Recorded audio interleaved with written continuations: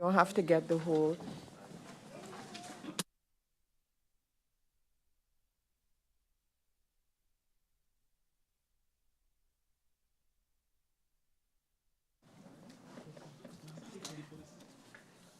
Good morning, members of Parliament, ladies and gentlemen, all tuned in to the continuation of this Central Committee meeting of Parliament. I welcome to the meeting, of course, the members of Parliament, all tuned in via the different media. Good morning once again and welcome. This is Central Committee meeting number 6 that we continue with today, Wednesday, October the 16th. At this time, I want to give a special welcome to the Minister of Finance and her support staff here with us today. We have established a quorum of 9 members. Please stand for a moment of silence.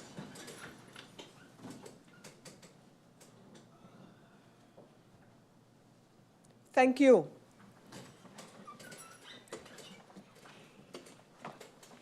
I have not received any notices of absence or lateness at this time.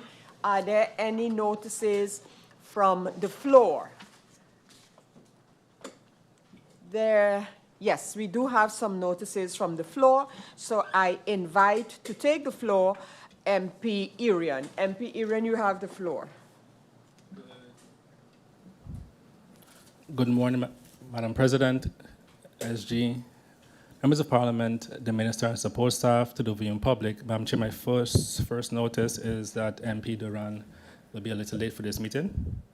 And secondly, Madam Chair, because I've been getting a lot of questions regarding, let's say, media articles, I would really like to just like to have clarity, but also in the future, let's just be honest with our messaging going forward. Thank you, Madam Chair.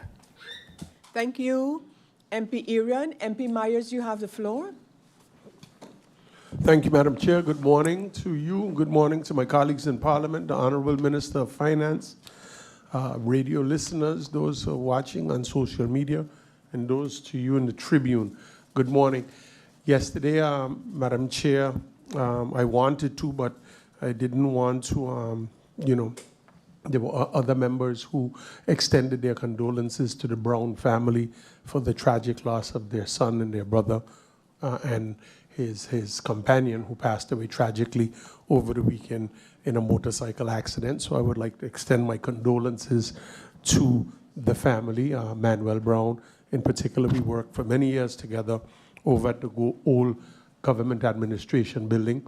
So my heart and my prayers go out to him and his family. I would also like to extend my condolences to the Sprott family in the passing of Wilfred Sprott, affectionately known to all of us as Wifi, or Coach Sprott. He passed away yesterday. And to the Tigers vets, in which he played second base for, to that organization, wishing them the comfort and the strength during this difficult time. Thank you, Madam Chair. Thank you, MP Myers. I don't see any other requests for notifications at this time. And just a general reminder with respect to notification is that it is meant for exactly what the name implies. So members are free, of course, to make a notification, express a sentiment, whatever that sentiment might be. But it is not the opportunity, I would say, yet for questions. So I want to say this ahead of time so that I would not be asked for the minister to respond to a question raised during notification. So just that is understood. Other than that, of course, members are free to make a notification based on whatever sentiments they wish to express. So I want to thank the members for their notifications, and then we can go over to the agenda point for this meeting. And that is the draft national ordinance amending the National Ordinance Budget 2024. It is National Ordinance number 181, of the parliamentary year 2024-2025, and it is IS number 124 of the same parliamentary year, and it's dated October the 4th. So the incoming document is dated October the 4th, 2024. As I mentioned, we received the draft amended budget 2024 on October the 4th. All members are in possession of this document, hard copy as well as a digital copy. And this meeting actually got started on Thursday, October the 10th, with a first presentation by the Minister of Finance. And then following that, of course, members asked questions during that session, not only to the Minister of Finance, but also regarding other ministries. And we have had ministers, based on those questions, come in to respond to these questions of members of Parliament. And the last such session that we had before this one of this morning was, of course, yesterday, Tuesday, October the 15th, and members raised issues with the ministers present. And ministers are now, or we have started now, with ministers returning to respond to questions posed by members of Parliament. So that is where this meeting, this meeting shall commence, with the Minister of Finance being present and to address questions raised by members of Parliament or any comments with respect to the draft budget 2024 that were made by members of Parliament. So, Minister, once again, welcome to you and your support staff, and I give you the floor for your responses to Parliament. Minister, you have the floor. Madam Chair, honorable members of Parliament, Griffier, my support staff, persons in the Tribune, citizens tuned in via social media, radio, or under the sound of my voice, good morning, blessed, safe, and productive day to all. I will go directly into answering the clarification questions posed by the honorable members of Parliament. MP York, approximately 100 booths and 200 slot machines, some in grocery stores. What is the Minister of Finance's position on this in regard to taxation? Madam Chair, through you, MP York requested my opinion on the matter of lottery booths and slot machines. While I do not yet have the full picture, I understand there was an initiative regarding booth license fees. Regarding slot machines in grocery stores, a license is required. I will examine the booths and slot machines further in collaboration with the Minister of TEATT.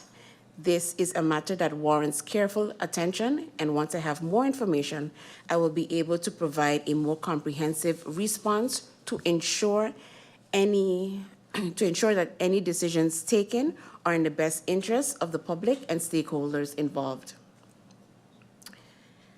Next question. What is the stance of the Minister of Finance of granting tax holidays for small business owners and startups for the first 2 years? Madam Chair, through you, I believe this was answered previously. However, I have no problem reiterating. This sounds like a nice initiative and something I am definitely open to looking into. I now move on to questions by MP Duran. Both MP Duran and MP Arian had questions on discussions pertaining to the sale of Winier shares and discussions had with Winier on this topic.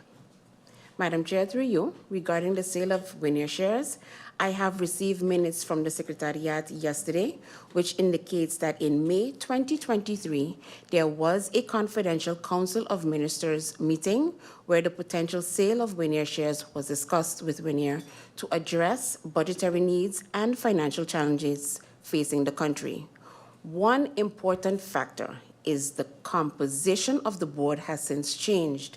I have noted that those in attendance at our current COM meeting were not present at the 2023 meeting. Therefore, the information shared with us was accurate from their perspective, as no discussions on the topic had occurred under the current board's tenure.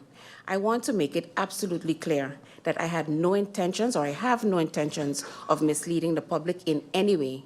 It does not serve me, nor does it benefit anyone to misrepresent whether discussions were held or not. What is concerning, however, is that the media had obtained information regarding confidential Council of Ministers meetings and discussions. This is something we need to be cautious about. I can only convey the information that has been communicated to me. That said, I fully respect the confidential nature of COM discussions and cannot divulge further details. However, as the Prime Minister has indicated, this government currently has no intention of selling Winier shares. Our focus remains on implementing structural revenue increases for St. Martin, as this is a more sustainable approach than relying on incidental revenue sources. I continue to believe that including the sale of Winier shares in the 2024 budget is a mistake. Only revenue that can be realistically achieved should be included. Otherwise, necessary cuts will still need to be made. The process of selling shares is lengthy, and such revenue should only be reflected in the budget when it is realistic to execute the sale within the given time frame. Next question. It was said that the National Alliance took out bad loans in 2014. I'm happy that the minister was able to clarify that it was, in fact, a DP minister who was responsible for these loans. Reference was made to government refusing to appeal the tax tender. Madam Chair, through you, concerning the loans, I did not refer to them as bad loans.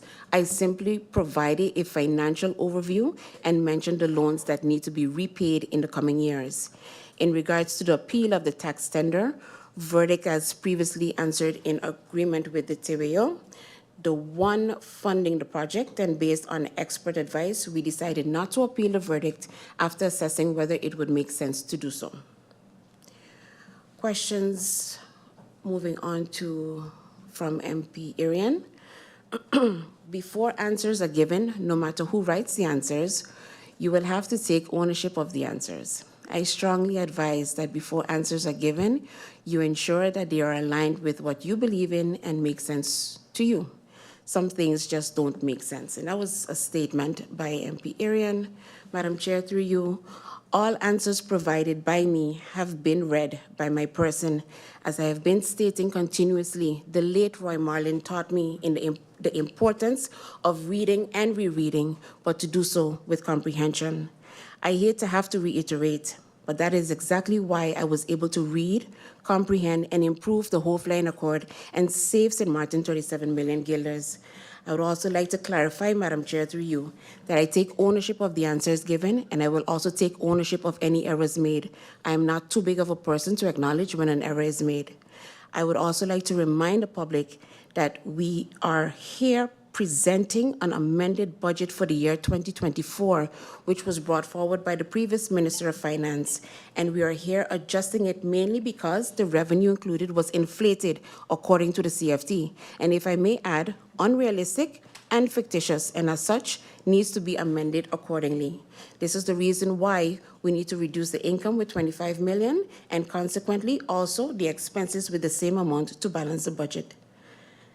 Next question. It was stated that a tax holiday does not lead to a loss of revenue. It was previously stated that it only potentially leads to a loss of revenue in following years. How can a tax holiday not lead to a loss of revenue? What then is the advantage of the entity requesting a tax holiday, and what is the risk for government? There is a gain and a loss, so can the minister clarify that for the public? Madam Chair, through you, to clarify and break down the mathematics, a tax holiday may lead to a reduction in revenue from a specific tax, such as reduced profit tax rate. However, when you look at the broader economic picture, this reduction is offset by other gains. The initial loss is balanced by increased employment, which leads to higher wage tax contributions, along with additional revenues from turnover tax and other related taxes.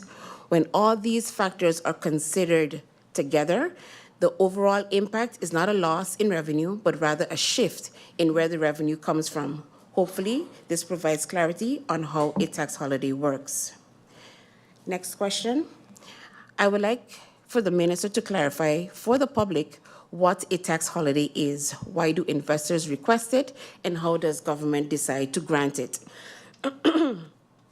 Madam Chair, through you, I really appreciated this question from the Honorable MP, and to clarify to the public as requested by the MP, a tax holiday is a temporary reduction of certain taxes granted by the government to encourage economic activity, attract investment, or provide relief to businesses or individuals. During a tax holiday, businesses or individuals may be exempt from paying specific taxes for a designated period. Governments often implement tax holidays to stimulate growth in particular sectors, attract foreign investment, or support recovery during economic downturns. While a tax holiday reduces immediate tax revenue, the aim is to generate long-term economic benefits by boosting business activity, employment, and overall economic growth. I am therefore almost certain that the 5 tax holidays granted by the previous administration, namely 3 in December 2021 and 2 in January 2022, were for the same purpose. Next question. The minister also mentioned that we need to attract investors. It's interesting that the tax holiday was granted while the investor was already here and already invested. If the investor has already been attracted, what is the gain for government of the tax holiday? Madam Chair, through you, the law exists and investors, whether local or foreign direct investors, can request a tax holiday once they meet the requirements. The legislation is in place and tax holidays are granted by a national decree. Next question. Regarding the tax system, it was a weird answer given. This statement was also made by MP Duran. Minister of Finance claiming that this issue is because of lack of continuity by the National Alliance and that DP put us in this hole with regard to the tax system. Madam Chair, through you, regarding the matter of our tax system, the previous National Alliance-led government, which governed continuously for 4 years, a fact they take pride in, as it hadn't been done since 2010, was unable to secure and implement the much-needed tax system for St. Martin. I can assure you, God's willing, if I have the honor of serving as the Minister of Finance for the next 4 years, St. Martin will have a new and reformed tax system in place. Next question. MP York, about the road fund on September 4th, Minister Patrice Gum stated the road fund will be established in the budget amendment. The journalist Emil Lee asked about this and had follow-up questions. Madam Chair, through you, regarding... Minister, if I could interject you for just a moment, MP Irian has asked if he could raise a point. MP Irian? Yes, I'm going to do my clarifications after the fact, but one question was missing. I asked it, I think, twice now regarding legislation. And one of them is actually the legislation for tax holidays, which I believe this year was going to be, I think, the final year. We put something in the paper last year. So, and I asked if the minister and this current government is continuing with the legislative agenda, basically, or that we started, or not. So, in particular with the tax holiday legislation. Let me ask, thank you, MP Irian.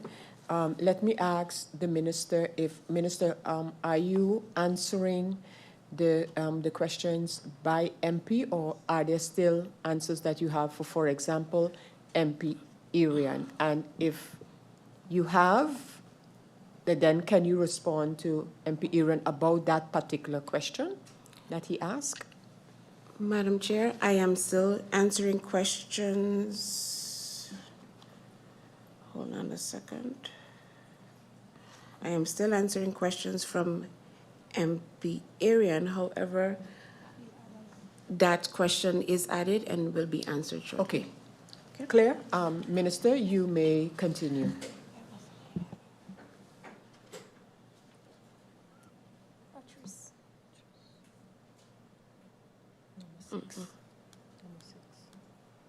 Thank you. I will repeat the question just for clarity. MP York about the road fund on September 4th. Minister Patrice Gum stated the road fund will be established in the budget amendment. The journalist immediately asked about this and had follow-up questions. Madam Chair, through you, regarding the road fund, I am not certain what was expected to be seen in the budget, as this is a law. With 2.5 months remaining in the year, there are still funds available in the capital expenditure, CapEx, for road projects. Therefore, a relocation at this point would not be practical. As mentioned previously, together with the Ministry of VROMI, we will further assess how to go about the road fund and the appropriate implementation of this. This may involve adjusting or retracting the law to improve the utilization of the intended funds and to prevent both over-allocation and underutilization. The following questions were asked to the Minister of TEATT, but will be answered by my person. Question: the interest expense of the collective sector, what is our limit? And if we take on a loan, will it exceed our limit? Madam Chair, through you, in 2021, the interest expense norm was 5%. If we take out these loans, we will not exceed our limit. Currently, in the IMF report, the interest norm is estimated at 4.2%. This aligns with our assessment, taking into account discussions with CFT. Please note that in the initial budget 2024, the investments included were $122 million. In this amended budget, the amount is $123 million. As such, in both instances, the interest expense norm will not be exceeded. Next question: when last was the rental last norm of the collective sector calculated, and has it been updated and taken into the loan?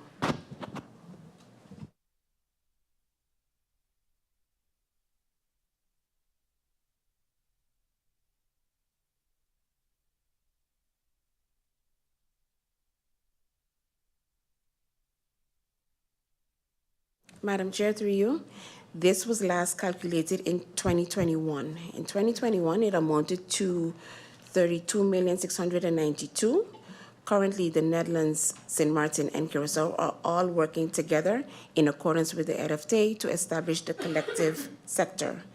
There were capacity issues at the Netherlands District Bureau, which led to a delay in the process. Even though the interest norm has not been officially updated, it is projected to be 4%, hence the reason we are able to take out these loans. This is also verified by CFT, as it is included in the RFT, which is the exact reason we remain in close discussions with them when assessing the amount of capital investments we can include in the budget of the country.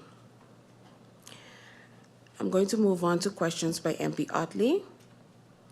When is it expected for the budget 2025 to reach Parliament, and where is it currently located?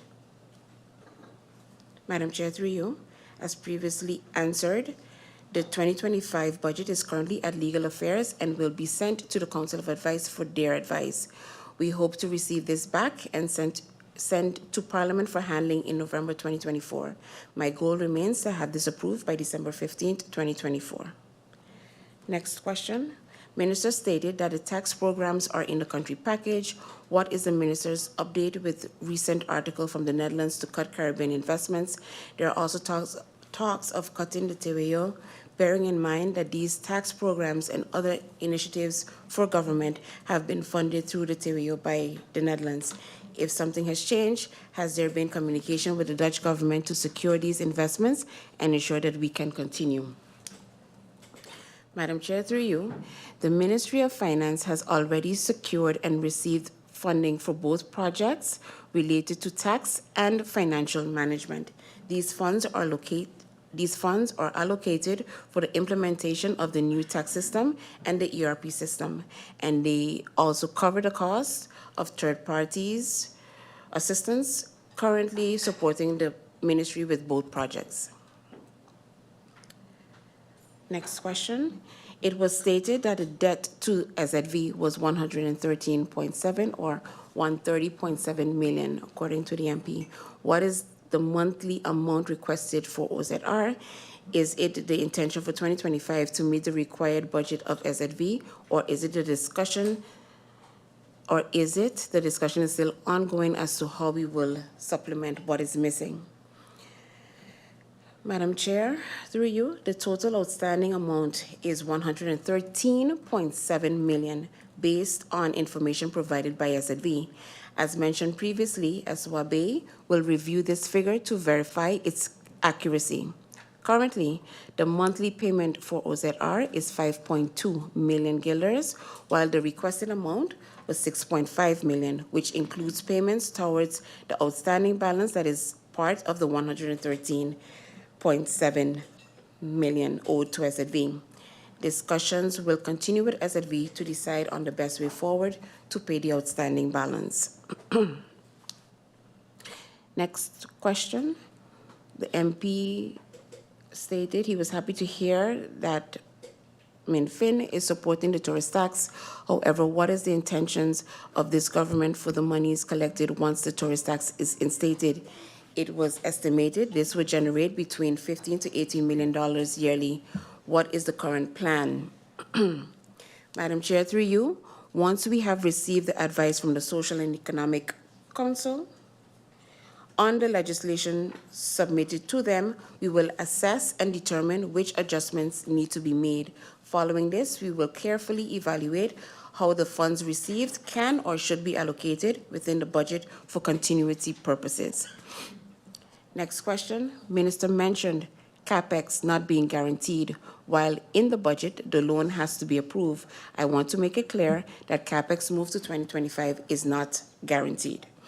Madam Chair, through you, the process for securing a CapEx loan is as follows. First, the loan must be included in the budget of both St. Martin and the Netherlands. Only after this step can the Netherlands formally initiate the request for the loan. Once our budget has been approved by Parliament, the CFT must then grant Article 12 approval. After this approval is obtained, the funds are guaranteed and St. Martin can proceed with submitting its request for the loan. It is important that we are also in close communication with CFT beforehand to not include investments which they would not approve of, because this would mean that the entire CapEx would be at risk. Hence, the reason why all investments for the year 2024 were removed from the budget, with only 3 remaining. Of these, 2 are co-financed, the prison and the mental health building, and 1 is dedicated to GEBE, given the urgent need for reliable energy in St. Martin.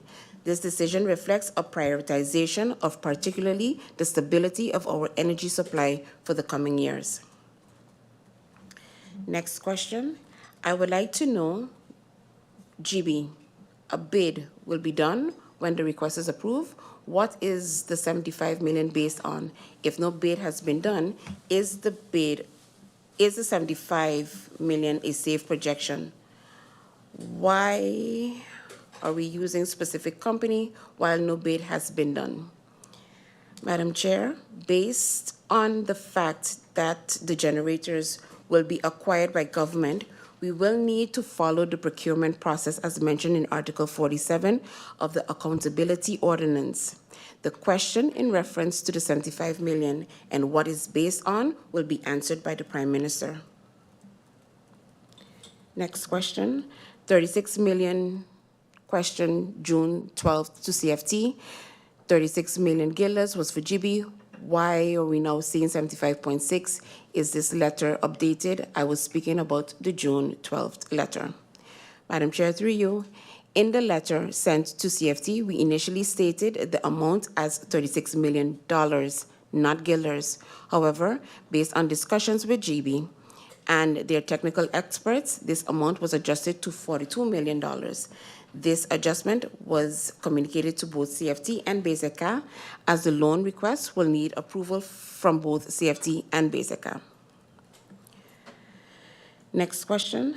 Minister spoke of her plans for the tax levy, her plans for profit tax, the reduction of wage tax, as well as her plans to increase compliance. How exactly do you plan to increase compliance? Madam Chair, through you, the new tax system is expected to significantly improve tax compliance. With this system, filing will become more user-friendly through electronic tax filing, e-filing, and payment systems, which will be accessible to all taxpayers, reducing the time and effort needed to comply. In addition, more frequent audits and inspections will also help to increase compliance. By increasing the number and frequency of audits, particularly in high-risk areas, we can ensure that enforcement is fair and transparent. That is also why it is critical to amend the law to include ATS in the legislation, as they will be able to assist in this area. Next question, with regards to the 1.5 million to GBE, is this a realistic contribution? And what are GB's views on this? And are they able to live up to such a contribution? We need to learn from the past. Madam Chair, through you, in accordance with accounting standards and practices, revenue must be included in the budget based on accrual accounting. This means the correct amount owed for concessions in the year is accounted for, regardless of when or if these funds are received. The discussion about whether these amounts can be collected or netted off is a separate matter, but the full amounts must be accurately reflected in the budget. The only revenue that is not based on accrual accounting is tax revenue, which is projected based on the actual expected income for the year. Next question. It is also stated that the intention is for government to approve the amount for government to purchase the generators and then lease them. As it is said, we are not allowed to buy and lend the equipment. My question then is, are we allowed to buy and lease? It was said that this transaction was discussed with the Netherlands. Where is this allocated and what gives us permission to do so? Where in the realms of the law is this addressed? Madam Chair, through you, the loan currently being requested is based on Article 16 of the Financial Supervision Law, RFT. Under this article, the government is only allowed to secure loans for capital goods and is prohibited from lending these funds to third parties. Given the severity of the situation at hand with GBE, this matter was discussed with the Netherlands and a solution was identified to ensure reliable energy for St. Martin. The collaboration demonstrates the importance of securing a stable energy supply for the country, and we are committed to working together to address this urgent need. Next question. 75.6 million, it was said, insurance was not taken up in this budget. That is why it is important to know all the expenses. Now we are asked to approve 75.6 million without the complete picture. Madam Chair, through you, as previously mentioned, the details of the contracts still need to be agreed upon. The Prime Minister will give further details on this topic. The Honorable MP Myers, through you, Madam Chair, also posed a very important question asking what went wrong with the GB loan of some years ago and why it was never drawn. This is a question which will also be answered by the PM. Next question. Who will be responsible for the structuring of this government contract of 75.6 million? As an MP, I need all the information. I want not to approve the 75.6 and hear later down the line that GB cannot keep up with its obligations. Madam Chair, through you, regarding GBE, we can all agree this action is necessary, whether through the government or GB itself. If GB were to secure funding independently, they would still need to meet all of their obligations, likely at an interest rate of around 6 to 7%. However, by leasing the generators through the government, GB would benefit from a more favorable interest rate, which would be more beneficial to them, also taking into consideration their current financial circumstances. This lower interest rate would hopefully also help address the absurd fuel clause amounts being invoiced to the residents and businesses of St. Martin. By reducing financial pressures, we aim to explore ways to alleviate the burden of high energy costs on the population, ensuring a more fair and sustainable approach to energy pricing. Whichever path is taken, As shareholders, we must take on our responsibility and ensure that GBE fulfills its obligations. It is crucial that we oversee the process and support GB in securing the most beneficial terms for the long-term energy stability of St. Martin.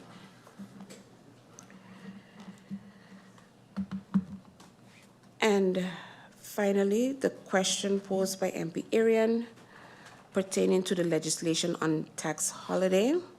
Madam Chair, through you, a decision pertaining to this still has to be made by the new government. As previously answered, there is a follow-up meeting set with the working group Tax Improvement in the beginning of November, where we will go over all the details of the program. So far, a plan of approach will be agreed upon and the matter of the tax holiday can be discussed.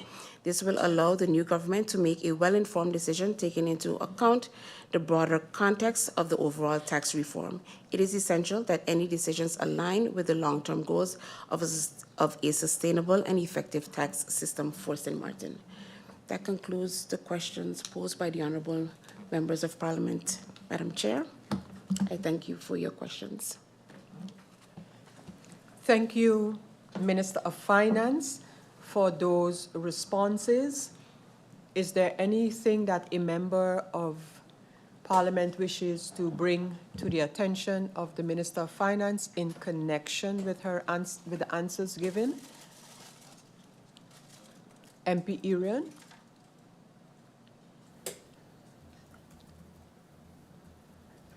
Thank you, Madam Chair. Yes, I have a couple of comments, a few questions, and the rest I'll just wait until the OVE. Regarding just a whole my final opinion in the WINIA discussion, the minister mentioned that the board member mentioned that they didn't have any information. But as a council of ministers, we don't depend on external parties to update us. We have what we call, or what we used to call a secretariat. So any information that you want regarding meetings that have been held, you ask the secretariat, you ask your staff. So it's very concerning to me that on 3 occasions it would be said that these meetings never happened, but the government itself doesn't notify the minister. And my questions regarding answers being given was not to insult, it's actually, I was in that position before too. If I saw an answer that didn't make sense, I hold persons accountable because I am the person in front of the, let's say, proverbial bullet, right? I am responsible. So I want to be clear on that. And to even go further, yes, there is a current board member who's there, who was part of the discussions before, Madam Chair, who also sent documents back and forth. So I don't want, I mean, we don't have to bring out documents, but it's also inaccurate information. APS was part of it, an external party was part of it, so there's multiple parties that were part of these discussions. It's absolutely insane to me to hear that, to have a publication stating that no discussions happened. I mean, so all the council ministers that were there before lied or just made up these stories. Yes, and then the other comment I have is regarding the tax holiday. It was also stated that, and I really appreciate those answers, it was also stated that during the tenure of the last government, 5 were given out. And again, Madam Chair, I want to believe that, like the minister mentioned, that we're not misrepresenting the truth. I want to be clear on that. I can't forget that I was there. I can't forget that 7 months ago, I was a minister. I can't forget the things that we did or we went through. So, yes, a tax holiday was given out to a project that consisted of multiple entities, but it was approved by the relevant departments, so the Ministry of TEATT, ETT, also approved by the Fiscal Affairs Department, approved by the Council of Ministers, and this was a time during the pandemic, and like the minister said in one of her answers, in a time where even the Parliament of St. Martin, we could go back and watch those videos, some of us were there, were stating we have to do our best to be able to attract these individuals. We have to be able to bring in companies, especially dealing with the Netherlands and finding money on our own. So with the support of Parliament, yes, We had every single approval, not one negative advice at that time for the project. Yes. In addition to that, the entity also mentioned about the external CSR that they were doing. And that's why I said also for the last one that the minister, in her own answers, said that was approved by this council of ministers. And the answer given regarding, because I think another MP, I think MP Myers asked if these could be sent to Parliament confidentially. I don't agree with the answer given by the minister. And next week when we have the OVA, I'll be looking for them to be sent, both of them actually, to be sent to Parliament so that the MPs have a realistic picture of what happened and to lower the misrepresentation of the facts. We have the minister mentioned that the reason why we give out tax holidays, and there are some reasons, for example, why the Ministry of TEATT would not give out tax holidays. For example, the Ministry of TEATT, who gives the advice first before it goes to fiscal affairs, would mention things like maybe overdevelopment in the area. They would mention things such as an entity already receiving significant benefits, economic features such as tourists already buying condos. They might mention also that construction in certain areas may lead to gentrification. They might also mention that there's already separate financing and other examples of concerns, Madam Chair. So the Ministry of TEATT gives their advice, and if my question to the minister would be, Madam Chair, were these in place with the approval? So I mentioned before, yes, it happened in the past. Now it happens in a demissionaire status, right? So it wasn't that it was in the current government. It was a demissionaire status before elections. And what would the reason be if it was approved against all the answers the minister gave herself for the reasons why to give?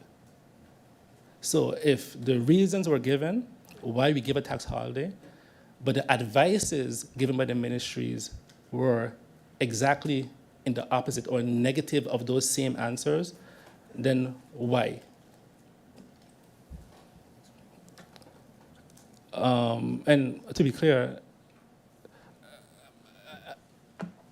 it's not that we are, let's say, as another person said, against or for tax holidays. My thing is to point out the hypocrisy, Madam Chair. The fact of saying one thing and doing the exact opposite of those things. So I'll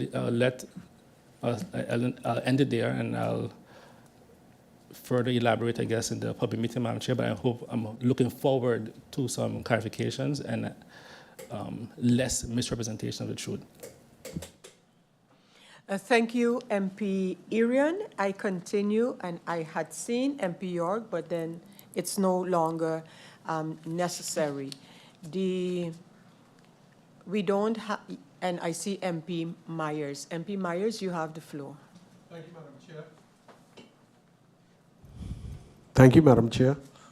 Thanks for the answering the questions, Honorable Minister.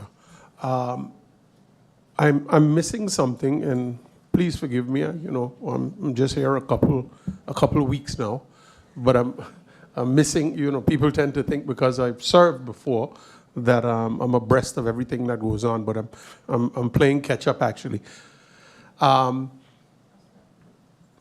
In your opinion, Minister, one of the things, especially with this Winair thing, and I just want to get a grasp on it, and be that as it may, and I've sat on both sides of government, in the executive and the legislative branch, and a lot of times we discuss a lot of things. Some of those things come to fruition, some just don't. So my question isn't, is there or was there meetings in regards to the sale of Winair?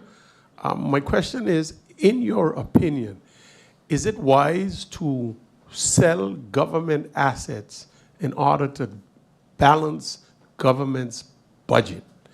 That's the sale, because eventually, once you, in my opinion, once you sell all the assets, then you're left with nothing, and you will still run into the same problem that we are presently in, having to make cuts in the budget in order to have a balanced budget. So, in your opinion, is it a wise decision to sell, the assets of government to balance government budget? It reminds me of, again, another situation, another scenario where some 20-something million guilders was taken out of another government-owned company to balance the government's budget. And now that government company finds themselves in a quagmire now, in which you have to take capital expenditures to help that very company. So again, why is it whenever a company seems to be doing good, it is the first MO from government, modus operandi, to go and, in our local twang, rinse out that company? That's all I have to think for now, Madam Chair. Thank you. Thank you, MP Myers. I see MP R12 requesting the floor. MP R12. Irian. Yes, thank you, Madam Chair. To follow up on MP Myers' questions, I'd like to know, in the minister's view, how many companies, or do you know of the governmental trend of divesting companies? So if you look at the trend of the last 15, 20 years, how many, even in the Antilles, in the Netherlands, for example, why would government divest companies? Why are they going through this process around the world? So this is not a local trend. I think we're one of the few in the world that still have so many or 100% shareholder of government entities. And do you view, for example, a difference with selling an asset and selling shares in a company? In addition to that, do you believe in strategic mergers and acquisitions? Do you believe in selling shares to gain a partner? So that, let's say, for example, with GB, for example, if you have a big solar company that is willing to buy shares within GB, and now GB now has a strategic partner within their in their reach that could not only now, let's say, give advice, but because I'm invested in the company, I now also am able to say, hey, if we need a generator, we'll put the money in, because by us bringing a generator in, X amount of revenue is generated. So I would like the minister's opinion on those couple of points, and then we'll go from there. Thank you, Madam Chair. Thank you, MP Irian. I see MP Myers requesting the floor. MP Myers. Thanks again, Madam Chair. Again, I want to make something clear, abundantly clear here today. I am in favor of acquisitions, mergers, and takeovers. I'm also in favor of if in the event that government is a shareholder. That's not the question that I posed to the Honorable Minister of Finance through you. The question that I pose is basically, I want the opinion of the Minister of Finance, who is at the piercing tip of the sword right now as it pertains to our finances in this country. I want her opinion whether it is a wise decision to liquidate the assets of your government-owned companies to balance the budget of government. That is the question. Not whether what the global trends are and why other persons are, other countries may be divesting in certain areas. Certain technologies render themselves obsolete after a period of time. That's understandable. You adjust your sales according to the market. I understand that. But some decisions are either wise decisions or some decisions are unwise decisions. And I just want to get the opinion of the minister as it pertains to that. Thank you, Madam Chair. Thank you, MP Myers, and thank you for kind of bringing the topic back to the draft budget amended budget 2024 that we have before us. Members of Parliament, that is the discussion that we're having. And I say this because I see us going in the direction of discussions about policies and those kind of things. And while I respect it, this is not the time for it. We are in a central committee to do an investigation sort of into what the government presented as its amended budget. Yes, I agree. The Winair matter is part of that discussion because it has been taken out of the budget in this budget amendment. I didn't hear any reference to a unanimous motion passed by Parliament regarding government's intention when the Winair was included in the Winair sale of shares was included in the budget 2024. Parliament actually issued a cautionary motion with respect to that decision by government to include it in the budget. And it was not, no, it can't happen, should never happen, and whatever have you, but to make sure that due diligence is observed if government is going to use a word that is also in the motion, divest or not. So I just want to, members of Parliament, kind of get it back on track with what we have before us now in this Central Committee, the draft amended budget 2024.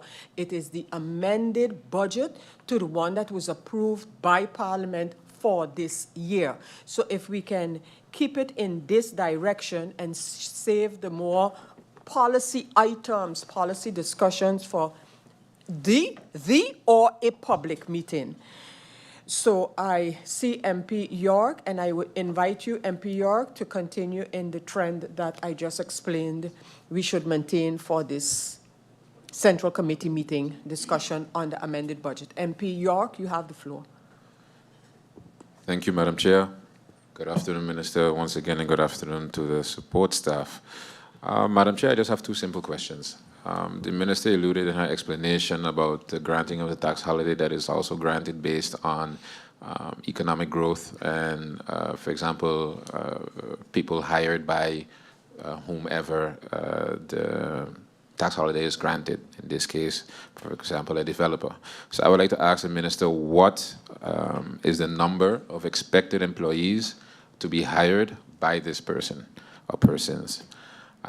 And next question, regarding the reflows of the airport, I would like to know what is the plan of government concerning the reflows of the airport moving forward once they restart or recommence? And I think I asked it to another minister, but if the Minister of Finance, through Madam Chair, could provide the answer, when are they slated to start restart the reflows? Thank you. Thank you, MP York. Minister, I would just like you to just explain me a little further on your answer which was provided regarding getting like data regarding our taxpayers base.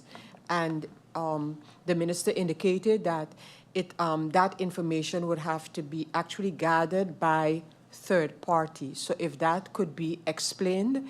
By the way, with the question recorded, I do not mind receiving it as part of the answers before the public meeting on the budget. But just if I could get, and I'm going in a certain direction, and that is why it is important that I understand what was meant with that kind of information needs to be collected by a third party. Minister, I heard your statement loud and clear regarding the road fund that keeps coming back, not only in here in Parliament, but also in reports by, for example, the General Audit Chamber, etc. And Minister, our law on the vehicle tax refers to the creation of a road fund. Subsequently, delegated legislation was made with respect to the creation of a road fund. And thus my question is, was that delegated legislation for the creation of the road fund, was it actually put into effect? I would like, and again, Minister, as far as I'm concerned, these answers can be given in the reported answers in writing by the minister or ministers. Minister, I don't see any other member asking anything of the Ministry of Finance at this time. Yes, I do see MP York requesting the floor. MP York, you have the floor. Thank you, Madam Chair. I have more of a question as it pertains to the opinion of the minister. Although I know it doesn't fall directly under the minister's ministry, she does have a vote in COM. The minister has a vote in COM. So for a bit of context, Minister, a couple of years ago, about a decade, and again, I think about 5 to 6 years ago, there were various studies done in VSA where it was concluded that St. Martin has a gambling addiction issue. A lot of laws are made, amended, repealed, and my question would be to the minister, what is her stance? Her stance, I know it doesn't fall under her ministry. What is the minister's stance, Madam Chair, through you, on a moratorium on lottery boot licenses? And I don't know if the legislation is there yet, but just for example purposes, her opinion on a moratorium on lottery boot branches. So that would just be my question to the minister, not if she would do it or not, but more her opinion on the matter. Yes or no? Thank you, MP York, for that question. MP Gums, I invite you to to take the floor. Thank you, Madam Chair, and good afternoon almost to everyone. To add on to the question of a moratorium on lottery booth licenses and branches, I would add casinos to that mix, because people don't just gamble at lotteries, it's also the casinos. So just to add that question as well. Thank you. Thank you, MP Gums, for that question. MP La Cruz, you have the floor. Good afternoon, Madam Chair Lady. I think if we're really trying to utilize the time, there is already a moratorium on casino licenses and lottery licenses. A license comes with the possibility to open up branches, which a stop was already placed on that a couple of years back. So all lottery booths that have opened in the last year, I remember they got a letter that they needed to be removed, and I don't know if they ever followed up on that, but we're trying not to waste too much of the minister's time and get her to do actually the work that needs to be done. Thank you, Madam Chair Lady. Thank you, MP La Cruz, and thank you very much for your consideration. And I would just invite the others to share that consideration as well. So with that, I continue, and I give the floor to MP Roseburg. Thank you, Madam Chair, Secretary General, Minister, and support staff. Blessed morning still, and a blessed morning to my colleagues and the people of St. Martin viewing online.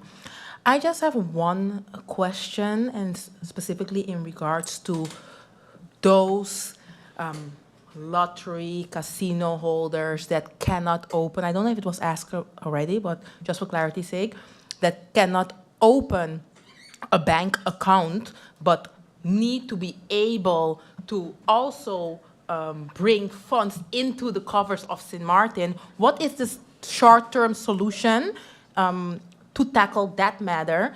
And also seeing that how it looks now, the Caribbean Gilder will be coming to St. Martin to make that transfer from the Antillean Gilders to the Caribbean Gilders. What will be in place for those lottery and casino holders that cannot open a bank account at this moment?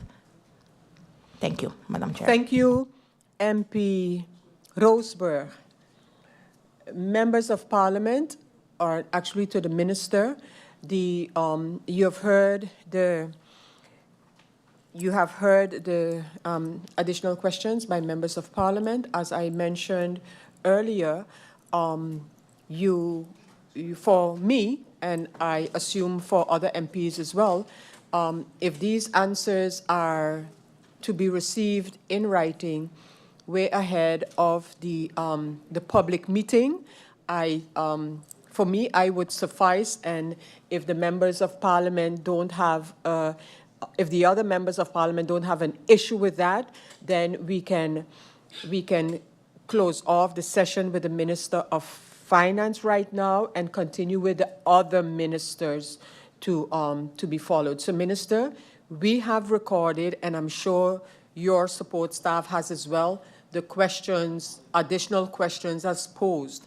And it will be recorded that these will be received ahead of the public meeting in writing from the respective ministers.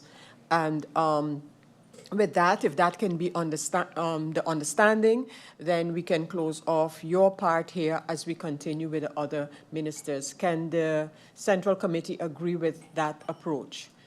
I hear no objections to that, Minister, so that is the way we shall proceed. I want to thank you and your support staff, and I will adjourn the Central Committee meeting for 2 minutes as we continue with the other ministers. I can inform the members of Parliament especially that next up would be the Prime Minister, and then following the Prime Minister, the Minister of VSA.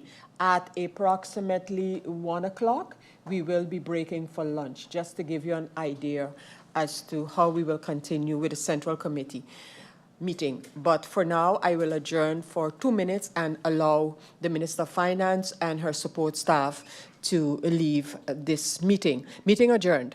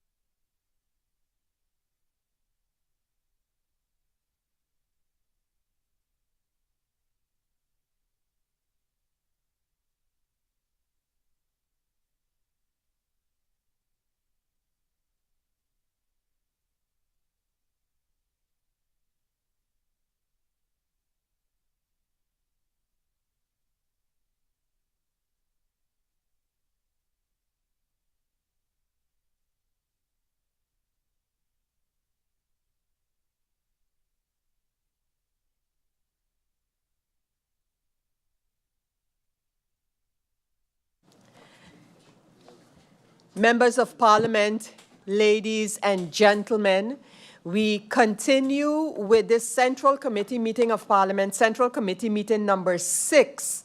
And today we continue with the appearance of the ministers to respond to questions posed by members of Parliament. We started earlier with the Minister of Finance, and we continue now with the Prime Minister, who I welcome to the Central Committee meeting along with his support staff. Prime Minister, you return today to respond to the questions posed by members of Parliament that regard your responsibility and your ministry. So, Prime Minister and Minister of General Affairs, good morning, good afternoon rather, and welcome once again. And I invite you to take the floor. Prime Minister Luc Mercelina, you have the floor.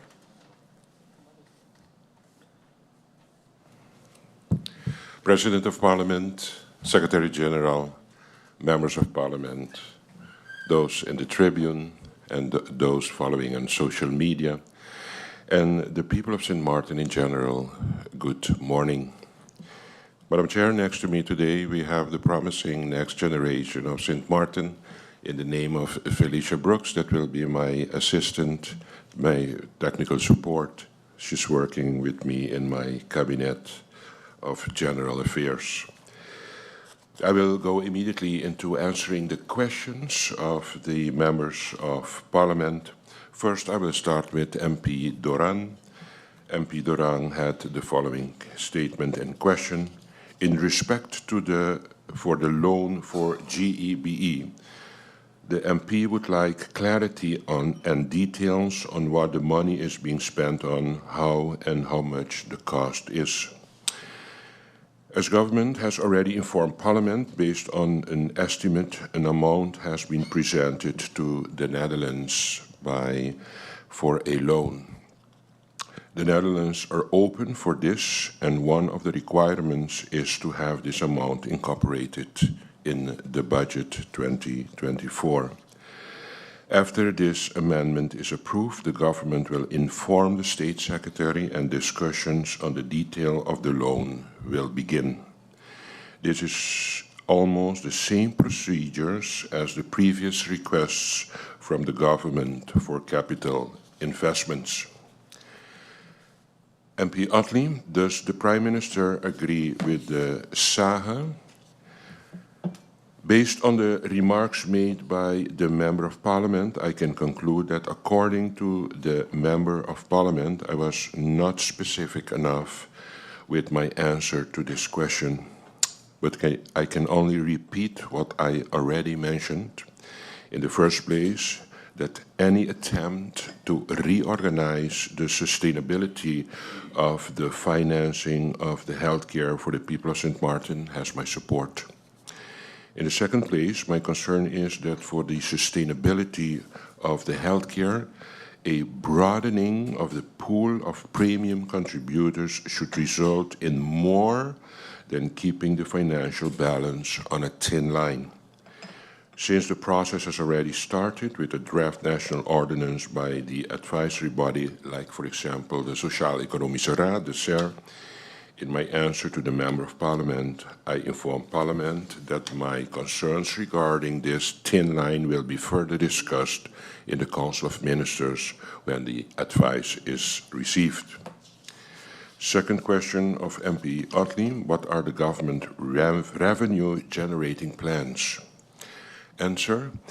Again, it must be noted that this is an amendment of the budget 2024, which was already approved by the Parliament in February of this year. Based on the advice of the CFT to cut and considering the availability time to do so, the government's focus was on the cuts. However, as we move forward to the budget 2025, I can state that some of the government's revenue-generating plans are as follows. We are going to see and focus on the implementation of the tourist tax. We're going to do the strengthening of the compliance towards the paying of tax. by the people of St. Martin, strengthening of tax collection, reduction of the profit tax, collection on room tax on Airbnb. Question 3, the MP would like an update on the housing project.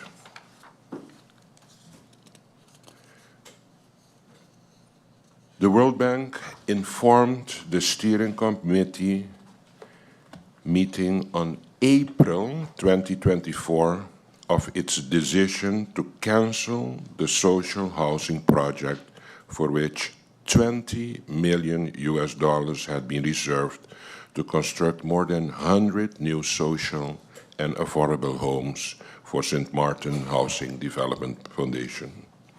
This was done already in April 2024. The previous administration was immediately informed of the World Bank decision by Mr. Hallman, the steering committee member of St. Martin. So the previous administration was already informed about this by the steering committee in the name of Mr. Hallman. Main reasons for the World Bank to cancel the project were the limited time left in the overall trust fund program to complete this project and the roadblocks experienced during preparation, especially that the government at that time had not finalized the new performance agreement with the St. Martin Housing Development Foundation and the land lease for the project before the agreed upon deadlines. During my visit to Washington, D.C., I had extensive conversations with the World Bank on all the ongoing trust fund projects. Key achievements of this mission included additional financing for a new mental health facility, a commitment of the Netherlands for extensive technical assistance to the Ministry of VROMI, and a final approval of the steering committee on $25 million for the water waste management project. Regarding the much-needed social housing project, on which already in April 2024 a decision was taken, which was unfortunately already cancelled by the World Bank during the tenure of the previous government, I have and will continue to negotiate extensively with the World Bank and the Netherlands for additional support, especially to extend the deadline past 2028. The agreed-upon technical assistance to the Ministry of VROMI is expected to include some support on housing as well. Question posed by MP Lacruz. With a total budget cut of approximately 4.6 million, how does the Ministry plan to prioritize various department activities and manage resources efficiently? Madam Chair, through you, I wish to reiterate that this is an already approved budget, including the necessary policies by the previous government. Secondly, and as a consequence, the focus of this government in general is to implement the cuts as it is advised by the CFT. The cuts are mainly in personnel costs for vacancies which have not been filled or where no recruitment process has started yet. Thirdly, I can inform Parliament that I have already met with the management team of the Ministry of General Affairs. In this meeting, the challenges and priorities of the departments were discussed for the drafting of the budget 2025. The specific answers to this question is that the priorities and the policies of the ministries will be reflected in the draft budget of 2025. Second question, what long-term strategies are being developed to mitigate the effects of this budget reduction on public service deliveries and departmental effectiveness? The long-term strategies to mitigate the effects of the budget reduction are comprehensive and multifaceted, focusing not only on public service delivery, but on the overall efficiency and effectiveness of the entire organization. These strategies will be detailed in the draft 2025 budget, which will be presented to Parliament. Question number 3. How will the ministry maintain staff morale and retention with cuts in salary, allowances, and training across multiple departments? The cuts that the government are implementing based on the advice of the CFT are not in salaries and/or allowances.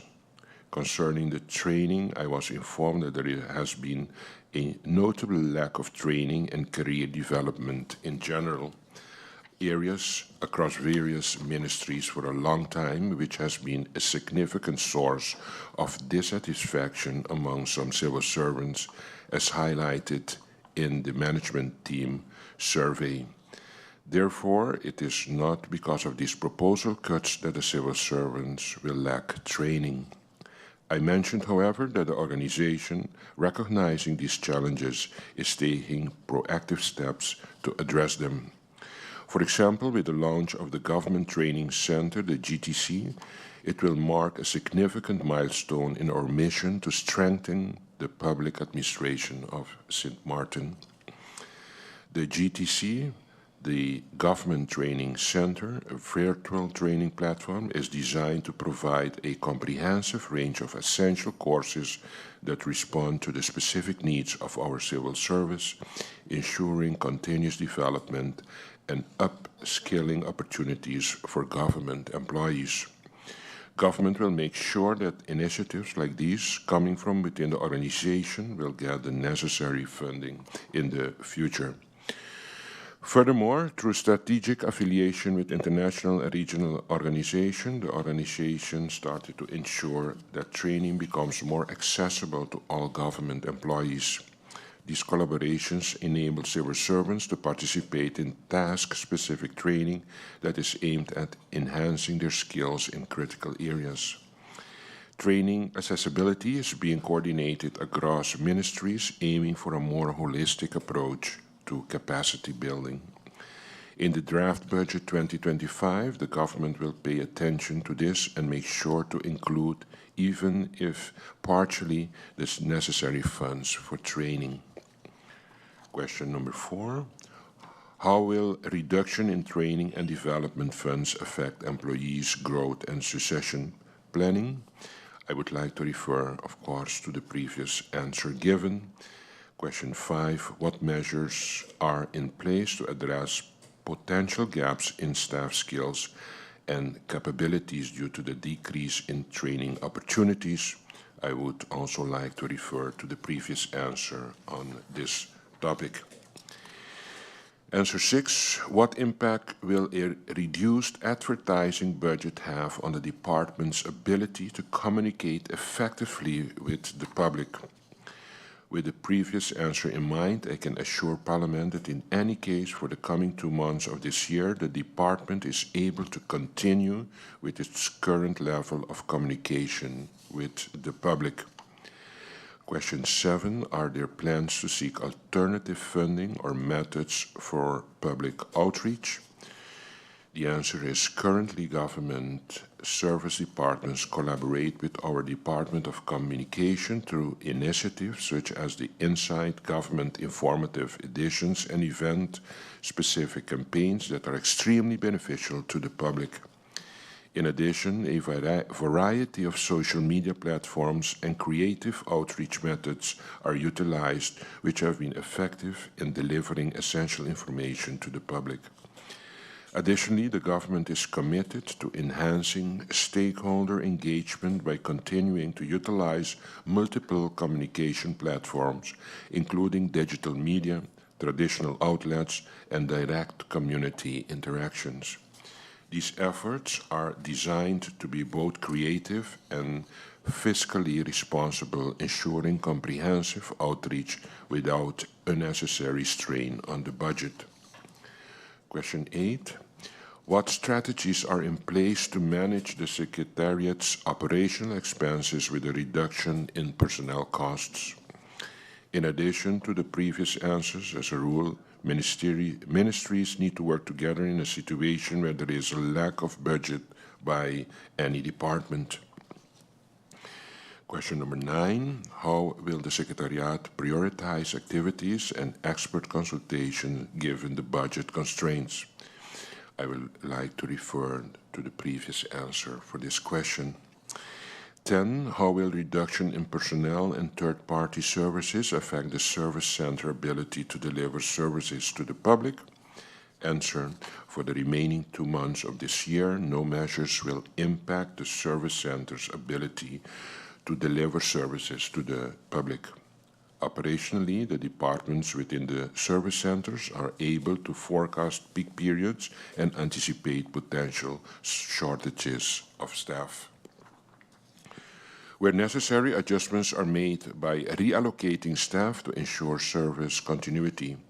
Even during peak periods or in the case of staff shortages, these adjustments allow the departments to maintain service levels and ensure that the public's needs are met without compromise. Question 11. Are there any plans to streamline operations to accommodate these budget constraints? As mentioned before, these cuts are for the rest of the year 2024. The government expects limited impact on the functioning of the organization for the coming 2 months. However, I still want to assure Parliament that when needed, operations will be streamlined by ministries working together. Question 12. Please explain what caused the ministries to make specific cuts and what are the effects of those cuts, and why were those cuts chosen at that specific budget post? As was already mentioned, the cuts are on the advice of CFT. In general, the choice was to cut, for example, the amount budgeted for personnel which still need to be recruited and for which the process has not yet started. Also, any other activity which will impact on the functioning of the department as little as possible, like amounts budgeted for training which have not been committed yet, etc. Question 13, will the reduction in personnel cost expenses affect the ministry's capacity to engage in diplomatic initiatives? Diplomatic initiative will continue to operate. These cuts will not hamper the work of the department for the coming 2 months. Question 14, what measures are in place to ensure that foreign relations priorities are not compromised due to these reductions? The Department of Foreign Relations will continue to operate based on the priorities of the government. The department will also continue to collaborate with partners at the Ministry of Foreign Affairs in the Netherlands Embassy in Trinidad and Tobago, and the permanent representation of the Kingdom of the Netherlands, called the Mission to the United Nations in New York. These cuts will have limited impact for the coming months. Question 15. How will the reduction impact on the department's ability to attract and retain legal professionals? Unfortunately, I have to mention that even before any budget cuts, the department has been struggling to attract and retain legal professionals. Therefore, it can be concluded that it's not the availability of the budget which is the main reason for attracting legal professionals. It should be mentioned, however, that the recruitment process has just finished and a new legal professional is to start very soon in the department. Furthermore, during a management meeting, the Department of P&O proposed some structural adjustments in the ministry, which can lead to a more efficient functioning ministry and create a more attractive work environment. Since the proposal will include the adjustment of the National Ordinance Landsverordening, inrichting en organisatie, landsoverheid, the involvement of Parliament is required. At this moment, we are still in the phase of brainstorming. By the beginning of next year, a proposal will be presented to the Council of Ministers. Question 16. What alternative training opportunity are being explored given the decrease in training funds? I want to refer to my previous answer to the MP on this subject and repeat the following. I was informed that there has been a notable lack of training and career development in general areas across various ministries for a long time, which has been a significant source of dissatisfaction among some civil servants, as highlighted in the MTO survey. Therefore, it is not because of these proposed cuts that the civil servant will lack training. In my previous answer, I provided Parliament, among others, with the initiatives taken by the organization like the Government Training Center, the GTC, and making use of international and local affiliations. Question 17. What impact will the reduction in funds for training and equipment have on the fire department's operational readiness? I would like to refer to my previous answer also for this question. Question 18. How does the department plan to address potential shortage in essential goods and services for disaster response? As was confirmed to me, the cuts to the disaster funds were a minimum. I can assure Parliament, however, that in case of a disaster, the government will make sure that the necessary funds will be available, for example, by reallocating the funds.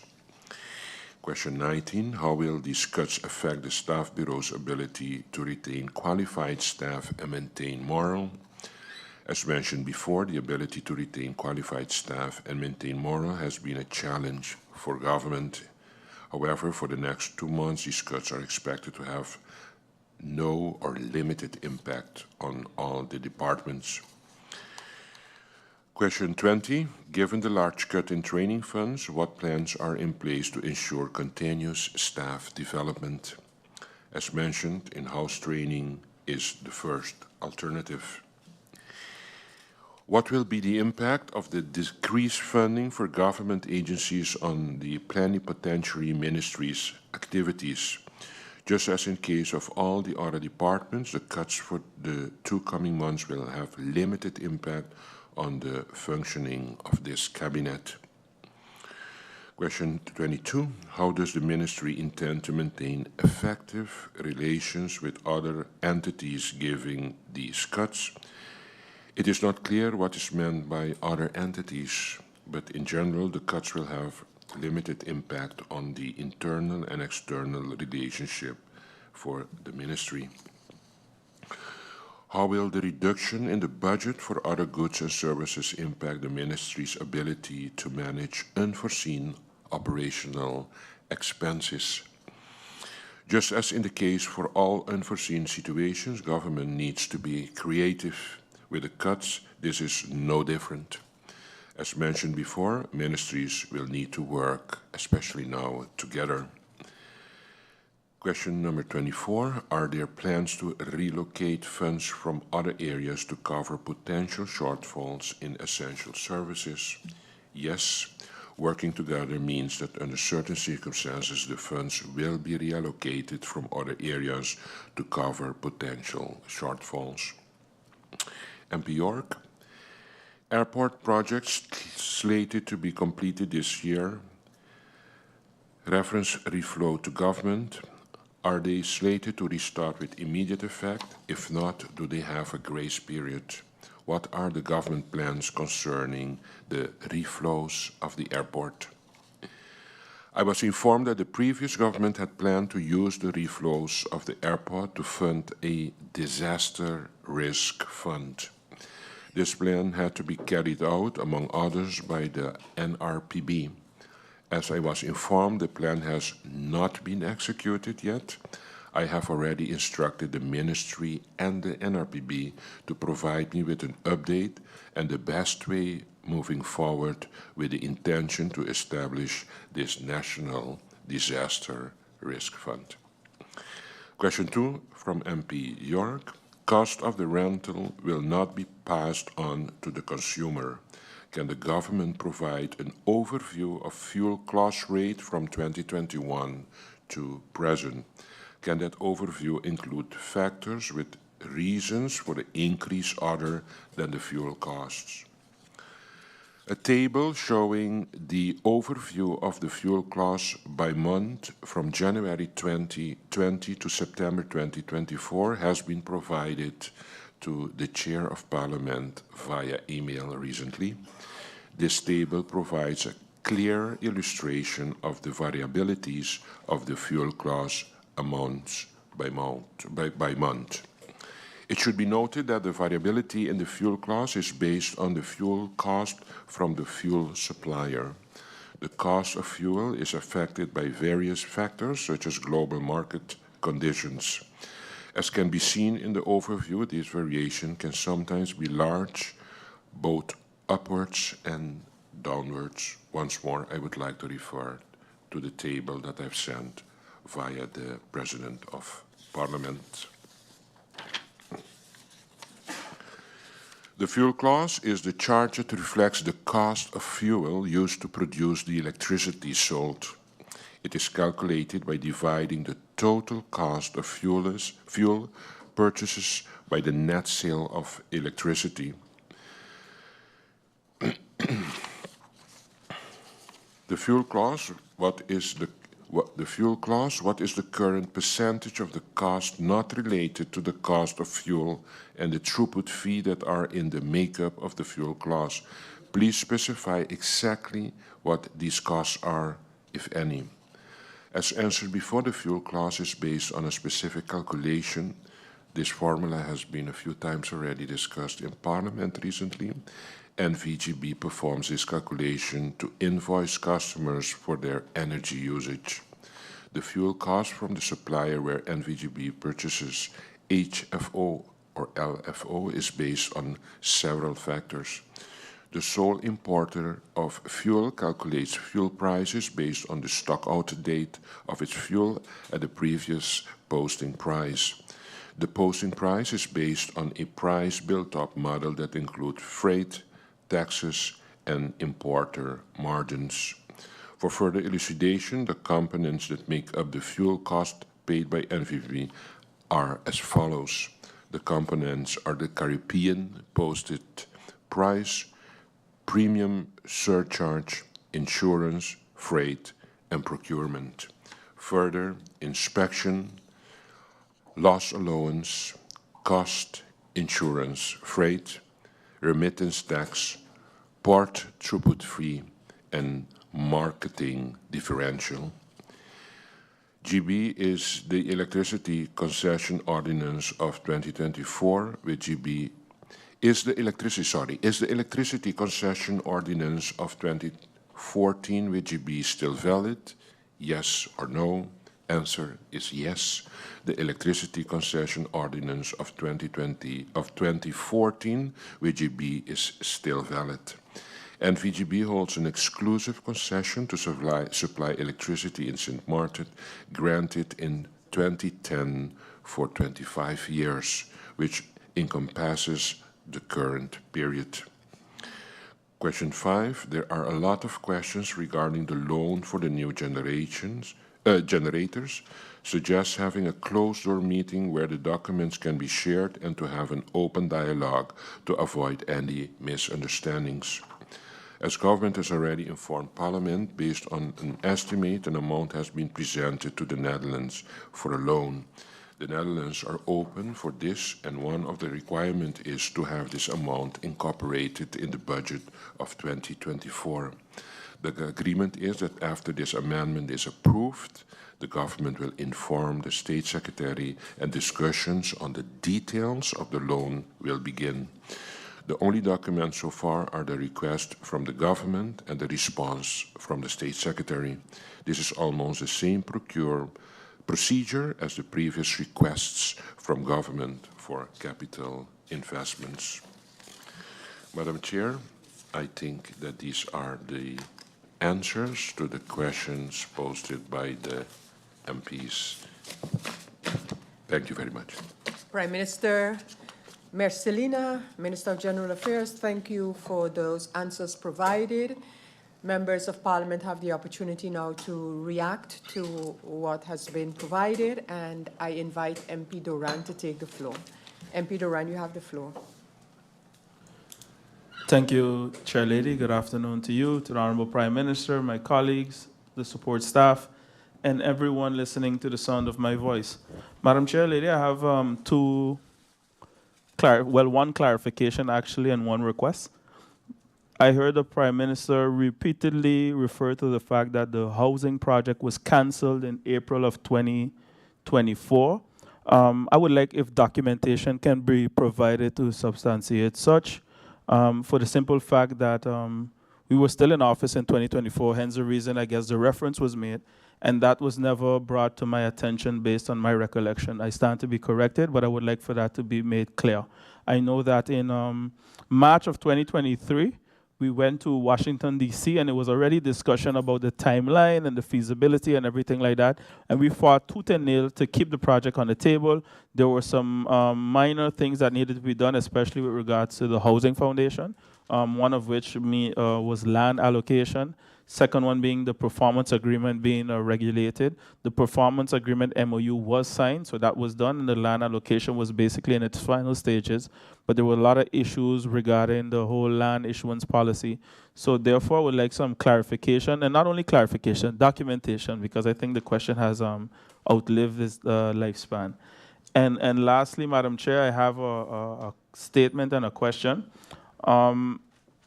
Last week, during the first budget debate discussions with the Minister of Finance, I brought up a point that I had experience with a couple months ago when I left office with a civil servant passing away, and us as a ministry wanting to contribute for the funeral cost in its entirety, and it was stopped by someone within the apparatus, whether it be a minister, and there was a whole back and forth discussion, but that is not the point. My point was if we can put in place a mechanism, a structured mechanism where the government covers the funeral costs. I mentioned up to 13,000 guilders. I mean, here we are a week later, and unfortunately, we find ourselves in a situation where that might be needed, and I would like to know, given the passing of most recently of one of our colleagues at the Ministry of VROMI, I would like to know from the Prime Minister a clear-cut answer. Do you believe the life of a civil servant that has worked and contributed, I mean, in this case, a very short time, but for me, it doesn't discriminate whether it be 1 day or 30 years. The oath of office and the service to me is something quite significant. I would like to know from the Prime Minister, who's over P&O and the General Affairs, would you consider putting this policy in place to regulate so that an active civil servant funeral costs be covered up to 13,000 guilders? Thank you for the opportunity, and I look forward to the clarification. Thank you, Madam Chair. Thank you, MP Doran. MP Otley, you have the floor. Thank you, Madam Chair. Good day to the Honorable Prime Minister, his support staff, the viewing and listening public. Madam Chair, again, the Telem question was not answered. I specifically asked a question on the issue with the mayor group, with the liens that were placed on Telem, and the article came out saying that it was handled. I would like to know what was the amount. I'm hearing 3.8. What was paid? Is it in installments? Is it a one-time payment that was made, a one-shot? How does this affect the budget of Telem? And what is the plans moving forward to remedy this? I also did not hear the answer on the consultants and the cabinet staff. The only persons that gave me a clear-cut, concise answer was the Honorable Minister of VSI, the Honorable Minister of Justice, and I see TEATT looking back, and the Honorable Minister of TEATT. But for some reason, I cannot get this answer from the Prime Minister. And I asked for a specific reason. Please provide me with the names of the labor contracts that you have in your cabinet, the amounts, and also your cabinet staff. It is not that difficult as we, when I was a minister, had to provide it, and I did. And I also want to know, because if then there's no consultants, then the 96,000 can be placed towards justice or something. So please provide me with this, Prime Minister. Prime Minister, I just have a couple clear, concise questions. Do you think, through you, Madam Chair, that St. Martin has a housing problem? I hear you speak of the trust fund canceling the project. do you think that now, especially now with that being canceled, with the light at the end of the tunnel being closed, that we have a housing problem? Do you also think and agree that we have a poverty problem, through you, Madam Chair? Do you, the Prime Minister, champion relief for the people of St. Martin and relief for all of us that are having issues with GEBE? And I say all of us. Through you, Madam Chair, what is the Prime Minister's thoughts? Because we hear a lot about the fuel clause, and yes, your job is to explain it, and you have been very detailed when it comes to the fuel clause, through you, Madam Chair. But what is your thoughts, Prime Minister, on some persons receiving maybe, just for example, a 100 guilder bill, but the fuel clause is 500 guilders, 5 times as much, sometimes 6 times as much. GEBE generates revenue by collections. Nonetheless, there was a hack that created an issue with the billing system. Now, bills are coming in, and granted, some consumers did not even pay. But with the bills, there are a lot of wrong bills, we have to admit.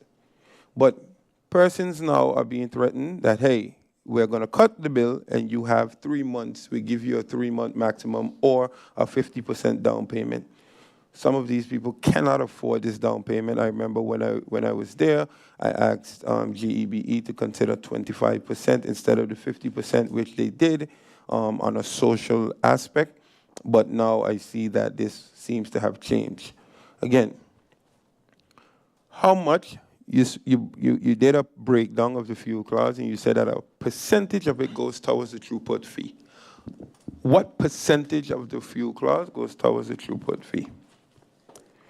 Also, the loan, 75.6 million. I was having a discussion, and I was told that, but I would like to know if can GEBE afford this loan? The reason I say this is that I was privy that GEBE can afford the loan, just that the interest rate will not be as favorable as government. So I would like to know, can GEBE afford this loan, and government is offering the services for a favorable interest rate? I see that there's a picture of the 20 generators reaching here. Each generator, I think, if I can do the math, is 20 megawatts total, so each generator is 1. So what was the reason for purchasing 21 megawatt generators? This is 20 and not 1, 20, or 2, 10, just to know, because it's a lot of maintenance, a lot of technical aspects. We speak of the loan, the 75.6 million. I would like a timeline, because I don't want the public to think that this 75.6 million means GB is good tomorrow. I would like a timeline on passing the budget, a bid, ordering the generators being here and installed and hooked up. What is the time frame estimated from passing of the budget?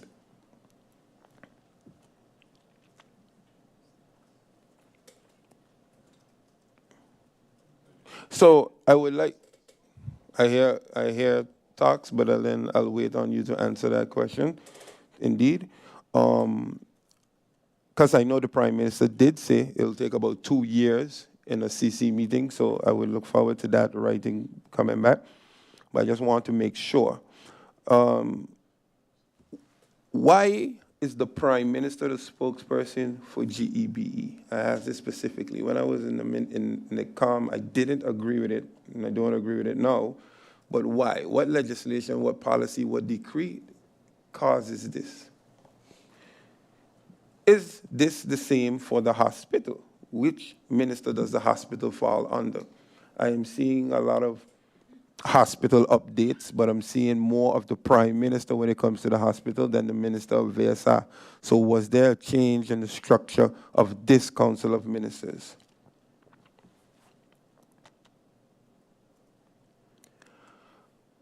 Honorable Prime Minister, and through you, Madam Chair, I understand what the government is trying, why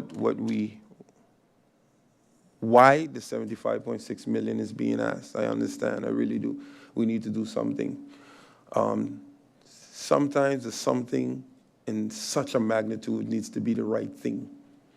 And the questions posed by my person and the detailing is ensuring that if I support this budget, that I can live knowing that I am doing the right thing. Because a question that I have, and it's burning, is what happens if this loan is approved and GB defaults?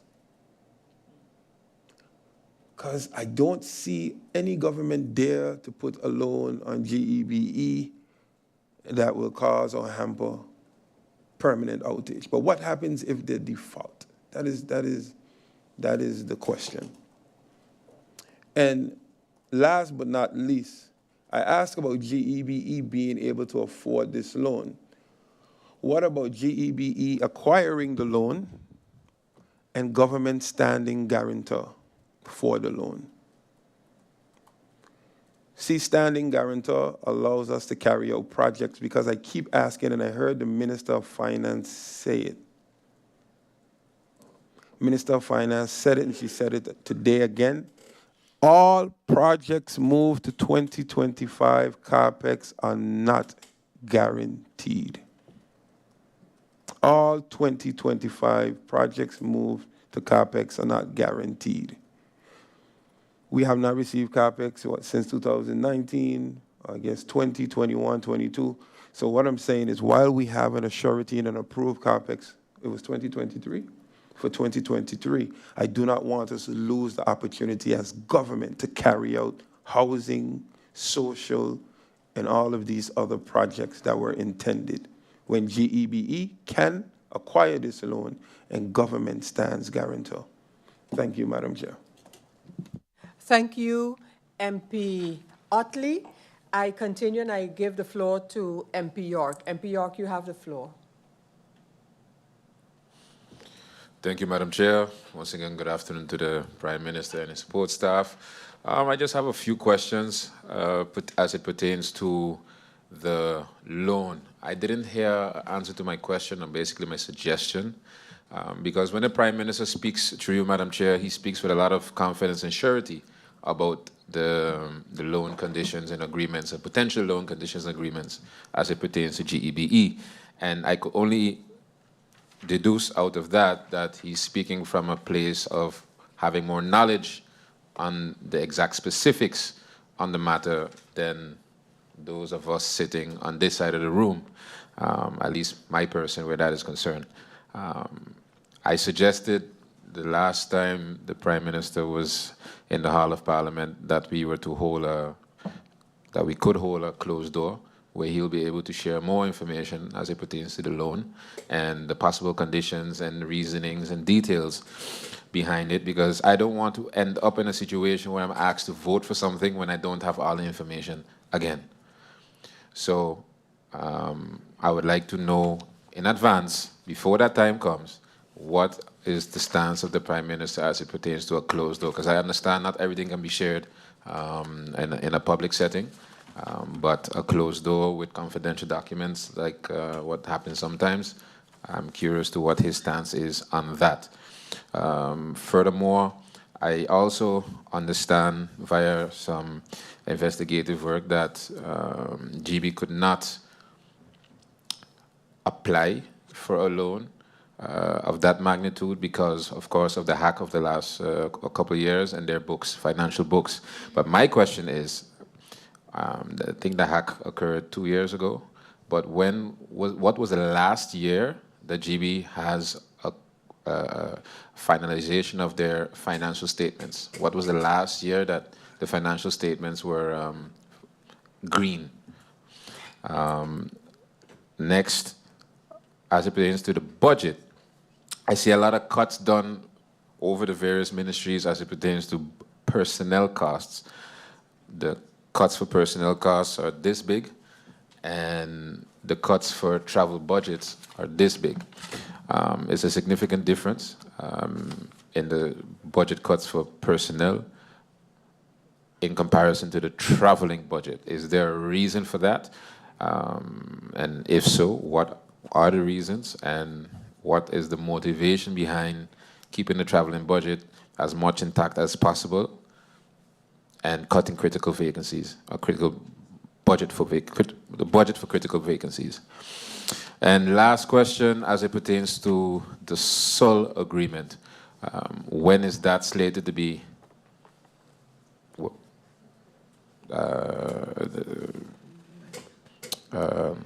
When is it the contract is going to be finished? And what are the plans of the Prime Minister or the government as it pertains to either renegotiating or seeing their stance in the market when it comes to other companies? What is the stance and vision when it comes to that? Those would be my questions. Thank you. Thank you, MP York. MP Irian, you have the floor. Thank you, Madam Chair. My question to the Prime Minister would be regarding answer that he gave previously regarding the cabinets and the staff. So my question would be, Prime Minister, is the Council of Ministers following the cabinet policy in terms of hiring? I also, Prime Minister, sent you questions a while back. I believe the Parliament was a little delayed in sending those questions. I don't know if you have since then gotten the questions that I posed to you, but I'll get an update from Parliament on that. This budget amendment, Prime Minister, I think the main topic here will be the loan for the generators. And among us as MPs, we've had many discussions on this. And you also mentioned that since June, you went to the Netherlands, and there have been discussions since then. We're a few months removed from June. And my question would be, can we get an update on what the potential terms of the agreement would be with the Ministry of Finance? Basically, have you had even informal discussions on that? Do these terms of agreement look anything similar to that of the airport terms and agreement on their refinancing? And typical stuff when it comes to conditions on board member here, executive board member there. Were these in any way part of the discussions?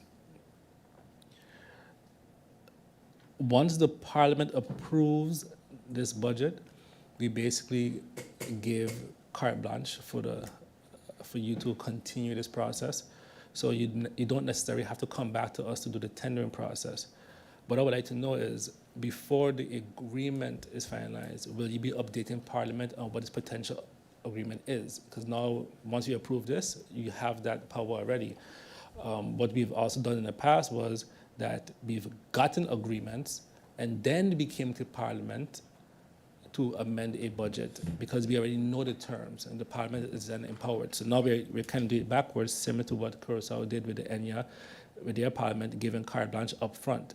So my question would be, after the terms are met, are you going to inform Parliament or the public on what these agreements are, or the terms are?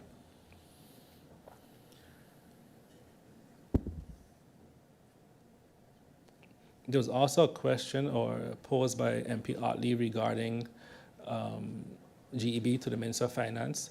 And in there, it was stated that the 1.5 billion budgeted was an expected dividends. And a question I got from the general public was, has GB paid dividends before? So even though I know the answer, I'll ask the question, has GB paid dividends before? And what's the likelihood of them being able to pay the 1.5 million guilders in dividends? And has any government-owned company paid dividends in the last few years? That'll be all my questions, Madam Chair. Thank you, MP Irian. Prime Minister, at this time, I see no other member of Parliament having reactions or additional questions to your answers. And I ask you, Prime Minister, given the questions just posed, how you would like to proceed. Do you require a brief adjournment, or can you respond? You can respond now. I invite you to do so. Prime Minister. Thank you, President of Parliament. Members of Parliament, thank you for the additional clarifications requested and additional questions. Seeing the amount of questions, I would request, if it's possible, for me to send the answers in writing to the members of Parliament, or if you want to come back to give in person the answers and the necessary clarifications. I can do both, but it's a lot of questions. I would need some time to give answers to all these questions. Thank you, Prime Minister, and I would suggest, like I did for the Minister of Finance, that your answers be provided in writing ahead of the public meeting. You will be informed following the minister's appearances here at Parliament that when we look forward to having the public meeting on the budget so that your answers can be provided ahead, way ahead of those meetings. But I do see, and I give the floor now to MP Duran. MP Duran, you have the floor. Thank you, Madam Chair. I could understand that some of the technical stuff could require time, but there are some pretty opinion-based in the position of the government-based questions. I think about 3. I know I asked 1 for sure, so I can speak for myself, which I would appreciate if the answer can be given verbally. Prime Minister, are there answers that you can give verbally? But first, let me ask MP Duran to clarify the questions that he's asking, that these be answered verbally. If you can just say which questions those are.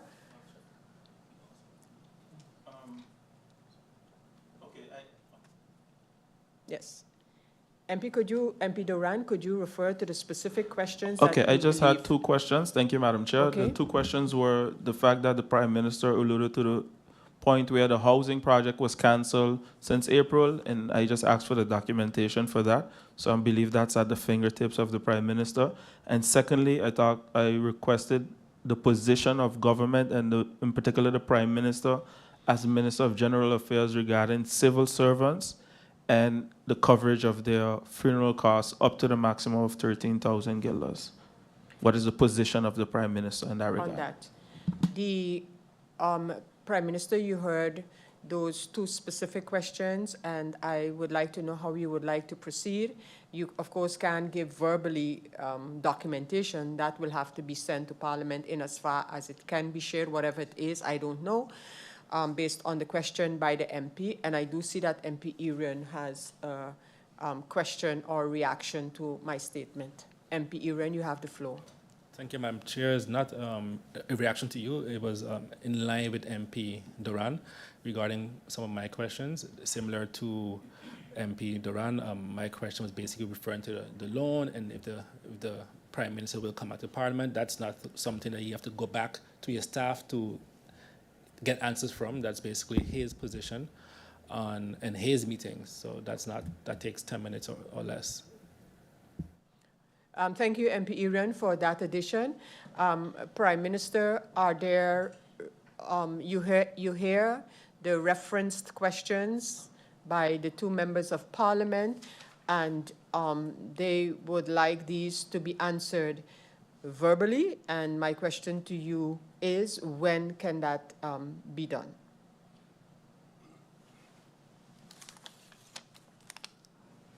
Madam Chair, concerning my position on those statements made, first to come to MP Duran concerning the first request he had for the documents. I will have, of course, to hand over these documents digitally through the President of Parliament concerning discussion about the housing project. Your second question through the President of Parliament is what is my position as Prime Minister concerning the possibility of a structure to cover the funeral costs of civil servants. It's difficult for me to give an answer for the Council of Ministers. That is a decision. It has so much financial implications to give an answer just like that, because it will have implications for the budget for the country. But if you ask me personally, especially the way also you described and acknowledged the contribution of civil servants in their services to the government of St. Martin, of course I would like to be in a financial position to, of course, grant this extra service, actually relieve financially live in the times of enormous pain after losing a family member that is a civil servant. Of course, as a Prime Minister and as a person, I would like to facilitate the civil servants of a country with that financial help. But to give you an answer, if I can say yes, I'm going to do it, that has such a big financial implication. That is something that we will have to carry in a Council of Ministers decision. Coming to the statement of MP Irion, did you have formal or non-informal discussion on the loan? That means on the terms, the conditions of the loan. The answer is no. We were in a national crisis as of the initiation of the new government of St. Martin. I realized immediately that we were in an enormous, threatening national energy crisis that would handicap the country in all its dimensions. Realizing the intensity of the problem, one of the first things was that I sat with the management and supervisory board of GEBE to see what were the options and possibilities. And after discussing also with GEBE about a very difficult ongoing negotiation for a loan by consortium here from insurance companies and banks that were not very enthusiastic to discuss a loan, I had no other option, realizing the intensity of the problem that was completely handicapping the country, to look at that particular moment with the limitations that I had for a solution for the country. And at that particular moment, as Prime Minister, I decided to approach the BZK, the State Secretary, also directly, explaining him the intensity and the seriousness of that threatening national energy crisis that we were all confronting. And I explained him the financial constraints that we were in as a government. And with that approach, I spoke with him on the 9th for that request. Before that, I sent him an official letter. And on the 10th, the next day after my personal visit to him, he sent me a letter in which he told me that, of course, he is open for a discussion on the loan under a condition that he would place it as an extra space in his approved budget for 2024, and that I will have to place it also on my budget. A remark has to be made. We have to realize that we are in a very, very threatening national energy crisis at this particular moment, and we will have to get a solution. The fact that I'm creating a space for a possibility for a loan to, for example, purchase the generators for our people, for ourselves, does not mean that you have to agree with it. Of course, I need the support of everybody because these are monies from our community, from our people. But under the given challenging situations financially, that you know too, as a former Minister of Finance that we're in, also considering the delicate financial situation that the GEBE is in, we will have one or the other way to get a solution for our national energy crisis. And as has been said, the financiers consortium that GEBE was discussing with were not enthusiastic to sit and discuss with them and give them a confirmation of their comfort feeling to move forward with such a huge request for a loan. At that particular moment, I can listen to that story and say, okay, I'm sorry for you guys, but you make sure you solve your problem. Or I assume my responsibility as leader of the country and see what more can I do to get this amount of financing realized to purchase, for example, the 3 big units that we need just to put back the energy supply of the country in balance, and then also to move forward with renewable energy for the future. We cannot combat lack and insufficiencies of the past with future vision about green energy. We will have to bring the island first back in a balance, and the balance is that we will have to stabilize the supply of energy in a way that it actually fulfills the demands of the country.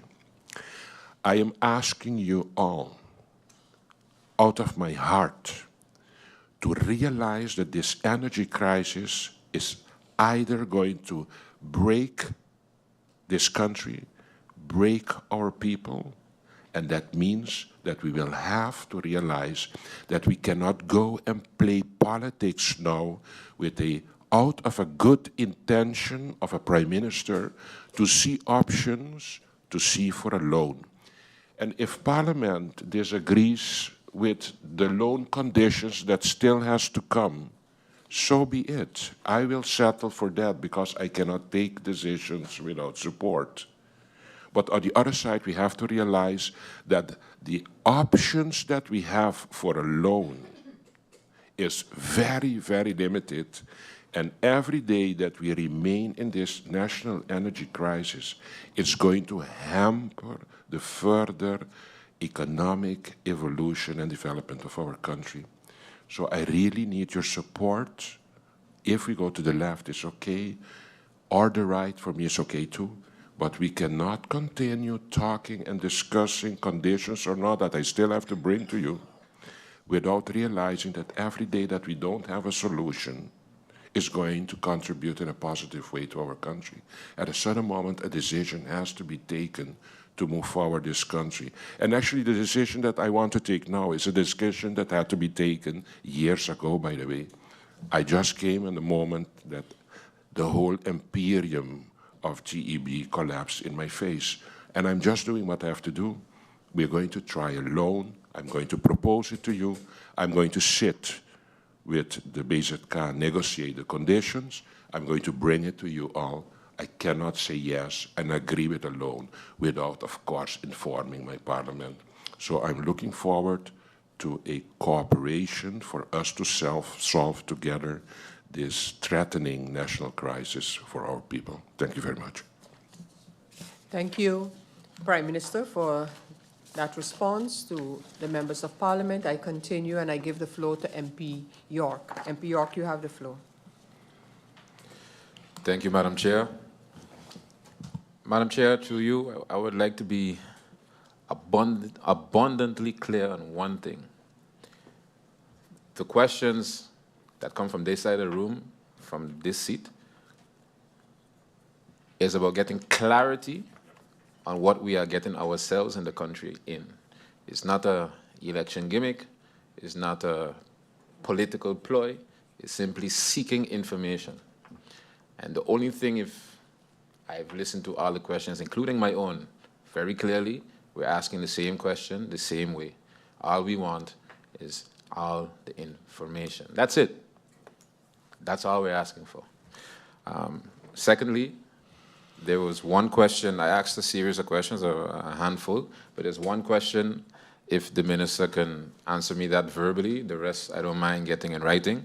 I asked the minister on his stance concerning the budget cuts as it relates to critical vacancies versus traveling budget.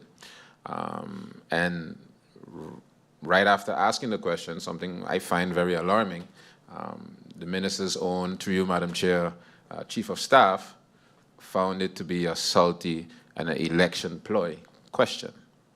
So after seeing that, that raised the alarm bell for me, because that makes me question the modus operandi that goes behind certain motivations and decisions made if I see such a high-ranking official of your cabinet making such a a comment based on a very logical question.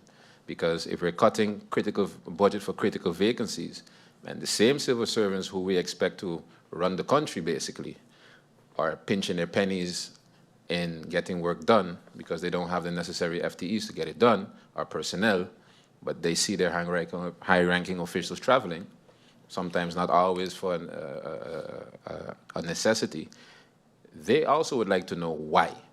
So it's a simple question. Budget for traveling versus budget for personnel, and why are certain cuts made versus the cuts that weren't made when it comes to those two budget posts. I see nothing wrong in it, and if your cabinet thinks that's a salty question, I really don't understand what the stance is of the Prime Minister's cabinet through you, Madam Chair, because it's a very logical question, I think. Thank you. Thank you, MP York. I see MP La Cruz has the floor, or requests the floor. MP La Cruz, you have the floor. Thank you, and good afternoon, Madam Chair Lady, and Prime Minister, your support staff, fellow members of the Parliament, and those listening. Madam Chair Lady, I'd like to echo the sentiments of MP York. I don't believe that it is a political game, because at the end of the day, we are all suffering in the heat. Every time GB goes off, it does not only affect some, it affects us all.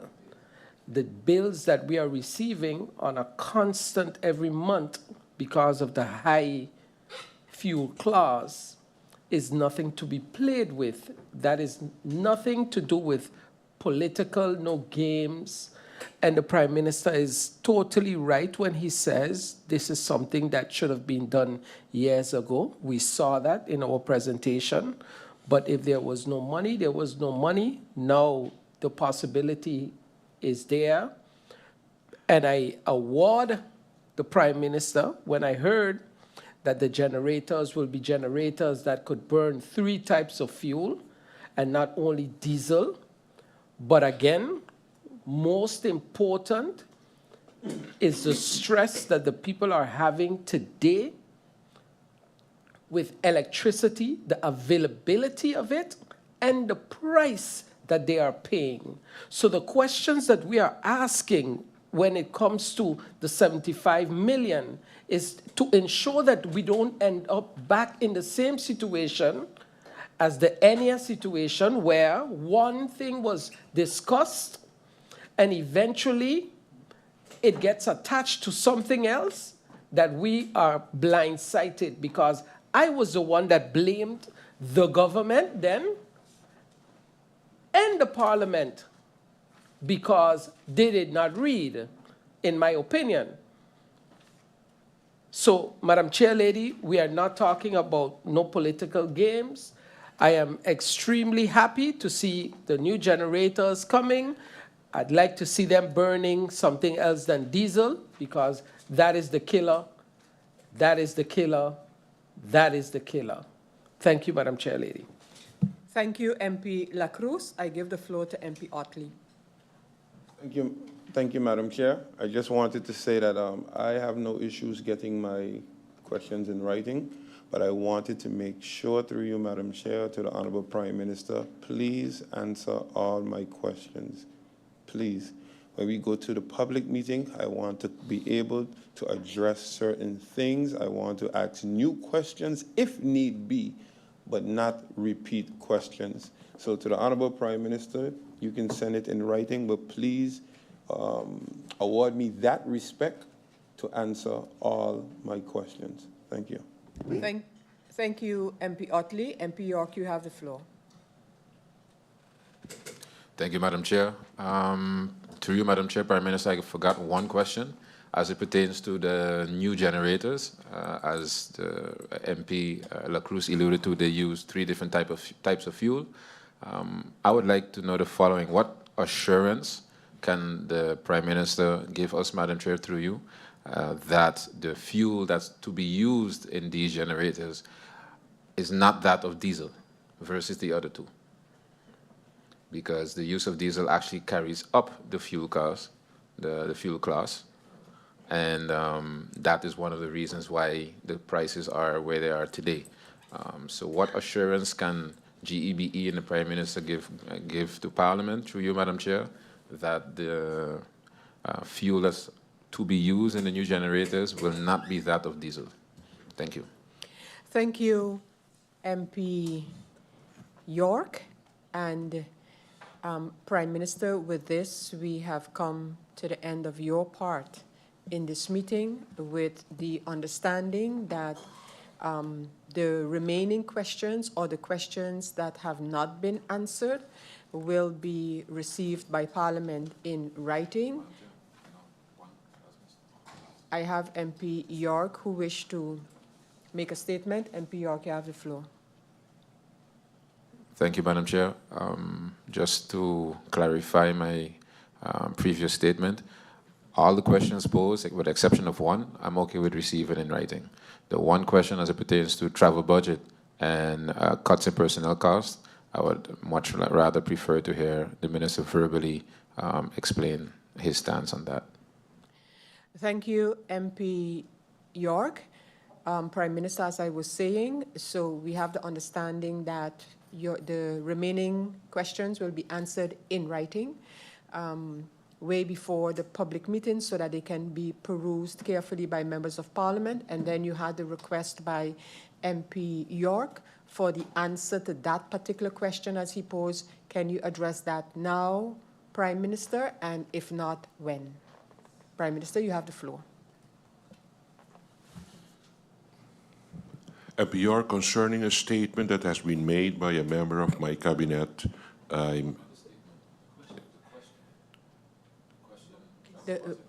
Prime Minister? Yes, I will have to look into this to give you a correct answer on your question.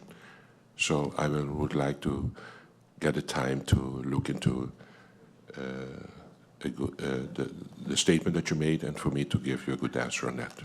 Okay? Thank you, Prime Minister. Look forward to receiving that particular answer as well. I guess it's going to be part, given your response right now, it's going to be part of your written responses. And Prime Minister, thank you for your answers provided in this Central Committee meeting. Members of Parliament, we will continue with the meeting, but not following an adjournment for lunch, and that will be until 2 p.m. And then we will continue with the ministers. The next minister up following that adjournment will be the Minister of VSA. So at this time, before adjourning the meeting, I want to again thank the Prime Minister and his support staff, and then this meeting is adjourned until 2 p.m. Meeting adjourned.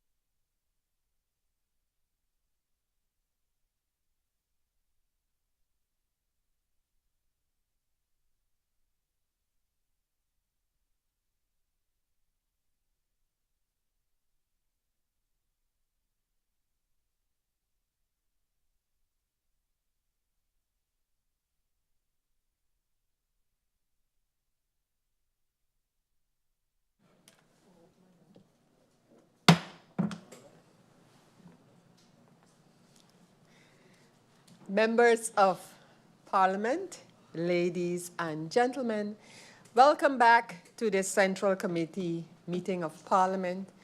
This is Central Committee meeting number 6, and we continue with this meeting today, Wednesday, October the 16th. This meeting started out on the draft amended 2024 budget, at which time the Minister of Finance made a presentation that was then followed by questions from the members of Parliament. And since then, ministers have been coming and returning to respond to questions by members of Parliament. This afternoon, therefore, we continue with the Minister of VSA, Public Health, Social Development and Labor, Mrs. Johnson, who along with her support staff will be responding to questions that regard the Ministry of VSA. So at this time, a special welcome goes out to Minister Veronica Johnson and her support staff here this afternoon. And I immediately turn the floor over to the Minister in order to respond to the questions by members of Parliament. Minister Johnson, you have the floor. Good afternoon, Madam Chair, members of Parliament, Griffier, and the listening audience. I start today with the answers to the questions from MP Doran. Regarding the Aftercare Center, the HAP, the MP asked if he was to understand that the discussion is ongoing to continue with the HAP or to look for a different alternative, and what is the thinking of the government with respect to that. The answer, yes, this is correct. As previously stated in the earlier meeting, the need for a HAP is recognized, and internal discussions are currently ongoing regarding solutions that will lead to a HAP that yields the intended results. Question number 2, there was a situation where a young lady had an issue on the job and reached out, which was considered a legal situation. Are these situations that a legal help desk qualifies? How does that work? It was scheduled to be open last month, but it was said that we are waiting on the legal minds. Have the MP indicated that he had not seen it promoted and suggests that it be placed on the government website. Can I get some clarity? There were some other members who also asked about the legal help desk, and I tried to put most of the answer here in this answer. Regarding the specific case mentioned, a young lady experiencing legal issues at work, this type of matter is an example of what the legal help desk can potentially facilitate.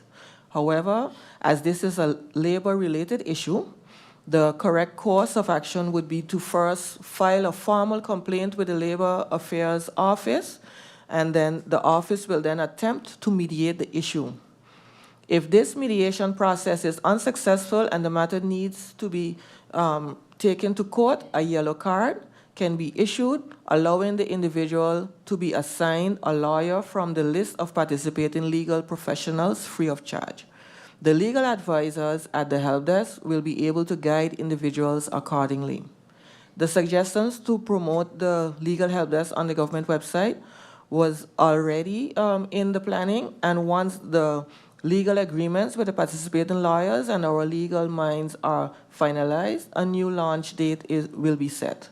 We will ensure that all relevant information is made available on the government website and through other communication channels. MP Gomes, aside from trying to iron out the financial issues, is there going to be some other type of action taken for accountability? Can there be some clarity? This matter is in the hands of SZV, who is the entity responsible for the management of the social healthcare funds. A control unit is currently being established that will be charged with the responsibility of controlling execution of the care products procured.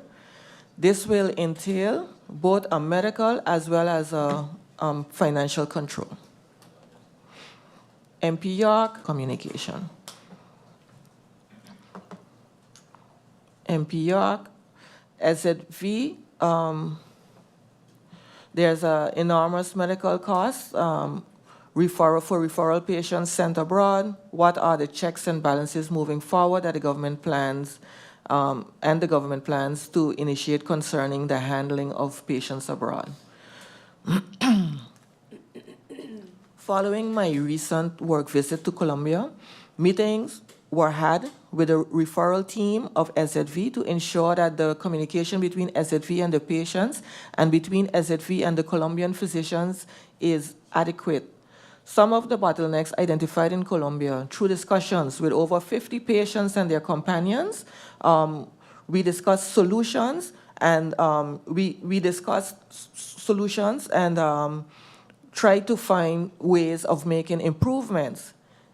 It is the ministry's intention to put a structural solution in place that could involve a special envoy or liaison office to ensure that the referral costs are reduced while still providing adequate health care for our people.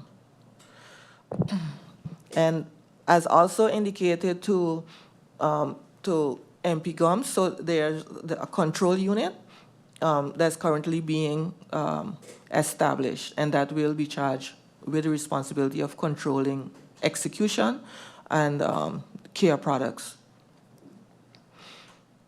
Next question for MP York was, there is a third party that is the link between the hospitals where the patients are referred to off island and the SZV without anyone being able to verify. Some patients that are sent end up doing surgery in areas other than where they are sent for, and the cost keeps going higher and higher. Does the government have any plans to implement anything to mitigate these things from happening, which will also raise the quality of the service? Basically, the patient's experience. I am thinking here that if this was MP York's or MP Duran's question, I think it was MP Duran's question. It's MP York's question. Okay, good. MP York, to you, via the chair. Besides the research that was done of the pertinent issues experienced by the patients in Colombia, the ministry is looking into the possibility of designating a small team, as mentioned before, to communicate directly with the international office and to assist patients better and facilitate the process for them, with the end goal of shortening the process while maintaining the level of healthcare needed. A third-party service in the region, such as Comeva, has been terminated for quite some time and has been replaced by the international desk of each individual hospital. Are there any plans concerning the function book of the ministry? What are the plans when it comes to updating the function book? The ministry is actively working with P&O and their relevant consultant to draft the revision of the function book of the ministry. Currently, the final review per department's units are being finalized to be signed off by the SGVSA as the first step in the legal advisory process. So yes, we are busy working on the function book. Moving over to questions by MP Utley. Regarding the hub, we need to find out what is going wrong financially, and 2, how can we remedy the situation, and 3, the real persons that sought attention. The evaluation that was done on the HAP determined that there is a necessity for a HAP. However, the HAP has to be executed in the manner it was intended to be done. To elaborate further, at the termination of the pilot project, it was determined that the HAP was charged with services and frequent visits of the same patients, which was not in line with the agreement. The findings also indicated that instead of referring the patients to their GP for follow-up treatment, this did not take place. Other medical services, which were not included in the agreement, were also carried out and billed to SZV.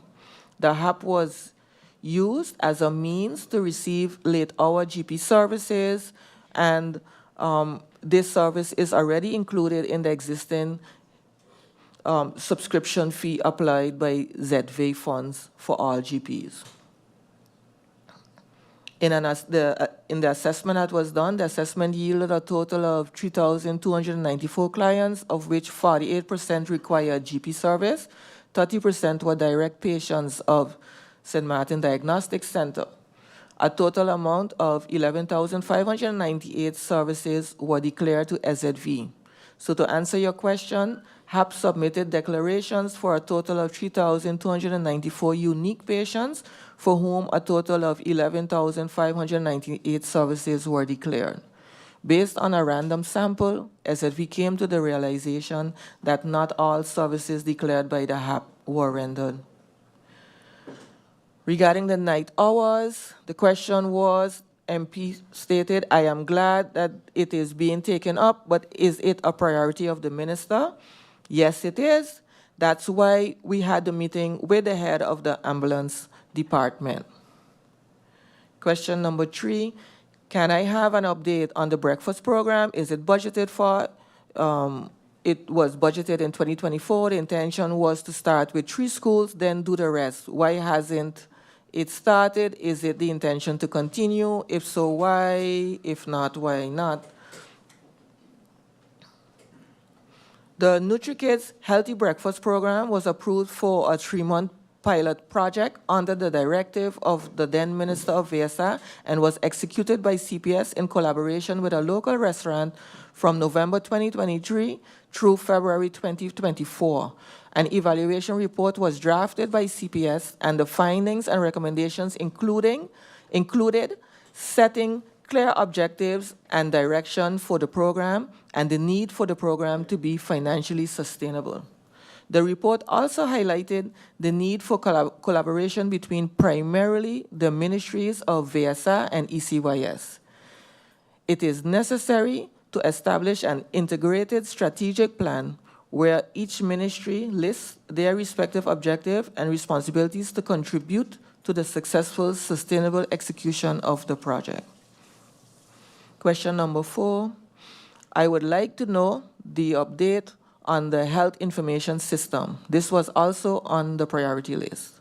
The health information system project currently being implemented under the supervision of SZV will be able to generate the necessary data output once completed if all goes according to plan. This project will be finalized by the 2nd quarter of 2025. Question number 5, I would like an update on the St. Martin General Hospital, SMGH. Is there any additional cost? Are there any additional costs? I know that there was inflation, but can you inform the members of Parliament the cost at the start of the project and the cost now? According to information received from SMMC, the status regarding the construction is as follows. The design of the building was adjusted in July 2024 to meet the 4th revision of the design and build contract. The main building consists of basement, including water tanks and the seismic isolators for earthquake protection, is completed. Ground floor is approximately 50% ready to be completed by the end of October 2024. The main building is expected to be ready by the end of the 1st quarter 2026. Hereafter, the hospital will move from the old to the new hospital, after which the old hospital will be demolished and the lobby of the new building will be constructed. This should be ready by the end of 2026. Retaining walls were completed except for one last section of approximately 50 meters between Technical Building 1 and 2. The structural works on Technical Building 1, the structural works are ready. The structural works on the wastewater treatment plant is completed. Installing of the equipment has started, and the wastewater treatment plant will be operational by the end of the year. Procurement of the large medical equipment is ongoing. Regarding are there any additional costs? There were no significant additional costs since the previous amended contract of July 2023. The minor variation Others were covered from the budget line in unforeseen. Question 6, 300 work permits will be granted. Are you satisfied with the amount of local workers that are working on the project? Is there a plan to do another job fair? FinSo, the contractor at the General Hospital,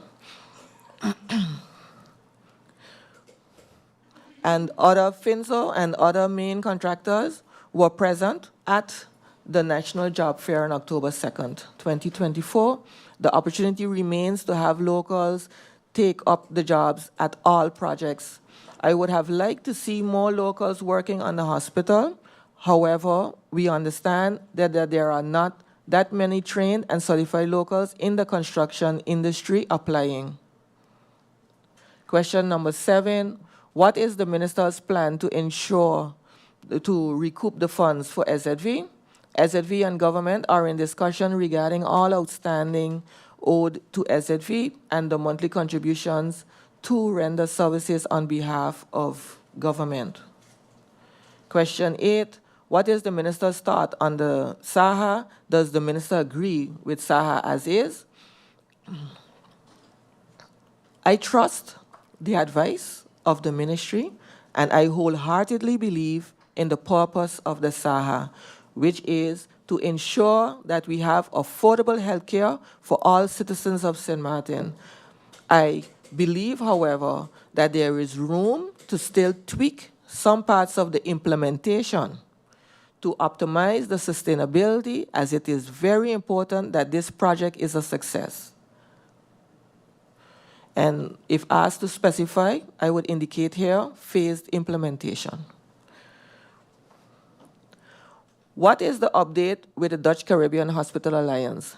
The Dutch Caribbean Hospital Alliance, which was officially established as a cooperation in June 2022, the membership expanded with the care institutions in Saba and St. Eustatius, and currently 6 members, all from hospitals from the former Netherlands Antilles, AJO of Aruba, CMC of Curaçao, SMMC, and of St. Martin, of course, and FM, SCF, SCHCF of the Best Islands are all part of the Dutch Caribbean Hospital Alliance. The projects as outlined in the multi-annual plan are ongoing based on the project initiation documents.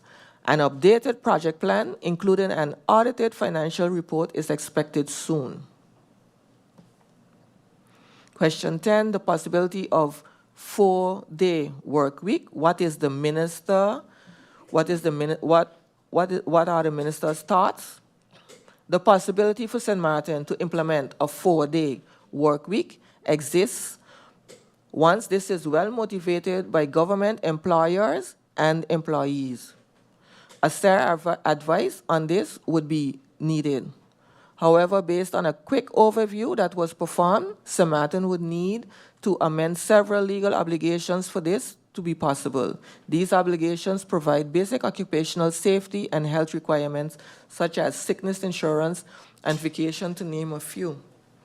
And to answer the question, what is the minister's thought on this? When asked my thought on this, I myself requested to work 4 days a week in my last year working in the Netherlands.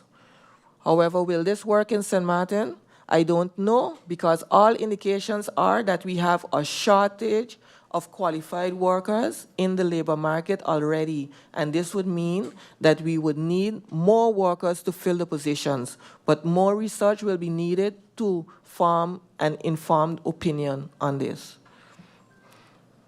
What progress has St. Martin Medical Center made so far while waiting on the St. Martin General Hospital to better their services to the public of St. Martin? And is there an update with CFO position at SMMC? SMMC has expanded its services as planned since 2017 in accordance with the St. Martin General Hospital business case.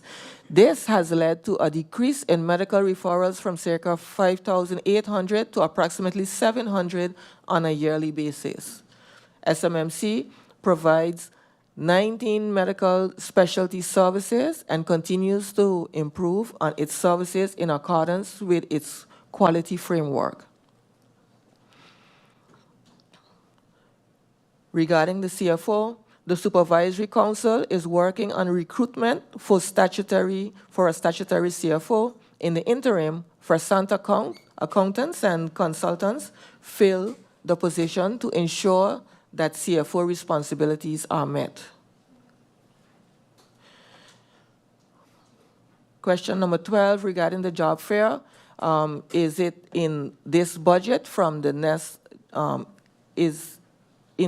this budget from the NEST, the job fair allocated? The answer to that, the National Job Fair will remain budgeted for the foreseeable future. In addition, strides have been made to have the job portal launched, www.nesc.sx. And more information on this will be forthcoming from the division responsible via social media. Question 13 on the help desk. That one was answered earlier. Question 14, can we have the latest update on the health survey? The data collection phase of the STEP survey is scheduled to be finalized at the end of this month. The report is expected to be ready for publication dissemination in the first quarter of 2025. Question 15, are you aware that the CEO position for SZV is soon vacant, and have you started to prepare for that? Yes, the CEO position will become vacant October 2025. Preliminary work has commenced by the Supervisory Board of SZV. The Board of SZV will start the recruitment procedure soon in order to have a period of transfer of knowledge from the current director to the new to be appointed director. Question 16, are there talks of an increase in the monthly OZR payments? Is it important to know the solvability and future of SZV? SZV and government are in discussions regarding all outstandings owed to SZV and the monthly contributions to render services on behalf of government. The Minister of Finance also answered this question in more detail earlier today. Question 17, what are the Minister's top 10 priorities in order? In order of time and realistic approach, at this moment, I would like to know the vision of the ministry. Madam Chair, may I ask the MP to clarify so that I'm sure that I have my answer in the right direction, please? Sure. MP, and this was MP. This MP Otley question? Yeah, and the MP question Otley. was, what are the minister's top priorities in order? So, no, but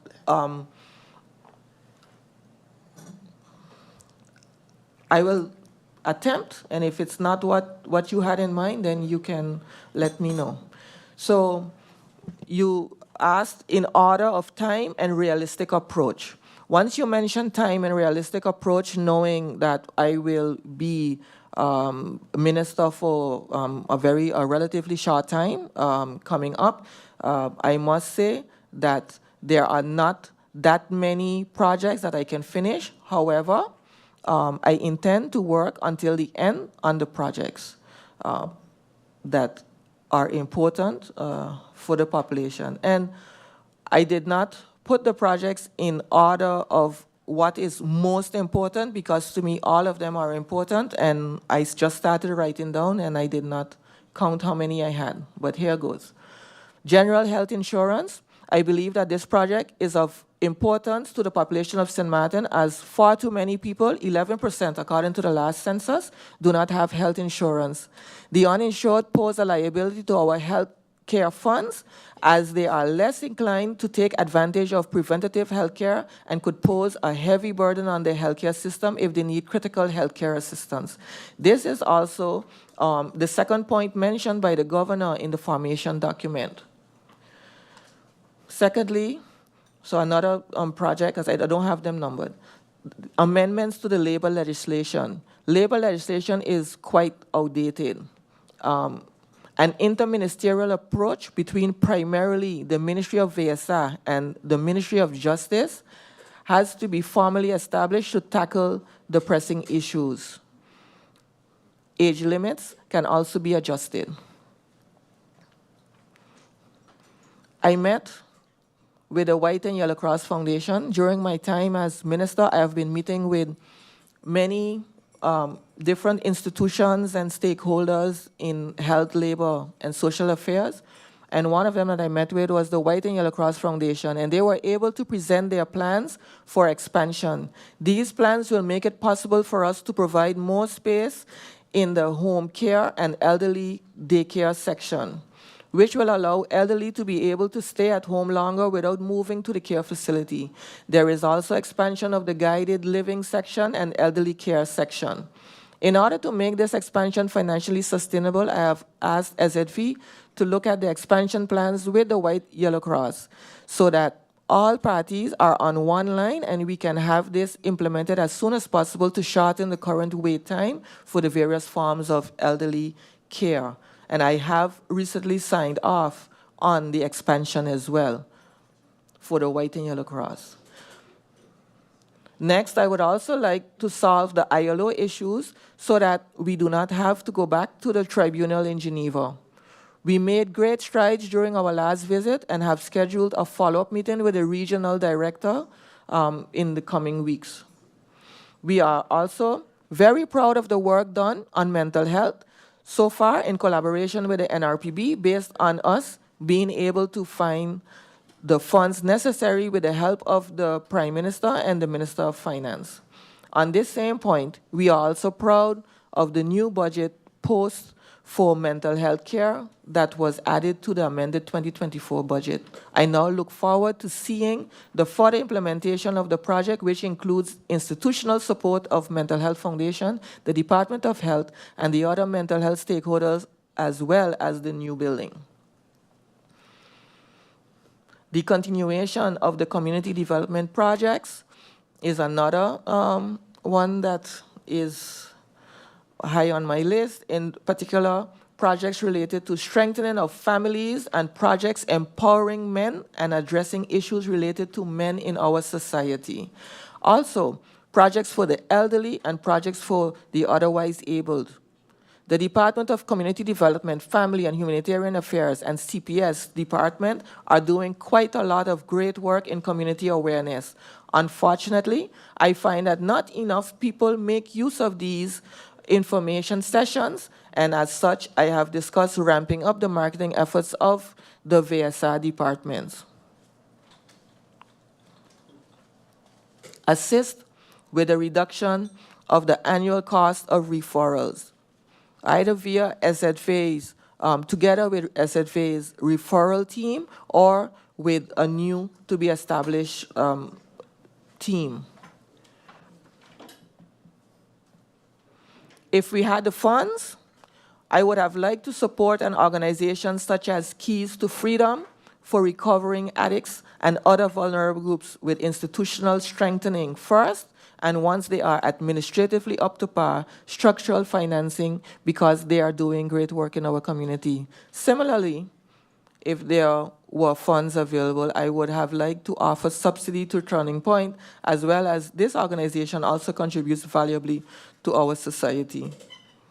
I would have also liked to see the completion of the new St. Martin General Hospital. This is not directly my responsibility, but wherever I can facilitate while I am here, I will. And I would like to see that an Inspector General is hired at the EVSA, and we are already in the progress of getting this ad out. Additionally, I mean, while I'm going through it, I can think of one other project that was dear to my heart that I was working on, which was to have a facility for foster children who age out of our system when they make 18. Question 18, what is the minister's plans to enhance community engagement? The Division of Labor, for instance, and Social Services, National Employment Services Center, engage the business community through the work of the business officers and the general population, the target group, unemployment and underemployment, through the work of the employment service officers. The work of social services engages with the community via the in-community and the home engagement sessions carried out by the social workers.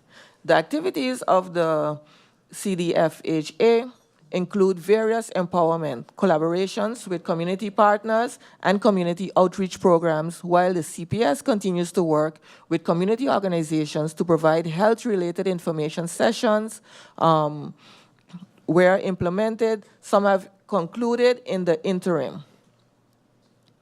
2 are ongoing, while 1 is about to start in November. These initiatives are designed to enhance community engagement. Additionally, the ministry also continues to engage the community with aspects related to disaster management, response, and preparedness.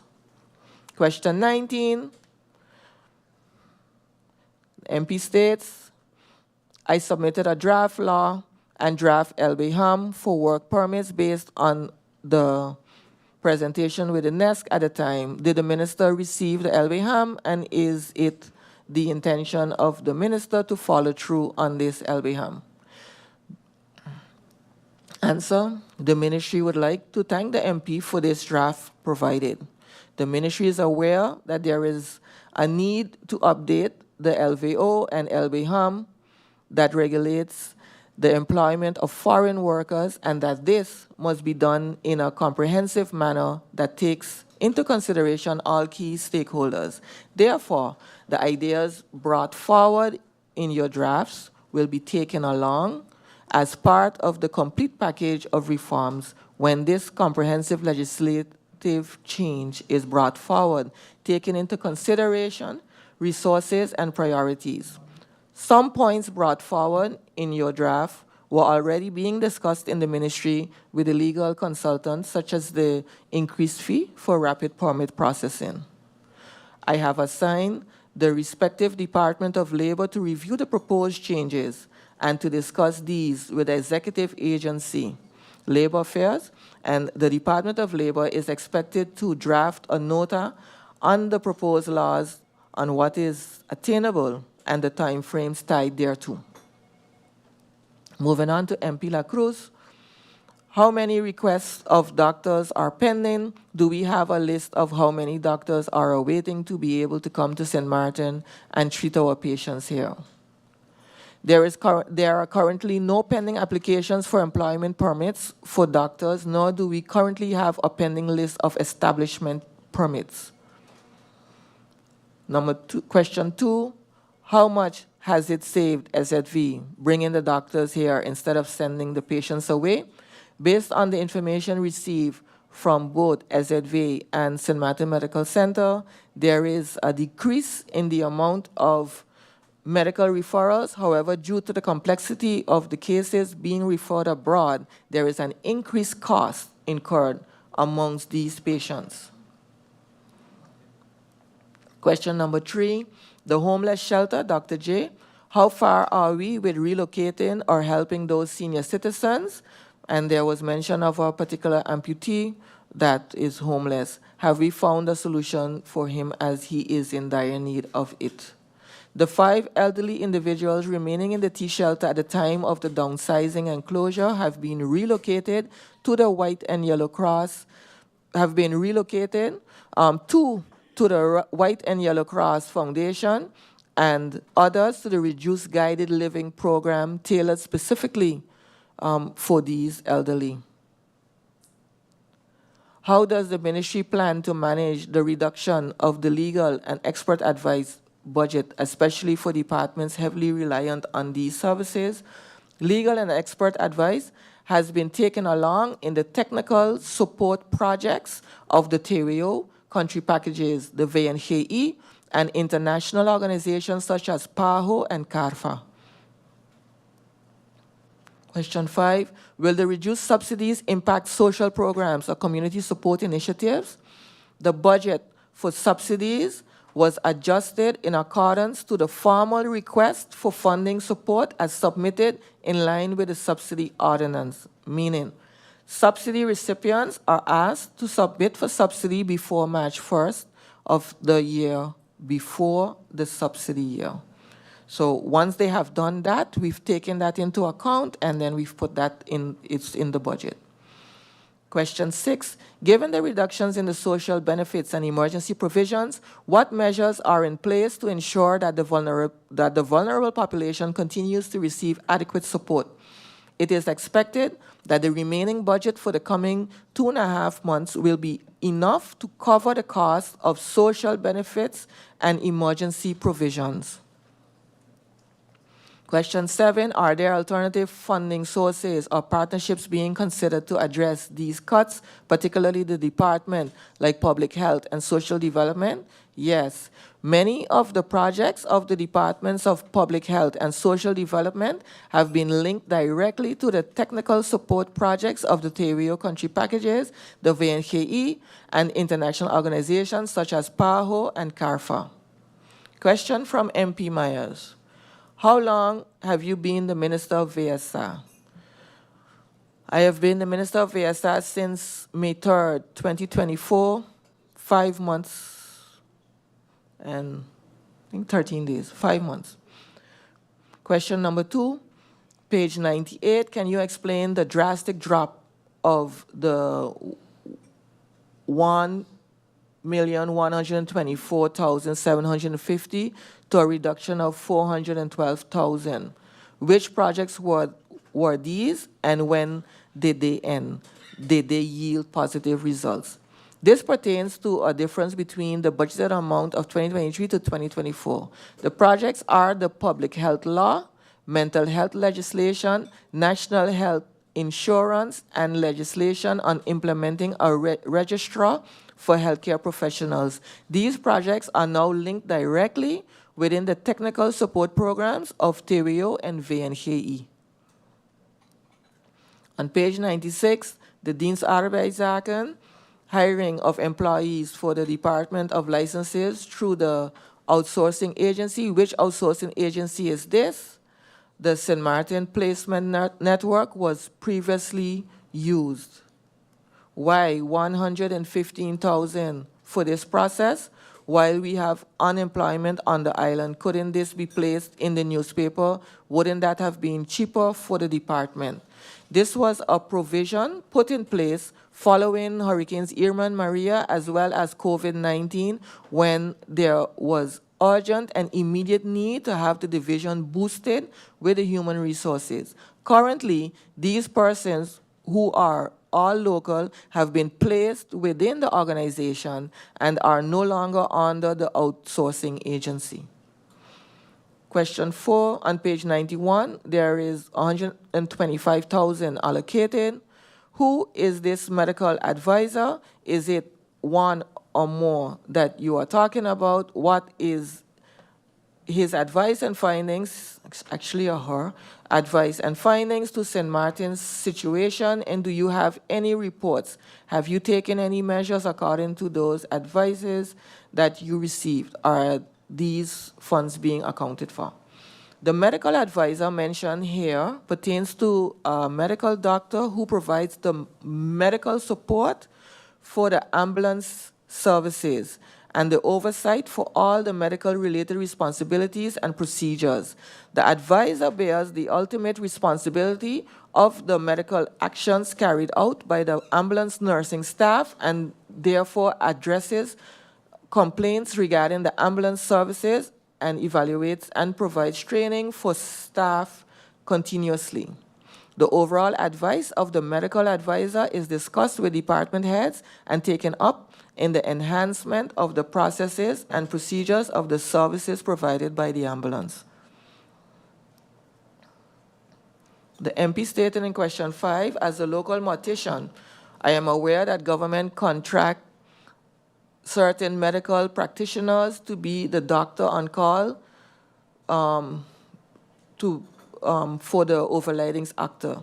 The MP is not sure if it is still the case, but they would be paid through the government. Families are complaining that they are being charged by the practitioner for this. Has the funding for the practitioners been discontinued? It is unfair for government to be paying on one end and the family paying on the other end for the actors as well. There is no established tariff for this service. However, the funds government has budgeted pertain to an amount allocated as on-call services for physicians to be available in the event this service is needed. The family still has to pay for the actor itself in the event that the service was used. Excuse me. Question 6, registratie. It allows primarily for recruitment for medical practitioners out of the Netherlands. Are there any considerations that recruitment for medical practitioners that can come from within the region to St. Martin? The recently published policy establishment of healthcare services includes the procedures, assessment of competencies of medical professionals who are not registered in the BIG to establish themselves on the island. So, yes. Question from MP Westcott. SZV, the numbers will be provided to Parliament. Does those include a breakdown? This has been emailed to the Secretary General of Parliament. Please confirm that this is the breakdown that was requested. I don't know.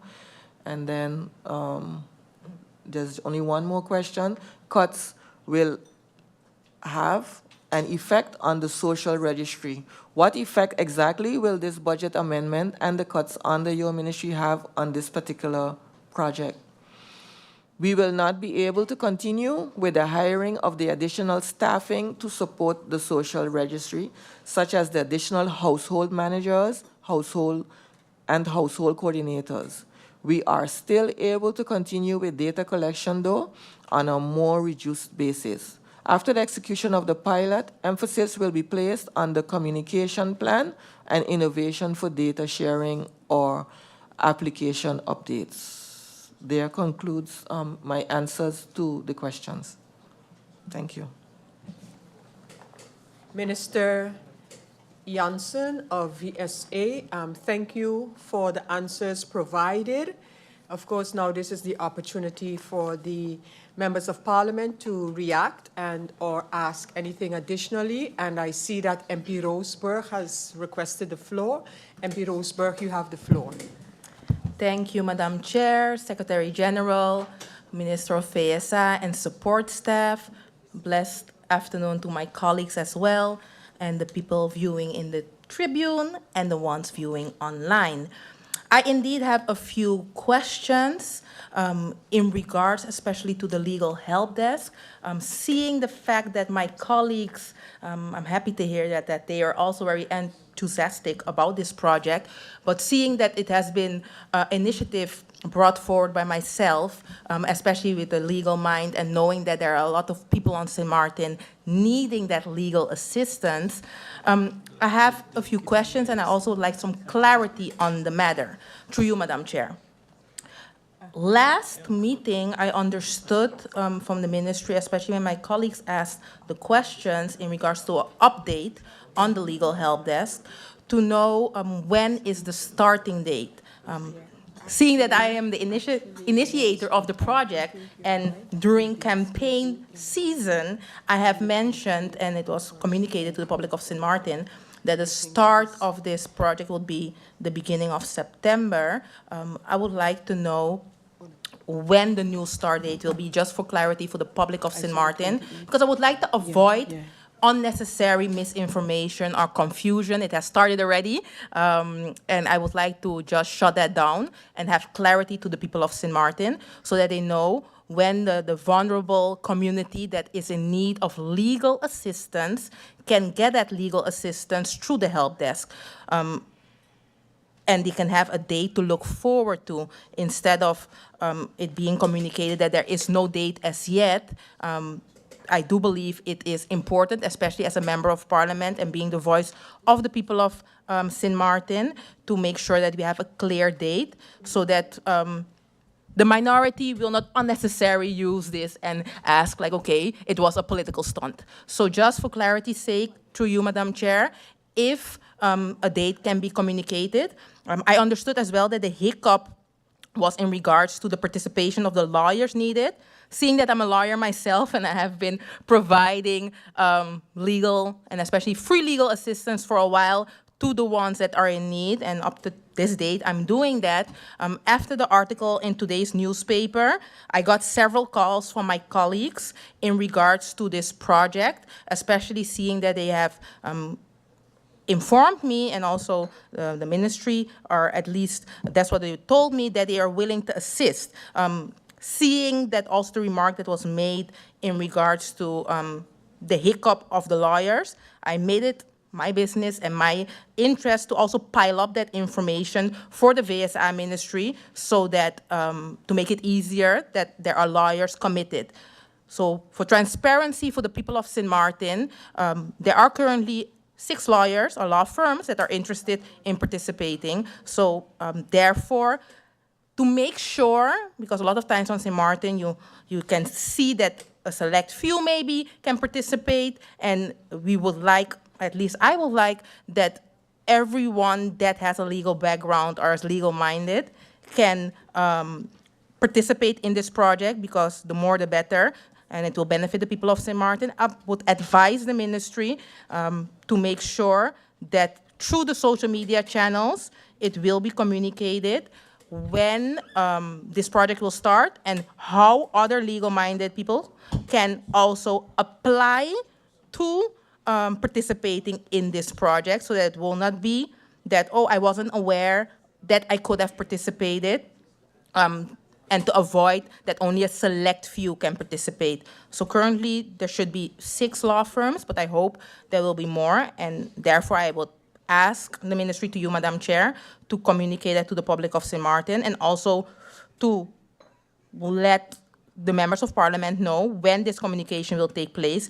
And I'm also willing to assist if assistance is needed, so that this project can start, because I know we are here for the budget amendment, and often we hear there are no funds available on St. Martin, but now we have a project, being the legal help desk, that will not cost any money. It will be beneficial to the people of St. Martin, and therefore I do believe that we all need to come together and make sure that this legal help desk can start. So therefore, if clarification can be given with a specific date, also knowing when the public awareness will start, because I do not believe that we can leave the people of St. Martin with, okay, we would have to see when a new date will be available. That's it for now, Madam Chair. I thank you. Thank you, MP Roseberg. The next MP to take the floor is MP Lacruz. MP Lacruz, you have the floor. Thank you, Madam Chair Lady, and I want to thank the Minister of VSA for answering the questions, but not just answering the questions, actually divulging and being totally transparent with all her answers. I respect. Good job, thank you, Minister. I just want to make a comment concerning something that took place this morning that I think, you know, money-wise, it makes a difference, so something that we really need to take care of. We have doctors coming in, but not thoroughly doing what they should do, and this is a personal experience. I left this morning to the White and Yellow Cross, where a doctor came from Curacao, or I don't know if I think it's a ergotherapist.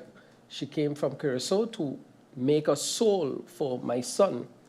And the report that she received was incomplete, while we've already waited a month and a half for her to come here and do this. Now, what would happen is she would leave, and literally she'll have to come back again to deal with the same patient because the job wasn't done thoroughly. That costs money. So that is something that definitely, if the Minister of VSA could look into it, or the incoming. Unfortunately, I really believe the Minister should stay there. What do you think? we're going to bring a motion to keep the minister there. Thank you, Madam Chair.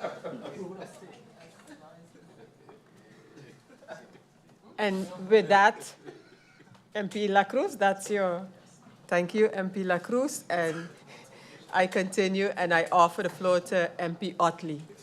MP Otley, you have the floor.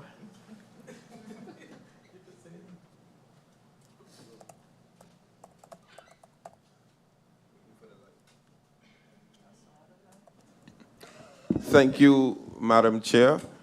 To the Honorable Minister of VSA through you, I'm glad to hear, again, you elaborated on the HAP. You also elaborated, which is important to the public, that it is not all over and parties are at the table. So I'm happy to hear that. I just wanted to join the sentiments of my colleague, MP La Cruz, and say that your answers were clear, concise, and your priority list. I saw the passion in your priority list. A couple of things sound very familiar, so we are on the same track. And while I was listening to you talk, I did nudge my colleague and I say, well, maybe they're making a mistake by removing you. But however, I would say this, that I am confident with the passion that the new minister has, or the incoming minister, in going in, and I hope that the transition document is as clear and concise as your answers today, so that he can take up whatever is left and carry it out. So thank you, Madam Chair. Thank you, MP Otley. MP Doran, you have the floor.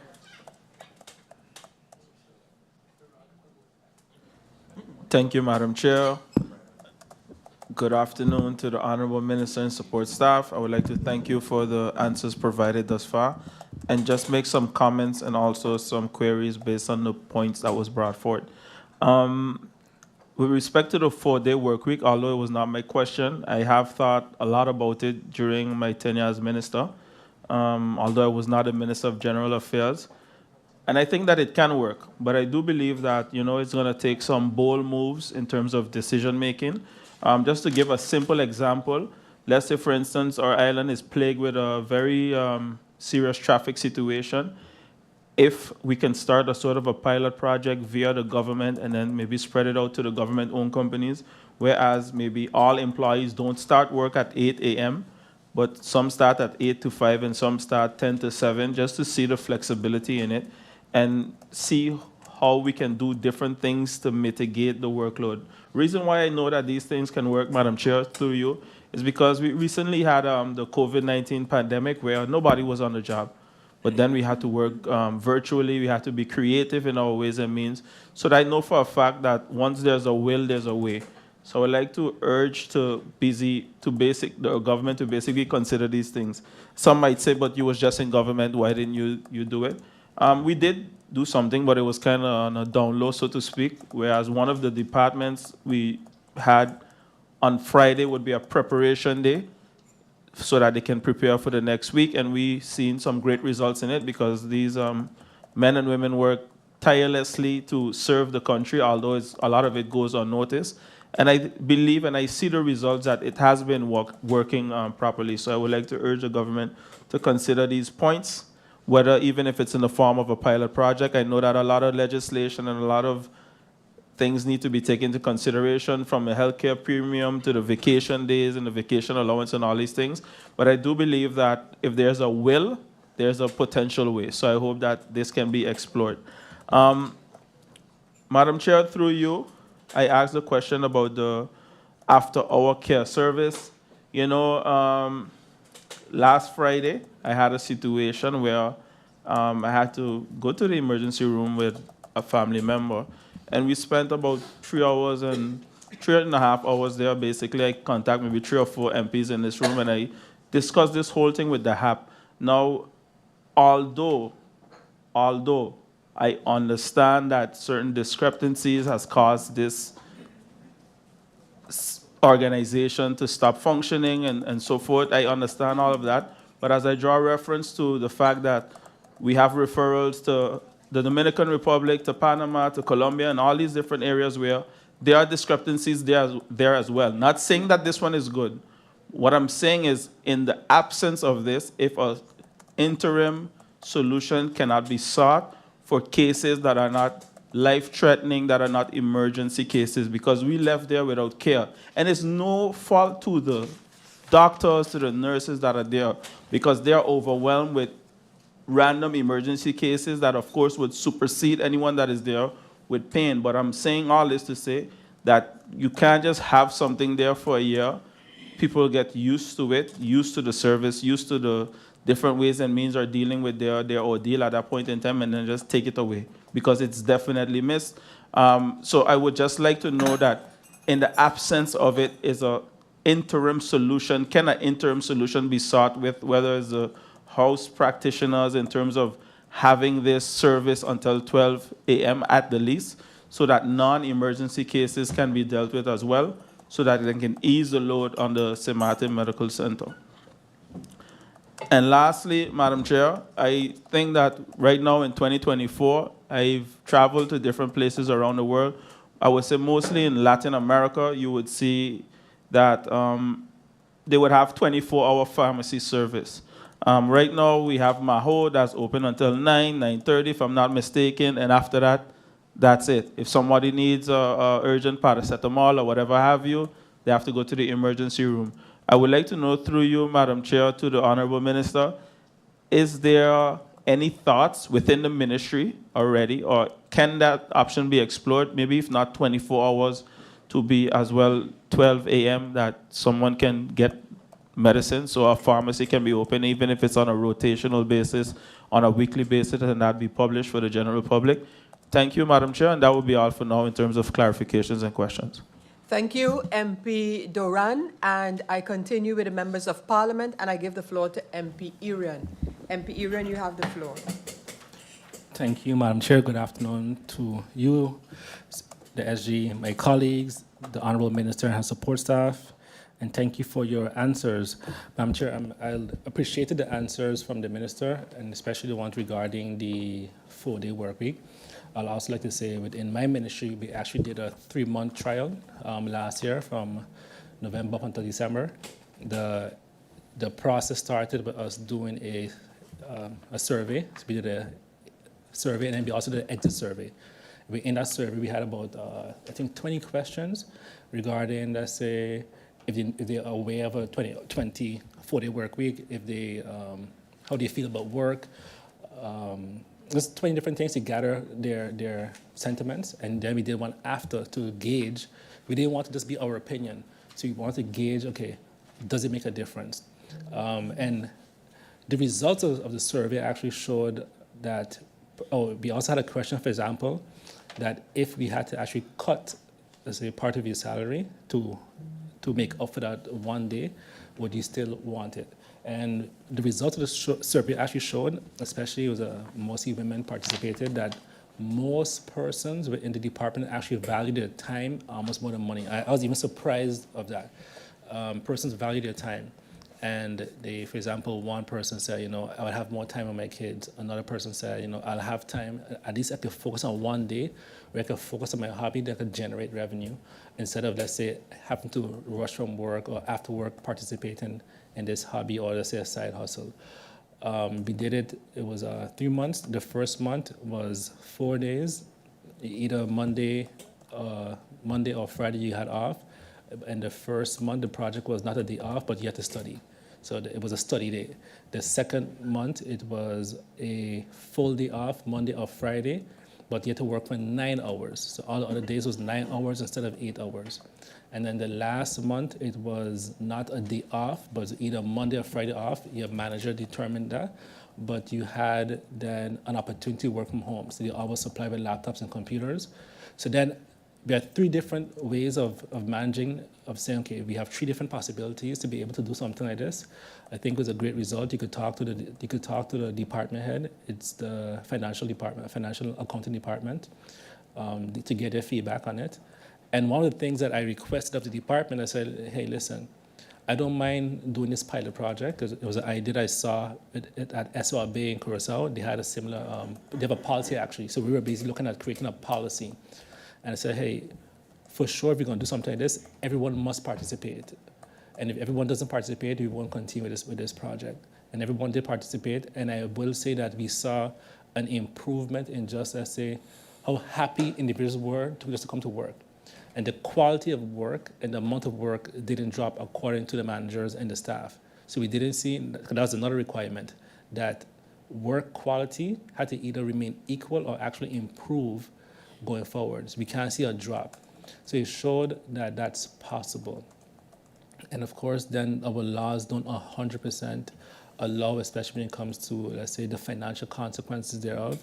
But we have some ways that we could work around that. So if you ever want to discuss, work from the chair of the finance committee and the VSA could work together to find that solution, because there is a possibility to have that implemented. And I would like that we actually look into that. I think our staff, we've been neglected COLA for umpteen years, more than 10 years, while inflation continues to rise.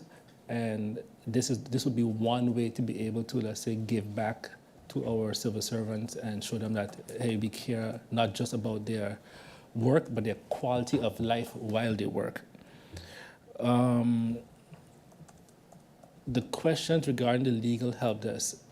A few months ago, I saw 2 articles come out. So I want to know, this legal help desk, which concept are we working with? The one from MP Roseberg or former MP Akim Arundel? Because I think they both said that they had Akim Arundel.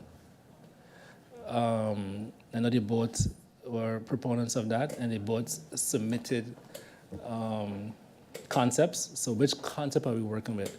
And I don't get why we just can't start. Because if there's no, based on the questions posed, if there's no financial consequences, why can't we just start? It isn't my idea, but I think it's a good idea. I have a lot of individuals that say, for example, even during the campaign, I was in Dutch Quarter, and some guys came up to me, they couldn't read Dutch, and they asked me to read these documents for them and help them, and they had no place to go. So I would give them my lawyer, for example, number, or I would bring them to a notary.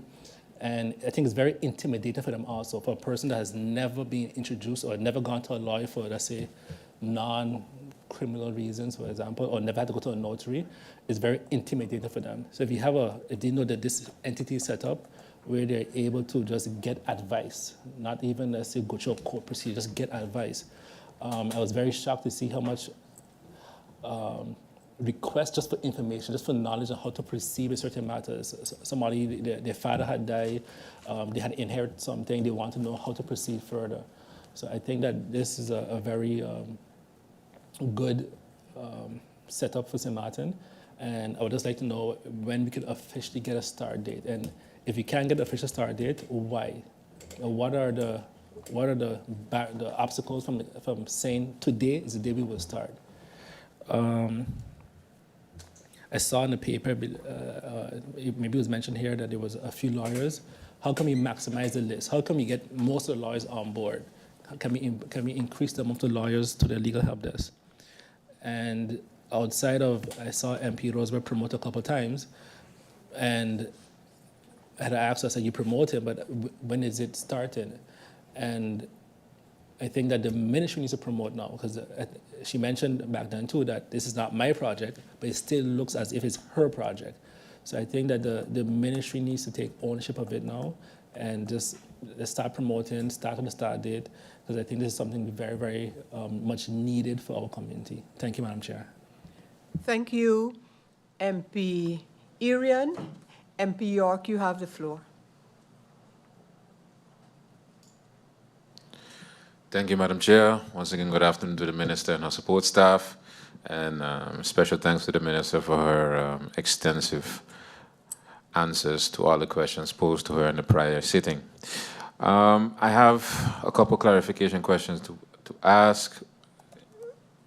One, I think she answered the same question, but I understood she answered the same question twice, but I got 2 different answers. One, I was very much happy with it, and the second one I got a bit concerned. Maybe I misunderstood. So if anything, the Minister can clarify that through you, Madam Chair. When I asked about the check and balances for that third party, for example, in Colombia, when it pertains to the patients, the care of the patients, and the reporting of such, and also the quality thereof. In one of the answers, the Minister, through you, Madam Chair, elaborated on a possible solution when it comes to having a liaison in Colombia, that's being thought of. And then, in the second question about the same topic, she alluded to putting out one company that you guys worked with before for the international office, or the international desk. Did I misunderstand that one? Okay. Well, good. Because my concern was exactly with the international office and the inner workings there when it comes to reporting of what is being said to patients, what is being advised to patients, and then in turn their advice to SZV. And also the power of which the case manager at SZV really has as it pertains to standing up for the patient. Is it that they report their findings with their advice? Or is it that they need to particular weight on certain green lights from the international office in order to make their report? Because the reason for that question is many times, I could attest to that, maybe a companion or a patient will report one thing to SZV, but whatever the international office reports to them supersedes that, right? And from experience, not everything that the international office says is the truth. Because you have an international office or a third party, if I put it that way, that is being paid per patient or per time spent in Colombia. And a lot of times when a patient goes down and they could spend 2 to 3 weeks, they end up paying 2 to 3 months. And those few that end up standing up for themselves ends up getting from one day to the next a ticket in their hand saying we're sending you back. And by the time they get back to St. Martin and before they even submit a report, they have a complaint report that fell out of the sky about them. Right? That's waiting for them at SZV. So hence my question about the international office and the checking of the check and balances. Who checks them while the patient is there? Especially patients that cannot speak the language. In my opinion, you have those that have excellent experiences with international office, but you have those that have the total opposite. It's very far in between that you have those that have a neutral opinion, right? And those that have a bad opinion or bad experience with international office, that experience is then translated into expenses for St. Martin. And if we're sitting and saying, I just saw an article where SZV is running a loss of 20 to 21 million this year and 19 million next year, these type of expenses contributes towards that. So my question is, what is not a 1, 2, 3 solution, but what are the plans or vision that the ministry has, because this is something that has to be a shared vision between the outgoing minister and the incoming minister. What solutions or ideas or / vision do they have to combat this issue, also to curb expenses?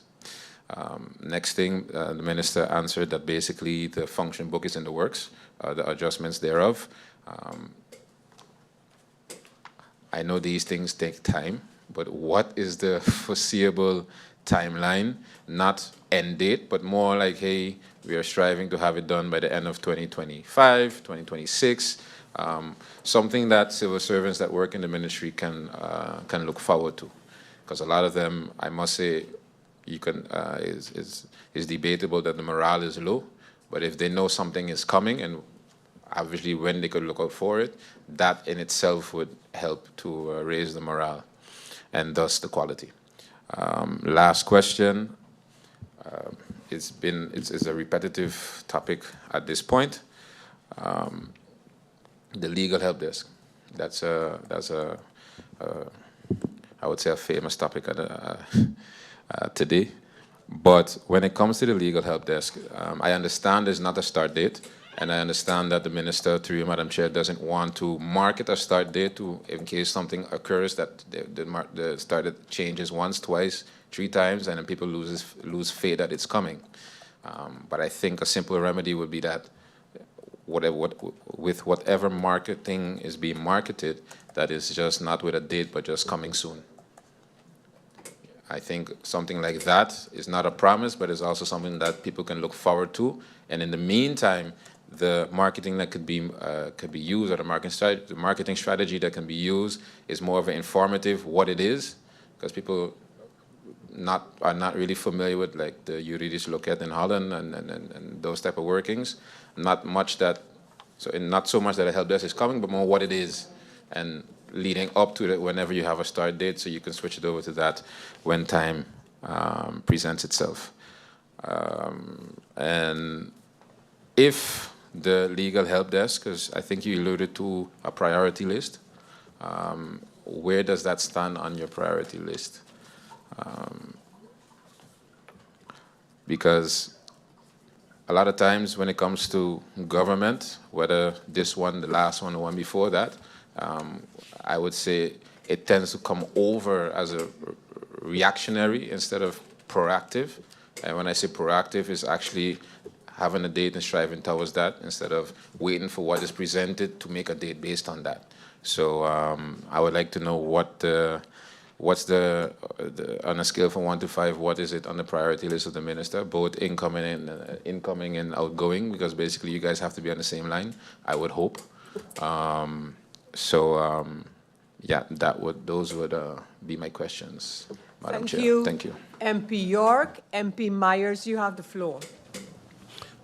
Thank you, Madam Chair. Good afternoon to the CRIFI, yourself, the Honorable Minister of VSR, my colleagues here in Parliament, those of you in the Tribune, radio listeners, and those of you logged on to social media. Good afternoon. First of all, to the Honorable Minister, I would like to thank you for answering the questions.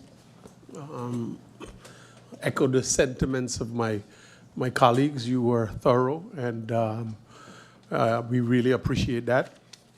I would also like to commend you on your trip that you took to get an assessment of what's going on in in Panama and Colombia and stuff. I believe when I left back in 2020, the amount that SZB paid medical referrals were somewhere in the range of 30 million annually. I don't know if that's gone up. Can you enlighten me if that price has gone up or gone down? Is there more medical referrals? And lastly, I won't be too long, Madam Chair. Through you, lastly, I just want to emphasize on what MP Otley said, because oftentimes when we are in certain positions, we tend to just look at the figures, the numbers, and as it relates to the HAP, I think it's important to also take the persons that are in need of the care into consideration. So I would advise you or the incoming minister to revisit that whole arrangement, see if you can tweak it, but I don't think that it's something that should be done away with altogether, because at the end of the day, it ultimately helps the citizens of this country. Thank you, Madam Chair. Thank you, MP Myers.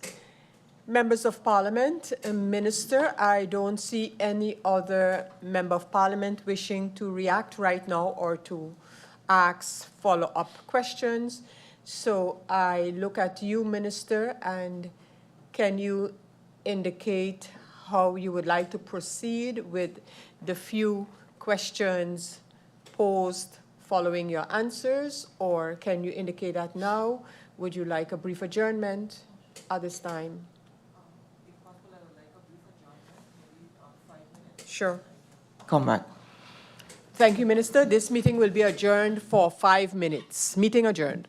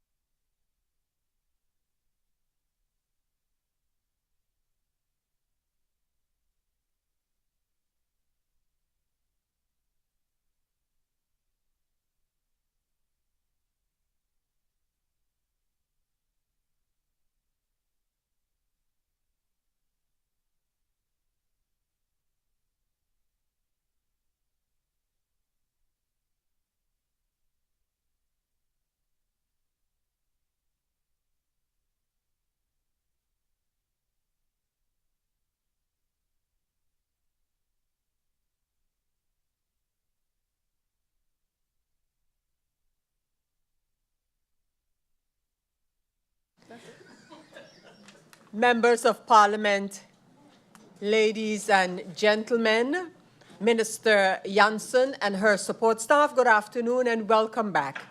We have concluded the questions posed to the Minister of VSA, and with respect to the answering to these, the Minister will now indicate how she would like to proceed with the answers, indicating, I believe, 1 or 2 right now, which the Minister can immediately go into, and then like those who, her colleague ministers who were here before, the agreement would then be established that whatever outstanding questions will be responded to in writing before we go into the public meeting debate for sure.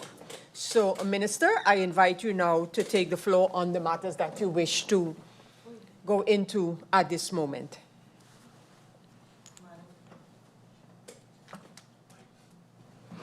Madam Chair, through you, I would like to answer the questions in writing. I would send all the answers in writing, but I think that there were 3 main points of discussion, those being the HAP, the legal help desk, and the 4-day work week. And I would like to, I think that I have elaborated a lot on the HAP already, so I will send that in writing.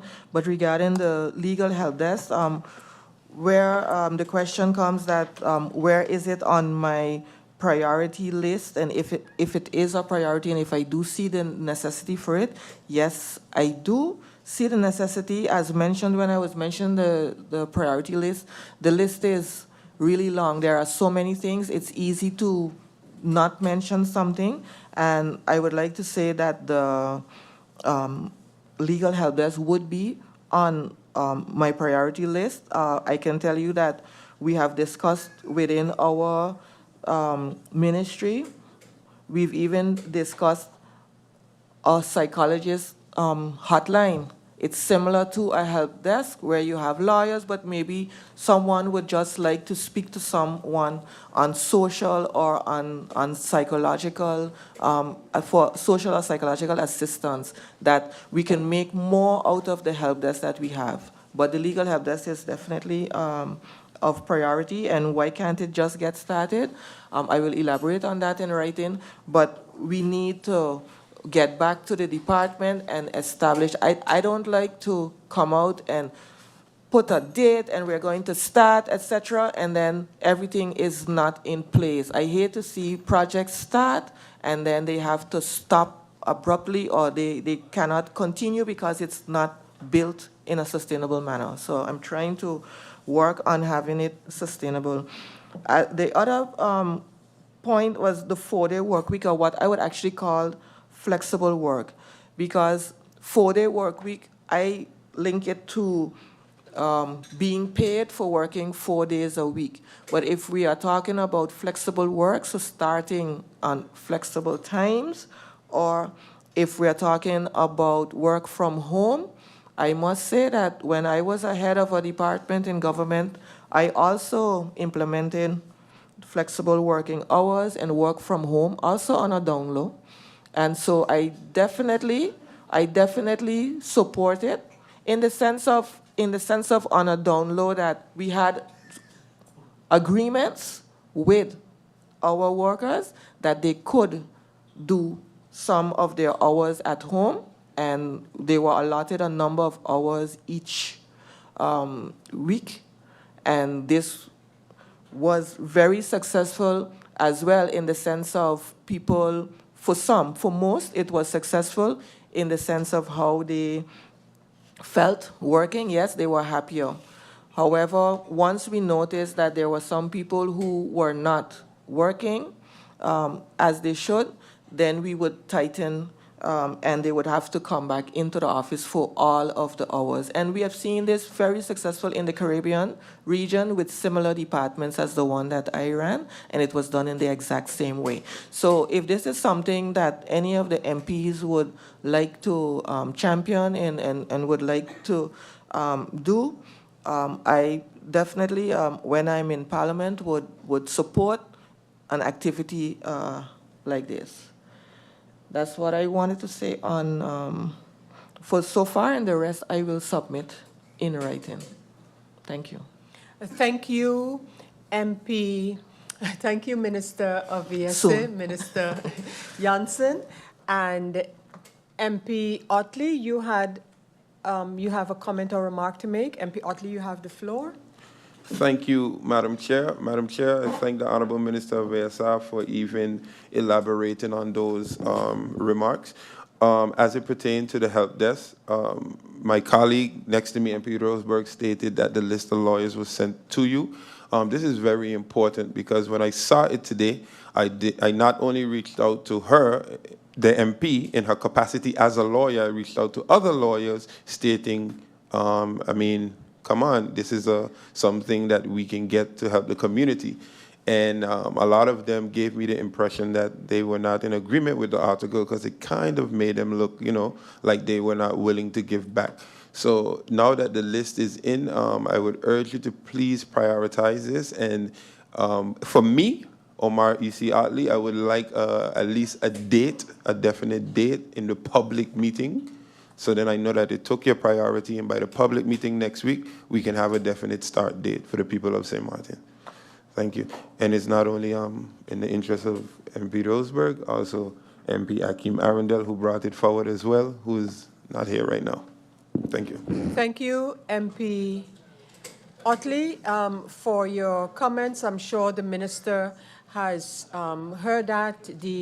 It is not the intention that we have the public meeting next week, by the way.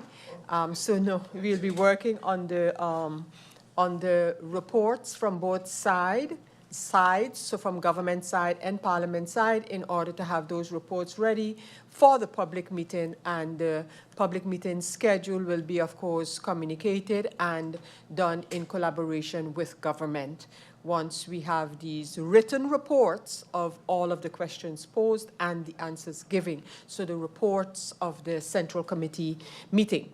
So, but I'm sure the Minister heard your point, as raised all the points, and the point raised by MP Otley for this, during this meeting. So, Minister, with that understanding, I would like to thank you once again for your answers provided and your agreements to some of the matters that have been raised, which we will see again reflected in the reports of the Central Committee meeting handling the draft amended budget 2024.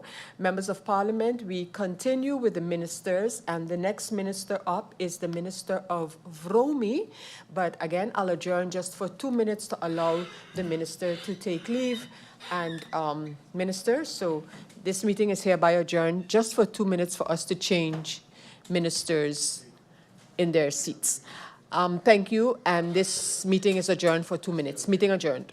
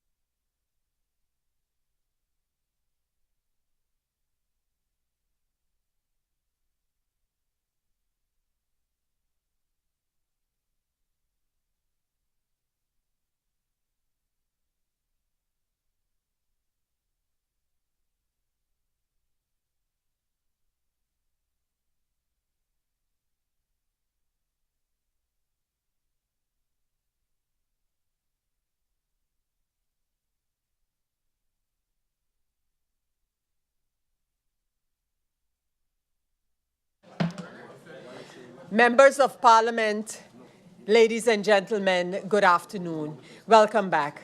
The adjournment was just in order to allow the last member or the last minister who spoke to take leave and welcome the next minister in the lineup of ministers providing answers to the questions posed by members of Parliament. So we have with us this afternoon, and I want to welcome him and his support staff. That is the Minister of VROMI, and that is Minister Patrice Gums. Minister Gums, welcome to you and your support staff, and I immediately give you the floor to respond to the questions by the members of Parliament. Minister Gums. Good afternoon, Madam Chair. Thank you very much. Members of Parliament, those in the Tribune, those watching and viewing online or listening as well. I will dive right into responding to the questions, as we have about 55 of them. Okay. So we'll start off first, through you, Madam Chair. The Honourable Member Artwell M.R. Arian asked, can the public get a detailed schedule of the side road servicing program? This will be provided via email to the size of the file. The ministry will work as well to create a social media post with the schedule as well. The MP had a following question. Is it possible to get a car wreck schedule? Can an email of the ministry be shared for complaints with regards to car wrecks? The process of car wrecks removal is ongoing, and it has been ongoing almost daily for the past year. Yeah, indeed, where contract managers are tasked, of course, with monitoring district cleaning activities, identify car wrecks as part of their location controls. The ministry will publish, of course, a post via social media with email to be included. The Department of Infrastructure Management plans, of course, to increase awareness of wreck removal in Q4 of 2024 by informing the public when certain locations will be cleared of car wrecks. Important to note is that a couple of months ago, I also made mention of the waste ordinance, which outlines the manner in which things like car wrecks can be stored both on public and private property. With regards to car wrecks, is government looking to take measures to hold those accountable that do illegal dumping? There is currently no specific fines to individuals or businesses as it relates to car wrecks or dumping in general. VROMI plans to undergo BAFPO certification, which will enable its personnel to issue fines under all responsibilities of the ministry. There is a fine book that requires updating in collaboration with the prosecutor's office for this endeavor to be truly effective. The minister had a follow-up question regarding trash and garbage, particularly in the areas of the Jose Lake Ballpark. What is the ministry doing in terms of that area? The Department of Infrastructure Management is collaborating with NSI, the National Sports Institute, to determine short and long-term solutions for this area. One of the reasons why is because the area is always easily accessible due to the fact that it is actually the parking lot of the sports facility. The minister also asked if the minister, the MP asked if the minister can share the top 10 offenders of AirPac, top 10 AirPac offenders. Can this information be received from the receiver's office? Indeed, Madam Chair, through you, we have received the latest list of top 10 offenders. This list is dated from 2022. There is no date list for 2023, and the one for 2024 is also not available. Of course, due to privacy matters, we cannot share the names publicly with who these top offenders are, but the information is available, and we can see if we can share it in a closed-door session of Parliament. Important to note, of course, is that VROMI itself does not have the information of the list of offenders, so it does take time to receive this list. The MP asked why we couldn't get it in the last meeting, because we had 1 day to respond to these questions, whereas if you take note of the latest list, 2022, we don't have a 2023 or 2024. So, of course, the time to process within government is indeed long.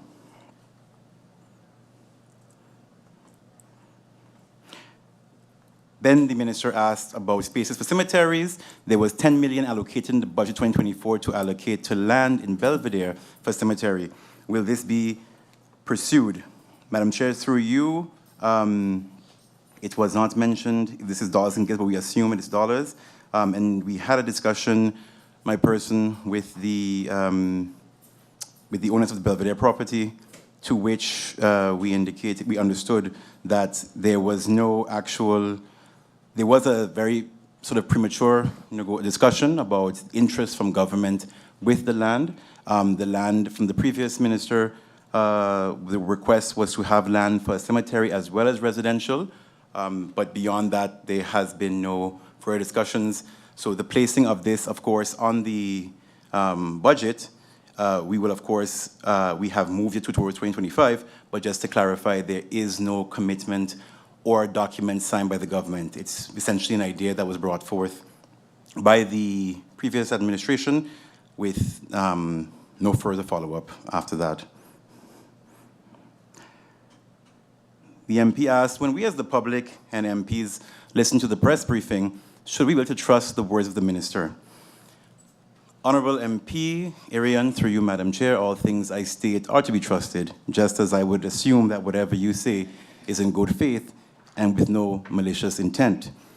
I understand the minister's question stems from the announcement made that the establishment of the road fund would be reflected in the budget amendment. As this is not yet finalized, it can in no way be reflected in the amendment, and in the inclusion of any unfinished thoughts or ideas in any budget would be irresponsible.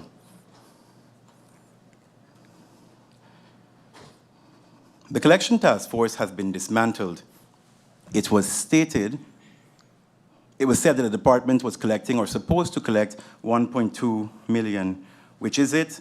And was that confirmed by the Ministry of Finance? I would like that confirmation. Through you, Madam Chair, the reference to the outstanding amount of long lease canon owed over the years over a parcel of water that has been discovered quite a while back. In 2019, a decree was issued to the developer in which the amount of 1.2 in outstanding fees and penalties was to be paid before the issuance of the water parcel that has been in use for more than 15 years, but never deeded. This indeed is still pending collection. On to the following MP, the Honorable Darrell T.J. York.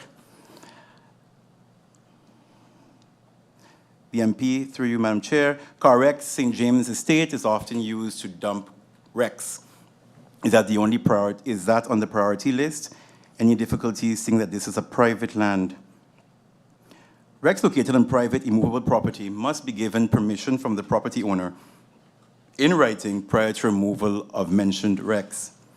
The Ministry is unaware of any communication between the Ministry and property owners about wrecks.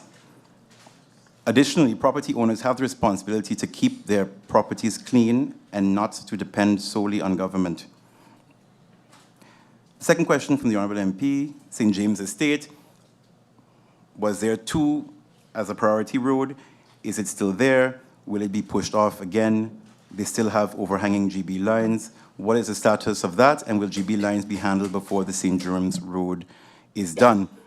The Ministry has inquired, through you, Madam Chair, with, I just lost my line. Yes, with NVGBE on this item, and we will provide a response in writing once adequate information is received. The MP had another question. Can we get an overview of the number of vacation rentals based on building permits and address information? What steps can be taken to assess these property owners for income profit? What is the vision for that? Madam Chair, through you, I'd like to make the reference to a response made by the Minister of Finance to a similar question. The lodging tax, located belasting, is in existence and also applies to vacation rentals like Airbnb at a rate of 5%. Additionally, the tourism tax proposal is key priority for this government, which is currently awaiting advice from the SARE to proceed forward. Madam Chair, through you, I also want to share the specific information of the data is not registered within VROMI. VROMI is not aware of if you are requesting a permit for an Airbnb or private house. It simply is a property. very much so, apartment buildings can be used for vacation properties or can be used for full-time residents. That classification is not made in VROMI at all. The MP had a following question. What is the Minister's long-term vision for the drainage situation in Coal Bay? A long-term vision plan for drainage? Where does the Minister plan on starting? Has the Minister started to think on those solutions as yet? The Ministry is looking into a long-term vision for the drainage situation in Coal Bay, starting with adjacent side roads along Union Road. Important to note is one of the key things I have done since becoming Minister is actually focus on drainage. In the road resurfacing project, it is one of the key things that we are planning to address, particularly on Arch Road. Coal Bay, of course, we have as a priority 2 roads, which we will, of course, address within a long-term spatial development plan, which we have agreed to work with external stakeholders. The MP had a following question. What is your opinion on what should be the right way to allocate the road tax to the road fund? SOAB, through you, Madam Chair, in collaboration with the Ministry, is busy working on the finalization of the road fund. While the law exists currently, I agree with the MP, York, that this should be done the correct way. As such, the approach needs to be comprehensive, noting it should also consider the ability to actually absorb all funding generated by the fund. A subsequent question, what is the Minister's stance with regards to property tax for non-residents? Property tax is established by law on St. Martin, but is currently not implemented. There is a long-standing reason for this. The intention of not implementing this law was to prevent St. Martiners losing their property due to inability to pay. This right also extends to non-residents who purchase property on St. Martin. While I agree with not having the tax implemented for residents, the country stands to generate much-needed revenue from implementing a foreign owner's property tax. This, of course, will need to be discussed with all stakeholders, including the Ministry of TEATT, Finance, and, of course, real estate agents. Moving to the questions posed by the Honourable MP Richnel S.J. Bruch. Have we missed? Oh, no. Yep. Are the funds available for the replacement or repair of the machine that was down on the landfill? This incident, through you, Madam Chair, to the Honourable MP, has been resolved. And yes, there were sufficient funds available to repair the machine. We have not replaced the machine.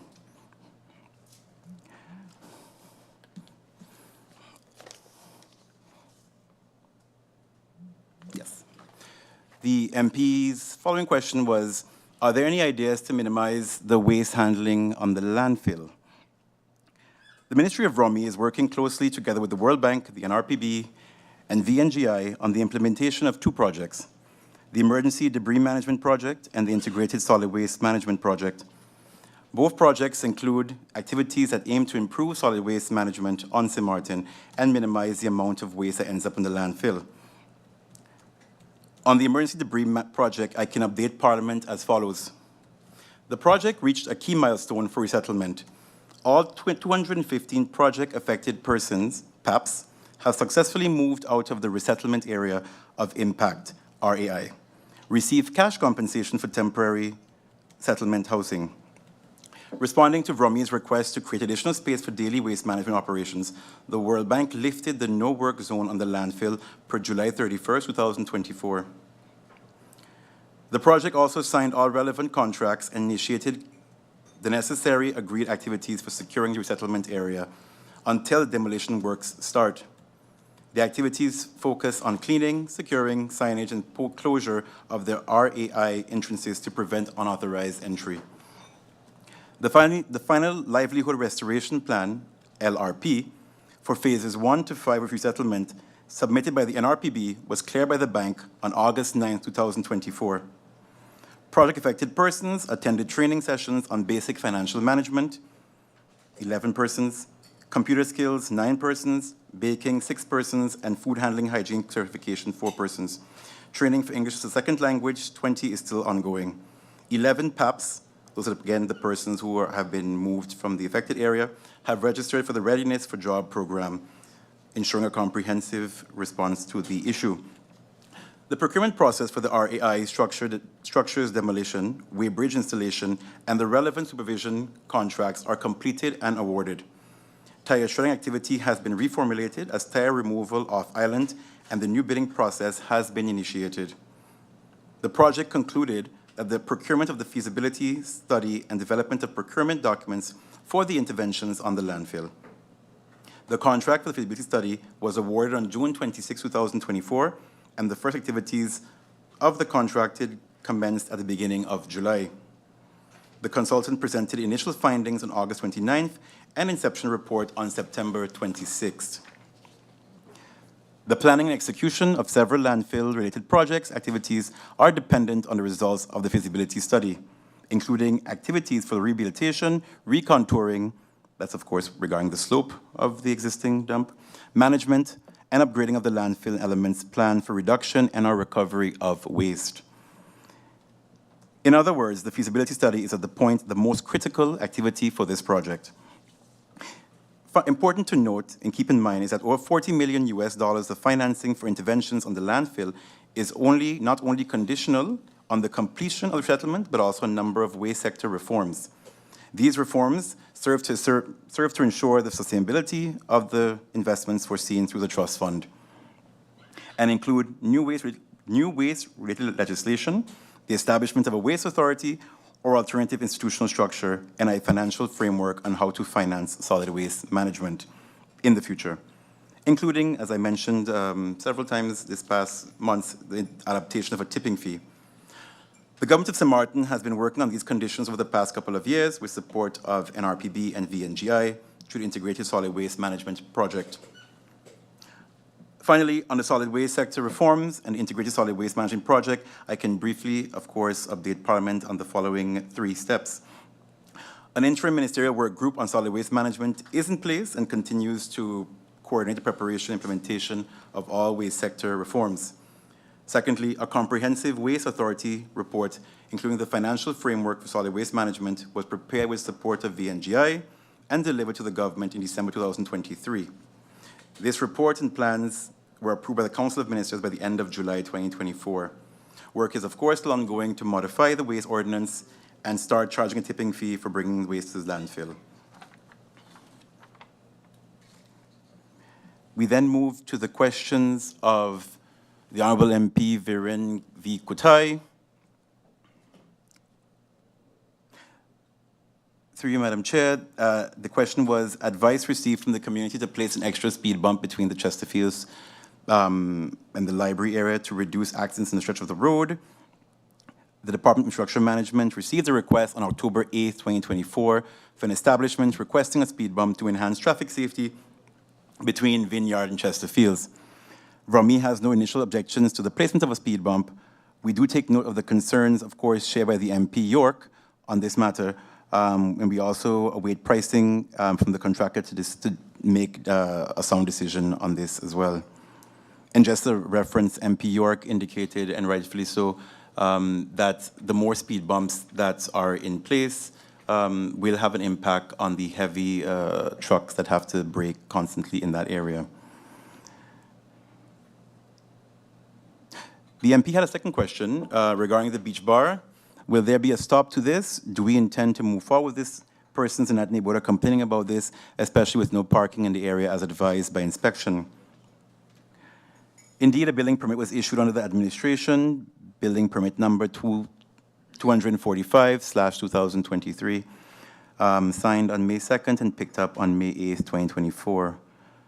On October 1st, 2024, the inspection department visited the site and only the foundation was being constructed and was in accordance with the site plan and foundation plan that were approved. Therefore, no warnings of building stops were warranted at this point. However, what we can say is that after looking at the advice from the permits department, no advice was requested from the Nature Foundation.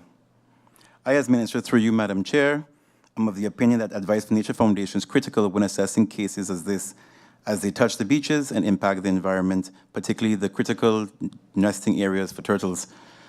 It is also good to know that no change of purpose was granted for the parcels in question, and that currently, according to the deed, no beach bar would be allowed. The department is looking into reevaluating this permit, and assessment will happen on this issue. Then we come to the questions of the Honorable MP Francisco E. La Cruz. Are there any plans for the cleanup of Phillipsburg area in general? Are businesses being fined for putting garbage outside even after the drums have passed? Businesses nor individuals are being fined as mentioned in the answer of MP Irian. VROMI and TEATT are collaborating on a project whereby businesses and residents have better and more attractive places to dump trash in Phillipsburg, including the boardwalk. A recent assessment proved that a major issue is insufficient or inadequate dumping facilities. The project aims to ensure that stakeholders such as Phillipsburg Promotion Board and the Tourist Office are also able to provide their input. Are there any plans for the bricks on the road in Phillipsburg? Yes, as part of the next CapEx, this next situation with the bricks on front streets can be permanently addressed. The MP La Cruz's third question, there are a few cars on Cankleberry Road across Ace and Cahill. Can these be removed? Indeed, it will be investigated if removal can be done at the location mentioned. And why investigated? Because very often in our ordinances, we confuse abandoned and wrecked cars. And again, VROMI cannot move, with the current legislation, cannot move abandoned cars, only wrecked cars. And wrecked cars really means the wheels are off, windshield is smashed.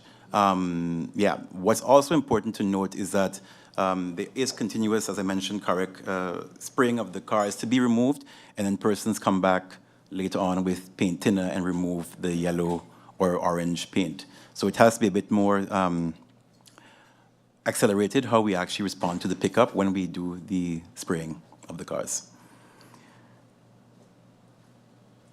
Then Rubber Tree Road in Colby is in need of dire help.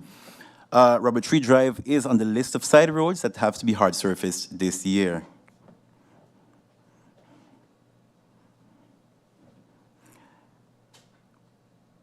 Yep. Are there any plans for parking in the Phillipsburg area?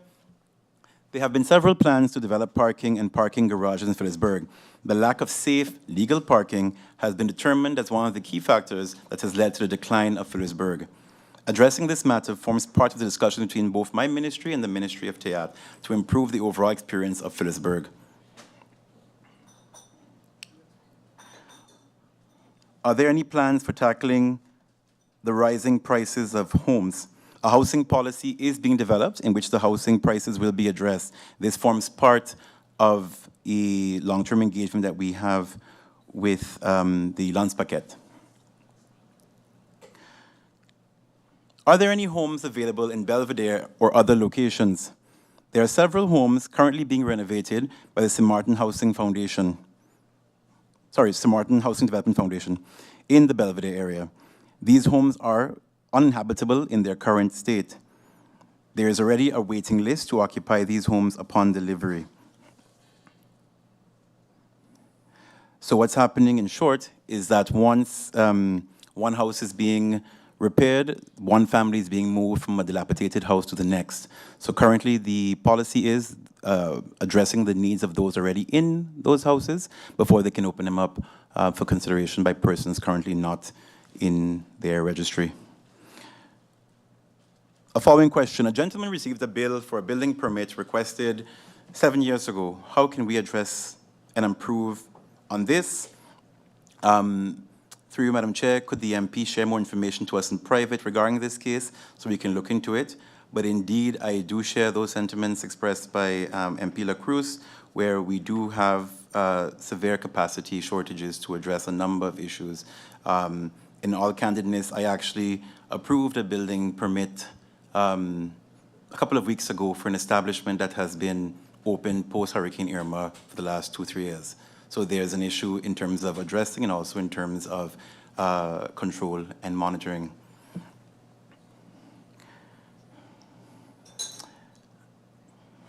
What happens if a piece of land is paid for each year and the neighbor complains that it gets taken away when building something? What happens to the previous payments that the person would have paid for that land. If you have a piece of long lease land, you must pay for it annually. This is the long lease canon, which should be seen as a rent for the land, the long lease. This is separate, of course, from the building permit. With private land, you do not pay government a fee. However, with both these types of land, all other procedures must be followed when you want to construct on these or any parcels.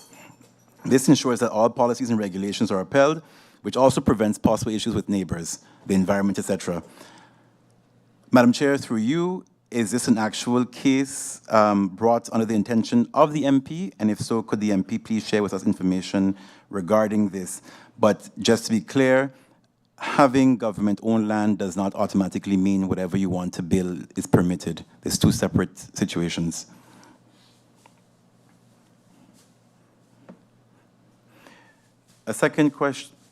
Another question. A young lady who has studied marine biology is being contracted by Nature Foundation.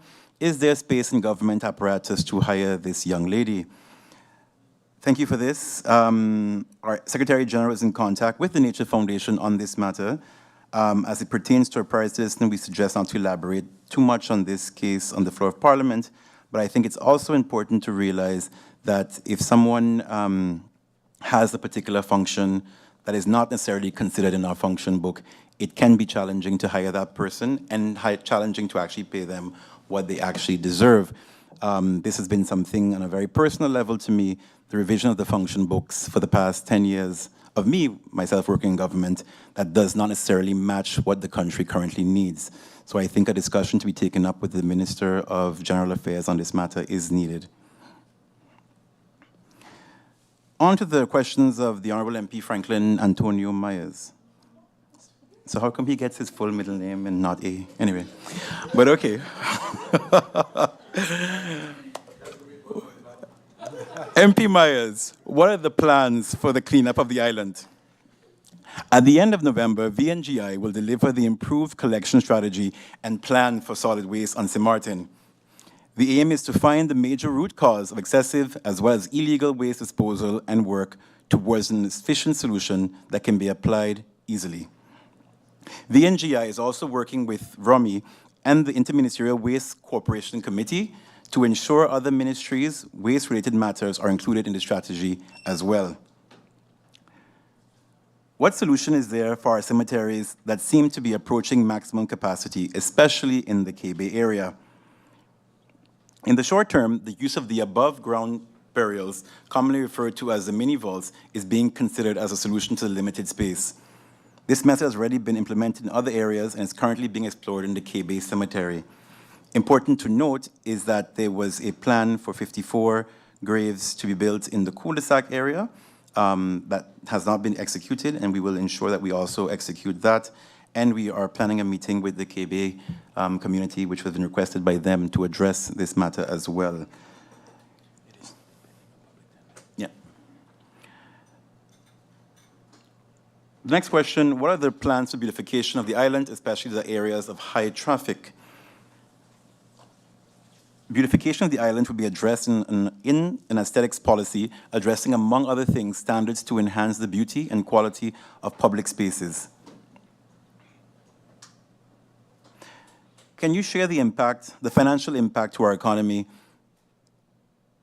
Can you share what the financial consequences to our economy was during the load shedding period of GBE?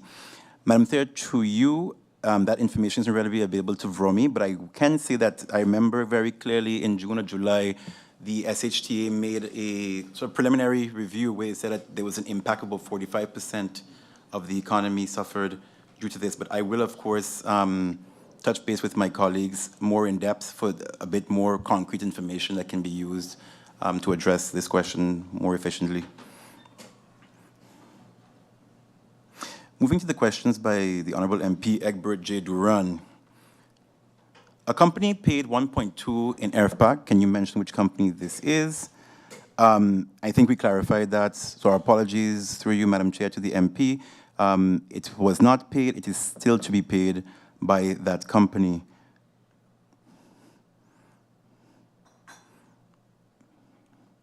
Yep, and the next question, of course, can you clarify can clarity be given to the top 10 offenders? We actually mentioned that already, so I'll just review it. So again, that we have received the latest updates of AirPac offenders in 2022, and of course, given that no one wants their financials across the floor of Parliament, we will have that discussion if we can share that privately with the MPs. How has land been issued, seeing there is a DDAM arrest? How has this been done in absence of a land issuance policy? Was the policy issued? A reissuance of long lease land to the same owner was finalized recently. In cases of reissuance of a long lease right that is about to expire, the DDAM jurisprudence has no influence or obstruction. This is only the case where land is newly issued to a new person or entity. Although there are recently specific circumstances mentioned by the Supreme Court where also in the absence of a land issuance policy, it is possible to issue land to a new person or entity. The said policy has not yet been issued and is currently being worked on. I expect this to take about another 8 to 12 months, seeing that this new policy most likely needs to have a legal basis in a national ordinance. There is a small chance that the verdict of the Supreme Court can be used as a legal basis for the said policy. Our legal team is looking into this. Of course, seeing the utmost importance of this subject for the country, I will keep Parliament updated on this topic. But to note, the DDAM verdict does not stop the issuance of land. It has to do with the notaries being able to deed a decree or not, depending on justification given by government. The specific right of long lease has been reissued based on the ministerial decree from the Minister of VROMI dated January 29, 2024. And I'd just like to go through this and read it.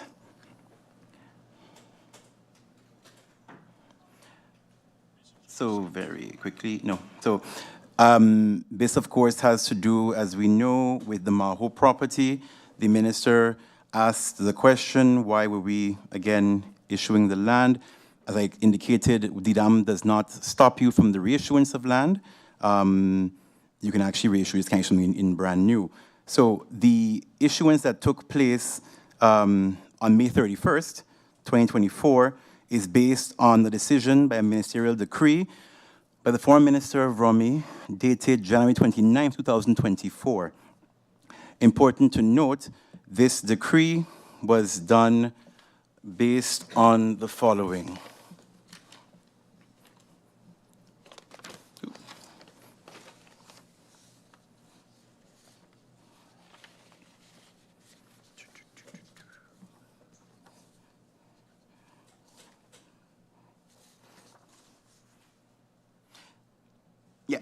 So the former Minister of VROMI issued a decree that stated that it extends the expiry date of the, the decree issued by the former Minister of VROMI extended expiry dates of the decrees for everyone who received a long lease decree dated before that date, that is, before January 29, 2024. So, the reissuance of Maho property was done based off those two ministerial decrees, both signed by a minister prior to myself. The decree for the Maho property, which dates to the decree from the Maho property was therefore reissued based on that. The former minister, through you, Madam Chair, questioned why we would have issued that, given the fact that there was a legal issue with the cadastre. Important to note that what was reissued was not new land, it was actually just the existing property, and the minister, having issued that decree on January 29th, would have been aware that all the decrees, including the one for Maho, was included when he stated all decrees signed before that would have been extended. So the impression, through you, Madam Chair, to be made that this minister or my predecessor immediately before me, Ms. Veronica Janssen, issued this land with knowledge of what was going on in the cadastre is not necessarily true. The issuance came by a decree of the former minister, now MP, and we just executed not an issuance, but a reissuance of existing land. The MP had the following question. It was stated the priority roads with economic impact will be tackled, but what about Arch Road and Well Road?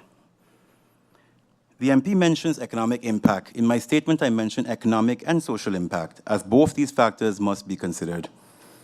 In my remarks made last week, as well as in press statements regarding the servicing project, Arch Road is listed as a priority road. And of course, through you, Madam Chair, I will address the second part regarding Well Road in another question of the MP as well. What is the sentiment of the minister, in particular to Arch Road? Is the intention of the minister to handle this in the next road, as the next road in the priority list? As stated, Arch Road is in fact on the priority list. However, there are issues such as permanent running water in some areas of the road that must be addressed before we commence works. Very similarly, passers-by would notice that the long-standing water on Yanshu Raskin Boulevard is being addressed before we finalize the work in Point Blanche. If this isn't done, we are all doing works in vain. The MP's third question, next question, road works. Is the Well Road also on the priority list like the Arch Road? Also, what is the intention of the start date for this project? Well Road, despite its very important function, is not, as the good MP would know, designated as the main road on St. Martin. The current priority list deals with those roads recognized as such by the ministry. Well Roads falls under the category of secondary road and will be considered for CAPEX 2025, which has a larger budget and longer execution timeline. What was the advice from the Permits Department with respect to the building permit referenced by MP Kutai? A building permit was issued. There is sufficient public parking space for approximately 40 cars to accommodate in the facility. With respect to the housing project being off the table, can the minister provide documentation that this has been off the table and maybe any and all meeting minutes regarding this topic?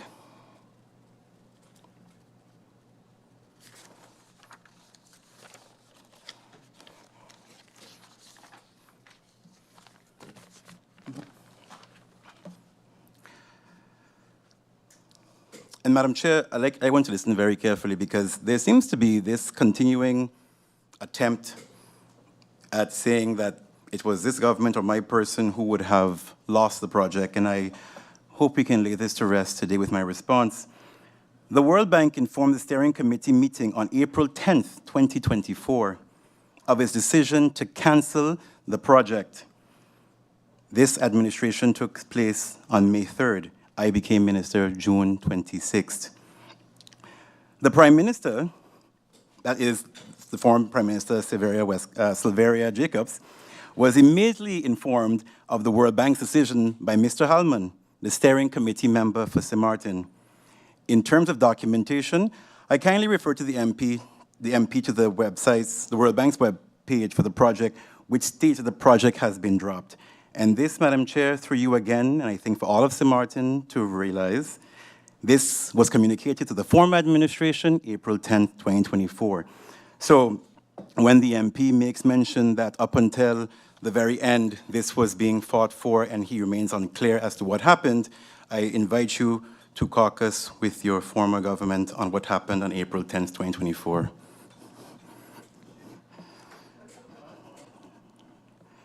The next question from the MP, building permit signed on May 2nd, maybe in confidential setting, can this be shared? Indeed, building permit signed by the previous minister on May 2nd and issued to the request on May 8th can be shared, and I'll share that with you through you, Madam Chair, in the documentation when we follow up. We have follow-up questions we may have after this round.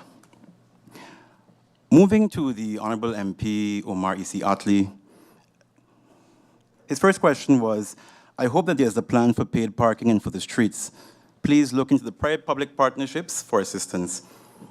Indeed, through you, Madam Chair, I applaud the MP for those efforts. I am a strong believer in PPPs, particularly coming out of foreign affairs, where we've realized very much with limited capacity, partnerships are one of the key ways to address what we need to do. And indeed, a plan of approach through you, Madam Chair, is being established to collaborate with other ministries to address the really critical need for parking in St. Martin, particularly in Phillipsburg.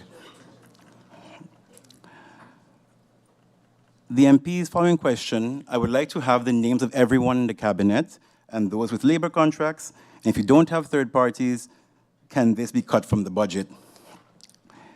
The cabinet of VROMI consists of the following persons: Sergio Diaz, Rayon Peterson, Luciano Nichols, Theodorus Snyders, Miklos Gitterson, and Howard Villarreal. Only 2 people have a labor contract. And on the subject of cutting the budget, not having a contracted third party, as was, I think, the initial question, is not reason to cut all third-party costs, as matters may, of course, arise outside the scope of the cabinet or ministry's capacity that would therefore require ad hoc assistance. Important to note as well, VROMI doesn't actually have legal staff. All the legal knowledge of VROMI is currently external, i.e. in the cabinet.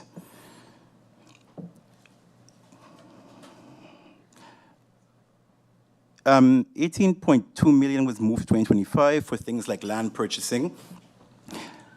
By moving it towards 2025, yes, I think the question was, are we still committed, Madam Chair, through you, to the purchasing of the land? By moving it towards 2025 shows our commitment that we are still willing to pursue this project. The discussion, of course, needs to be had with the stakeholders as to what commitments have been made. Is it an indication that cleaning should be enhanced? I think the taxi drivers themselves took the initiative to do this themselves. Indeed, the island's cleanliness is an area for improvement. Even though we promote community initiatives, we urge, even though we promote community initiatives and we applaud the Taxi Association for filling in where we as government fall short, we like to, of course, urge the community to always do so, and the Taxi Association did do so. They reached out to myself and Minister of TEATT with regards for assistance. Of course, we had limited possibility to do so, but we do thank them, of course, for their responsibility socially in addressing some of these key issues, particularly in that area, which is a popular tourist site.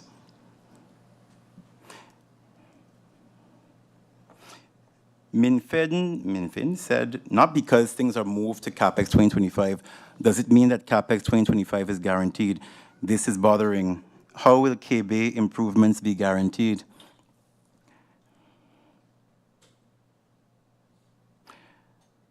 Indeed, it is important to note it's not guaranteed that we would have either received CapEx 2024 prior to this amendment. However, this amendment is necessary because it's not realistic to utilize the budget in 2024. However, by moving towards 2025, our commitment is demonstrated to pursue this project. What is the role of the Minister of VROMI with GB? A Landsbesleurit issued in 2013 outlines the responsibility of each minister as it relates to the government-owned companies. Under the previous administration, there was an increased presence or role of the Prime Minister in all issues regarding GEBE, rather than VROMI or TEATT.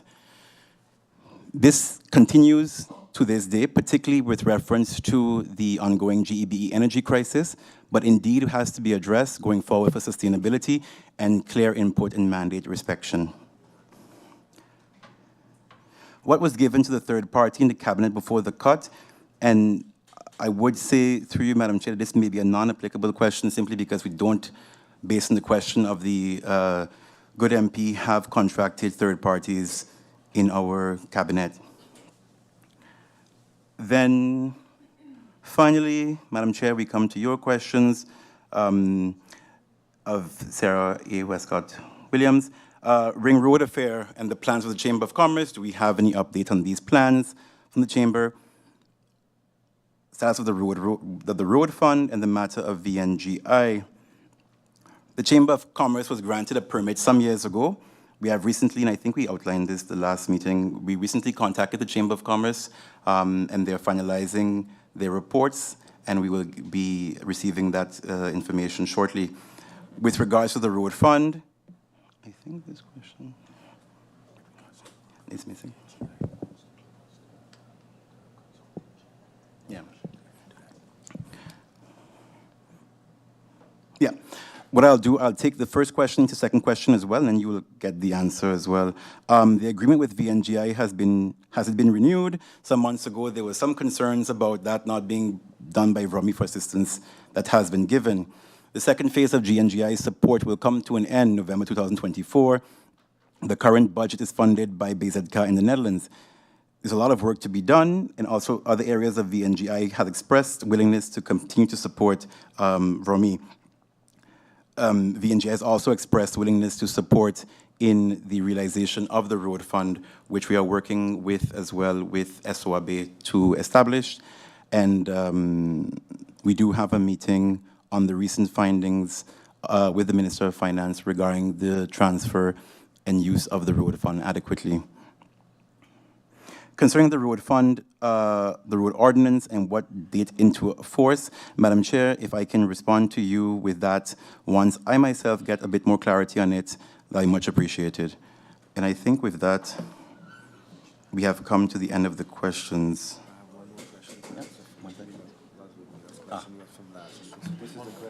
Yeah, sorry, Madam Chair, we did have one clarification from the, let me just close on me. Yep, from the MP, Ludmila de Weaver, who asked, actually, budget vacancies are now 8 and it changed from 1. So you remember we stated that we couldn't find the documents and we were directed where this year's budget is 28,000 versus 44,000 from 1 employee. The vacancy, which was for the hiring of the SG, has now been corrected to reflect the remainder of the year 2024. And this is indeed is where the difference in the amounts come from.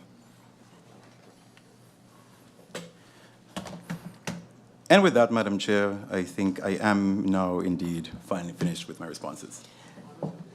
Minister Gums of VROMI, thank you for those answers.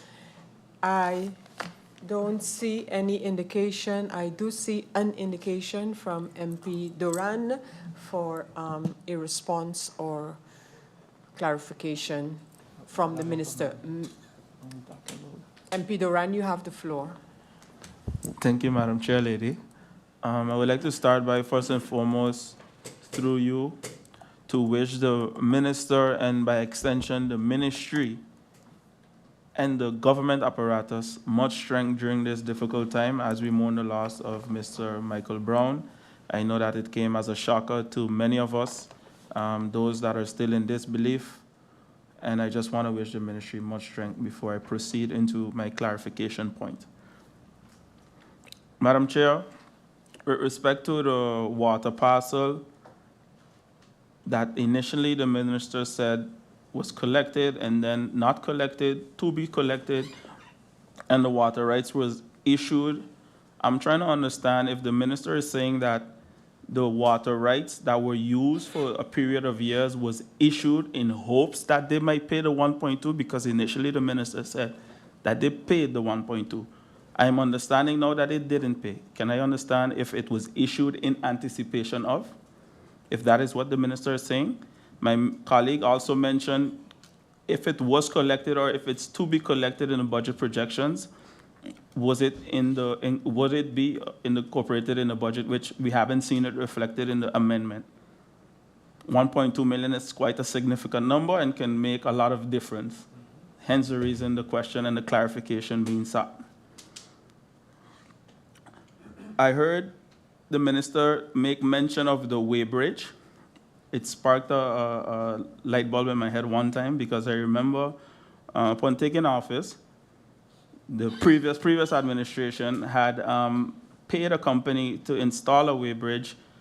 They never complied with it. They paid about, I think it was about 75% of the cost, and we took them to court. I would like to know through you, Madam Chair, is this the weighbridge that is on its way, or is this a whole different weighbridge? And if this is a whole different weighbridge, where are we in terms of the court proceedings with that particular company? I know this has been a government that has been settling cases since they came in. There's a lot of court cases being settled, no appeals.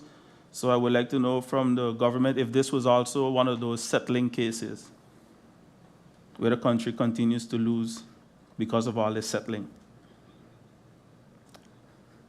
Madam Chair, through you, I want to get some clarity if, with respect to this May 2nd permit that references continue being drawn to, is the minister saying that the permit department advice misled the minister? Because the reason why I'm saying that is because there's a continuous sound that the change of purpose was not done, which I know is a prerequisite, 100%, the minister is right. The parking policy, the beach policy was not taken into consideration. I want to put it out there for the general public. Once a minister receives an advice, it is advice to approve or advice to approve or disapproval. So it's a yeah or a nay. To add some context to that, there are always motives as to why. 9 times out of 10, there are approval advices. Well, I would say 50 times out of there's 49 times out of 50, there's approval advice. Once in a while, you see a disapproval.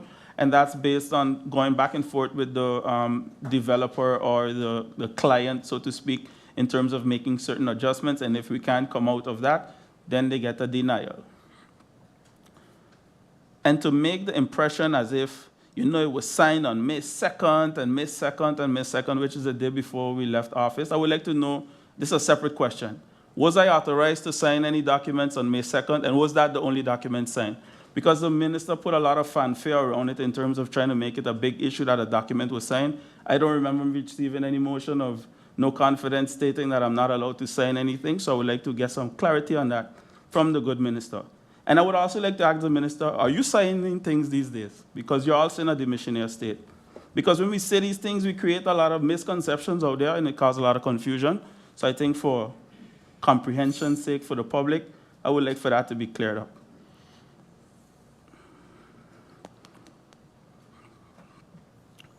I move on, Madam Chair, with respect to the land that the minister mentioned which in regards to Maho, and it being signed off because it was already issued and it was reissued. But I just want to let the good minister know, in case he is being misled by his advisors, the whole situation had sparked confusion due to the fact that an extra, I think it was about 2,000 to 3,000 square meters was issued in error or being utilized in error for all these years. Hence the reason why someone lost their job in the cadastre. All the evidence, everything is there. So if you are not doing the due diligence, and I think after I sound the alarm, I think about 3 or 4 times, it should have prompted you, knowing the person that you are, to go and do that investigation, unless you don't want to know, through you, Madam Chair.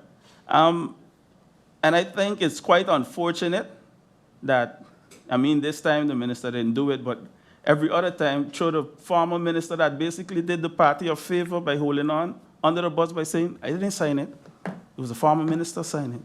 I find that quite worrisome, and I for sure would never take a post and do a favor like that for anyone that is throwing me under the bus.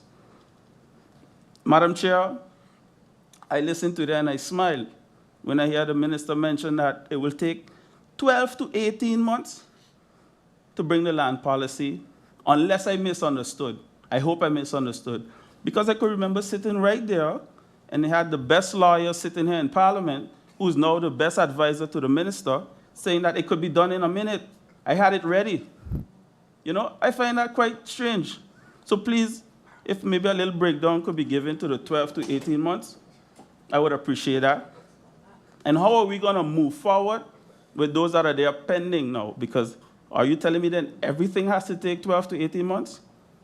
But some big developers can get through in 2 minutes? That's a question I would like to know.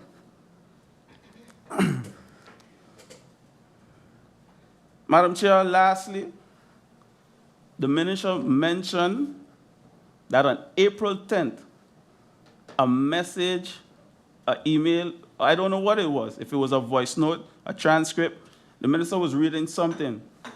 And he said on April 10th, the government was informed. Then he said the prime minister, then he said the government. I would like some clarity, because earlier today, the prime minister said that there is documentation. So if there is documentation, I think that the Minister of Housing should have that documentation. How was this communicated that the project was ended? Madam Chair, I've been in this public service sector, whether in the legislative and the executive, for almost 7 years. And one thing is for sure, I'm not going to waste my time for months back and forth stating that something was so, knowing otherwise. Because I would have just said that, hey, listen, guys, we run the risk of losing the project for XYZ. So I really would like to know, and the minister mentioned April 10th, that was my birthday actually.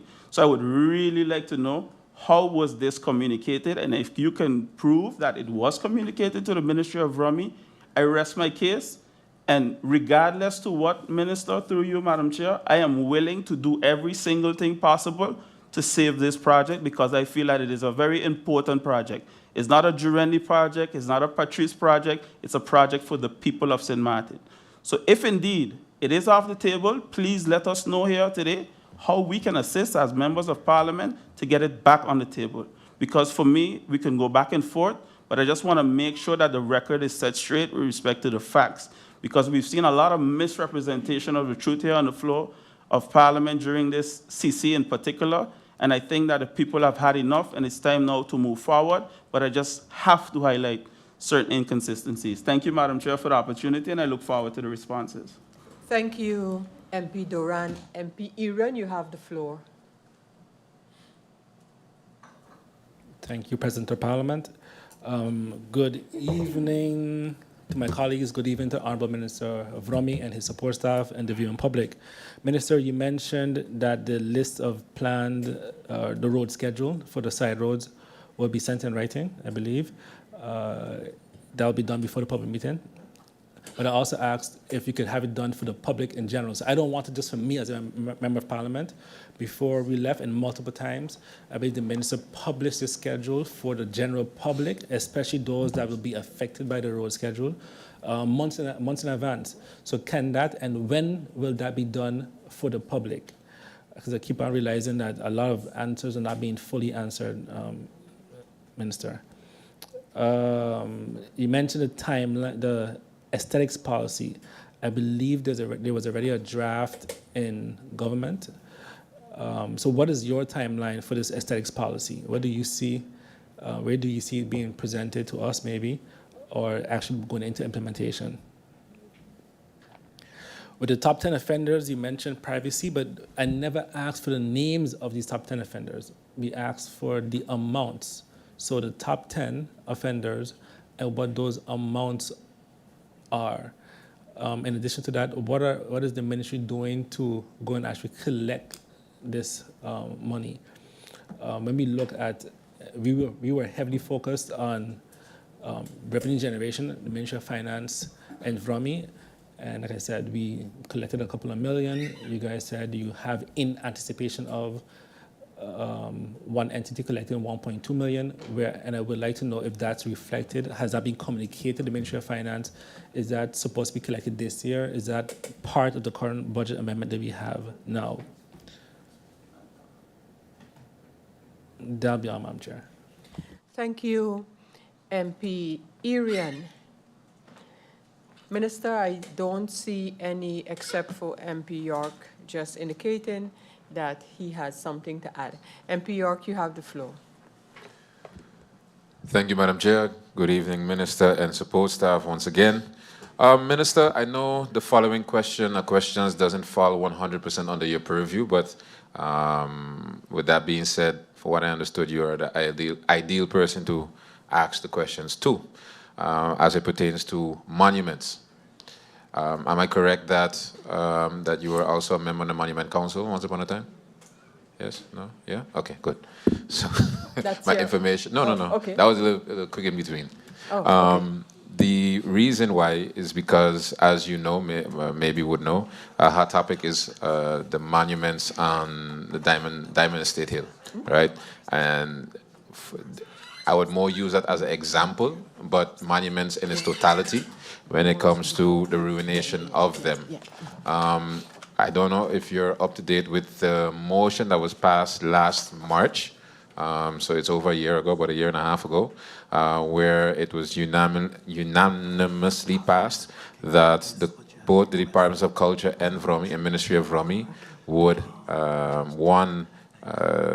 make a detailed monument list, or add to the existing monument list. But where VROMI was concerned, the spatial planning ordinance would be adjusted where you could establish violations for monuments, the ruination of monuments, and the penal code thereof. My question is, from what I understood from the prior administration, and also investigate the offenders. What I understood from the prior administration that the investigation started. I think a name or two was identified. Are you aware of the then investigation? Has it continued? Or is it something that you plan to pick up? If you're not aware, do you plan on picking it up, seeing the necessity of it moving forward? And what is your stance, seeing your experience being on the Monument Council, when it pertains to violation, establishing proper violation for offenders and repeat offenders?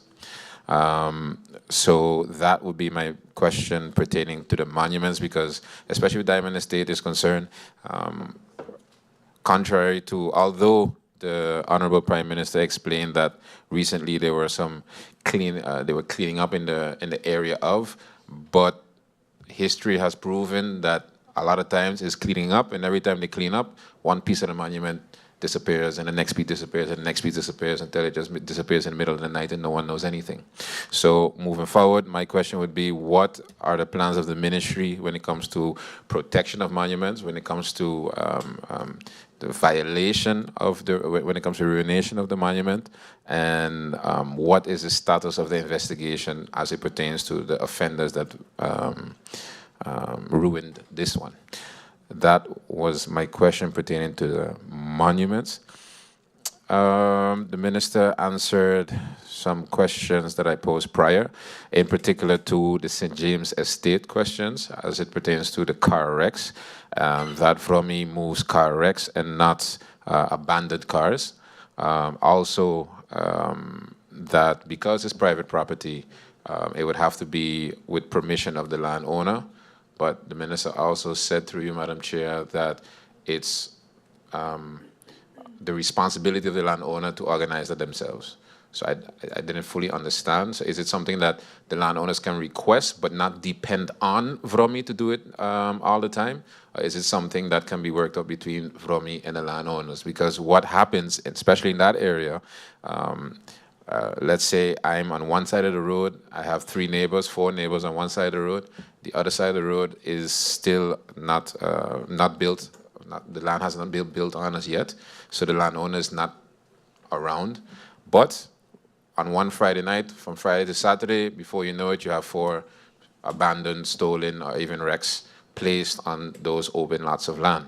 I understand that the landowners can then move it themselves, but at a certain point in time, it becomes very costly. So the question was more pertaining, I understand very much so that it's under the purview of the landowner, but what can VROMI do in those instances?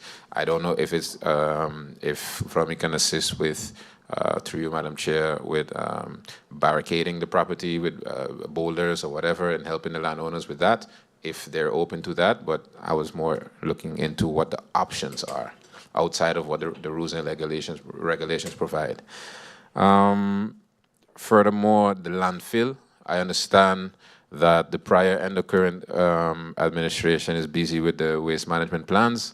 But my question is more geared towards the landfill itself. So basically, when a hill is excavated, the dirt that derives from the hill, what are the plans moving forward with that?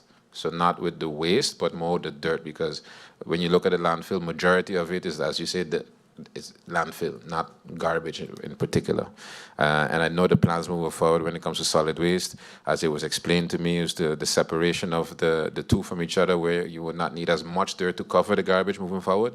But my question is, in particular, what happens to the dirt? Because moving forward, we'll have more excavation of the hills, seeing that the flat land is almost obsolete.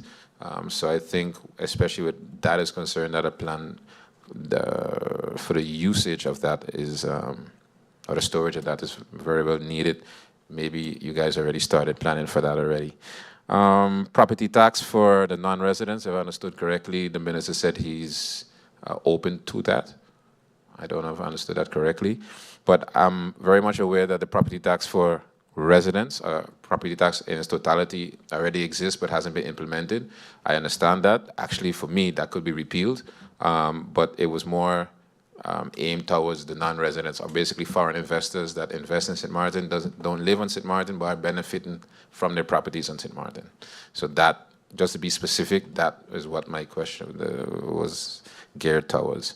And that would be it for my question. Oh yeah, and moving forward, when it comes to the road resurfacing, my question would be, would the minister be open to implementing 3 things: drill cores prior, drill cores post, and height surveys before any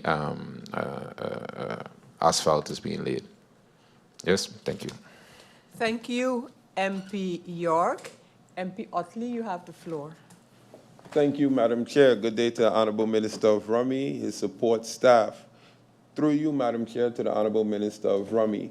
I specifically asked the question as it relates to GEBE because I noticed, like you said, there's hopes and plans that this will be rectified as the minister in charge of GEBE or over GEBE.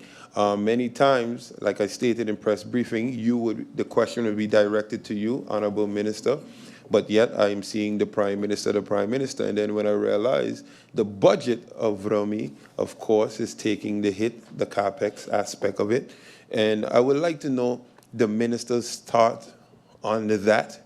I would like to know your thought on the process of GEBE being placed in the CAPEX for VROMI. I would also like to know your plans, Minister, for VROMI. And I ask this specifically because the Prime Minister answered a question today: is the concession ordinance still valid? And I'll await certain answers, and I'll dive into, I see you smile, dive into why in the public meeting. Also, are you aware, well, while we have the Honorable Minister of TEATT here sitting as an MP, are you aware that the responsibility and power that you have when it pertains to national crisis? And I hear the Prime Minister speak of a national crisis, but the power is implicated for the Minister of VROMI in a national crisis. Also, the Minister of TEATT controls the tariff and pricing. So we have the 2 relevant ministers that can actually bring relief and change to the people. And yet, I only see the Prime Minister. So I would urge you, Minister of VROMI, not to throw your hands up, but definitely use some of those innovative ideas. You have innovative staff members, and you have a good controller right there. I don't know his necessary function in the cabinet, but if someone can bring budgetary ideas, I believe is that young man right there. So I would like to know the aspect of it, and again, I refer to the concession ordinance. And if we are speaking on an ordinance, then an ordinance is trumps the policies and decrees and stuff. So therefore, I would like to see the thought pattern on it. And then if you are not familiar with the ordinance, once you read the ordinance, then I would like for the Minister of VROMI to tell me how he intends to take control of the situation. Thank you very much, Madam Chair. That'll be it for now. Thank you, MP Otley. Minister, you have heard the questions of the members of Parliament. I would just like to ask you, Minister, if you can just elaborate a little better for my understanding the answer to my question regarding the VNGI. If you can just elaborate on that for me. And then, Minister, you have several questions, and I would like to know how you would like to go about responding to these remaining questions. Actually, would you like to, are there any that you can answer like now or during the course of this evening while we have some other of your colleagues who will be coming? Or would you want to send, which ones would you want to send in writing, as we have been doing with your colleague ministers? So, Minister, if you care to respond to that, and then I can decide how to continue. Minister Gums?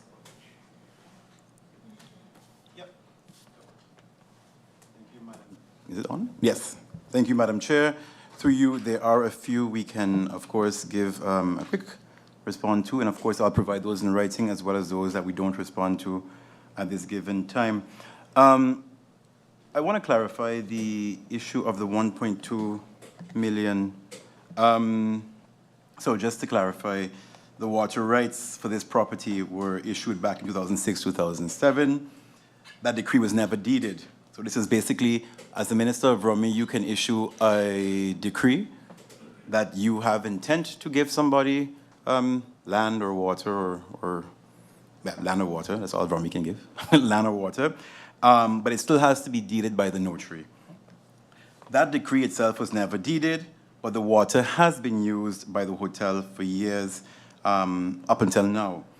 So the idea, of course, is now the already in-use parcel can be issued, given the fact that it's been used for a number of years, under the condition, of course, that the retroactive amount, 1.2, be paid, and that the canon will go up by from $10,000 a year to $250,000 a year. So just to clarify, that 1.2 that I think the MP Duran had asked about, through Madam Chair. Regarding the weighbridge, there's several, let me clarify, there's several things. There's one, a weighbridge that was partially paid for some years back. There was some information about that weighbridge asked because it was never delivered, and it sort of died a natural death, so to speak. So upon taking office, we are actually now trying to figure out where that weighbridge is, because government did indeed pay some amount of money for it, and it has never come to government. So we have our legal team on that. Second to that, the NRPB is actually busy procuring for VROMI a weighbridge. That's something that was started rightfully so under the last administration, because we definitely needed a weighbridge to take into consideration what is actually coming onto the dump.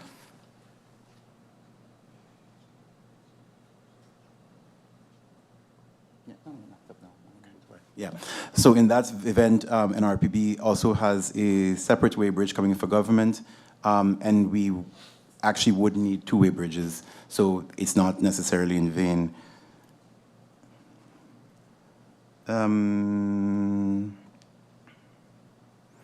On the point of MP Arian, he asked about the list of plan schedules, and I think it's very important to realize the following.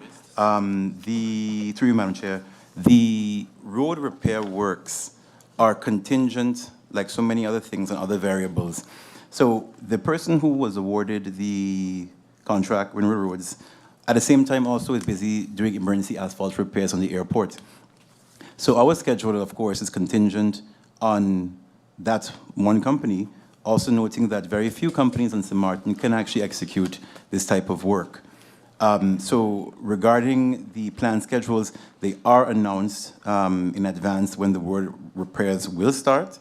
Months in advance is not necessarily possible because of all the different variables in St. Martin. We have one or two companies that can handle this kind of work, and the large amount of construction that happens on this island, honestly, it's not possible. The asphalt project at the airport has taken some time. We were able to squeeze ourselves into the pocket that we did when fixing the Point Blanche Road. But of course, months in advance isn't necessarily very possible. So the standard has been, of course, we announce it at least a week in advance, minimum 3 days in advance. And given the fact that all the works are happening at night, there is very limited interruption.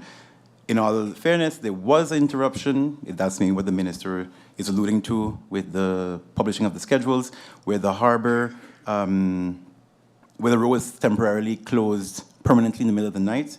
Why? Because a number of aggregates, so basically road materials, were being transported by a truck who did not follow the rules regarding how you cover and transport materials. So as such, the road had to be closed to avoid damaging the road that was being fixed in the process. So that was the only point in time where this really hindered free movement.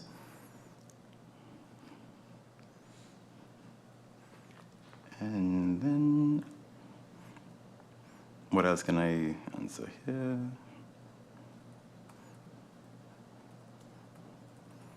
Yes, indeed. MP York, through you, Madam Chair, had a question regarding the motion of last March on the ruination of monuments. This was actually one of the things, I think this happened January 2023. I was still Monument Council Chair at that time. And the Ministry of Education, Culture and Sport at the time had to sort of continue conversation with the identified owner regarding how to address this, and it wasn't continued. So as this is under the purview of ECIs, of course, VROMI has a role to play in terms of whatever permits may be required. We will follow up with the Minister of Education, Culture and Sports, but I can tell you very honestly that when following the decision, following the discussion done where we found out who the owner was, there was not necessarily much done at the level, well, definitely at the level of the department, but not much done at the level of the minister at the time to pursue this case. And this is me speaking under my previous cap as minister, as not minister, of Monument Council Chair.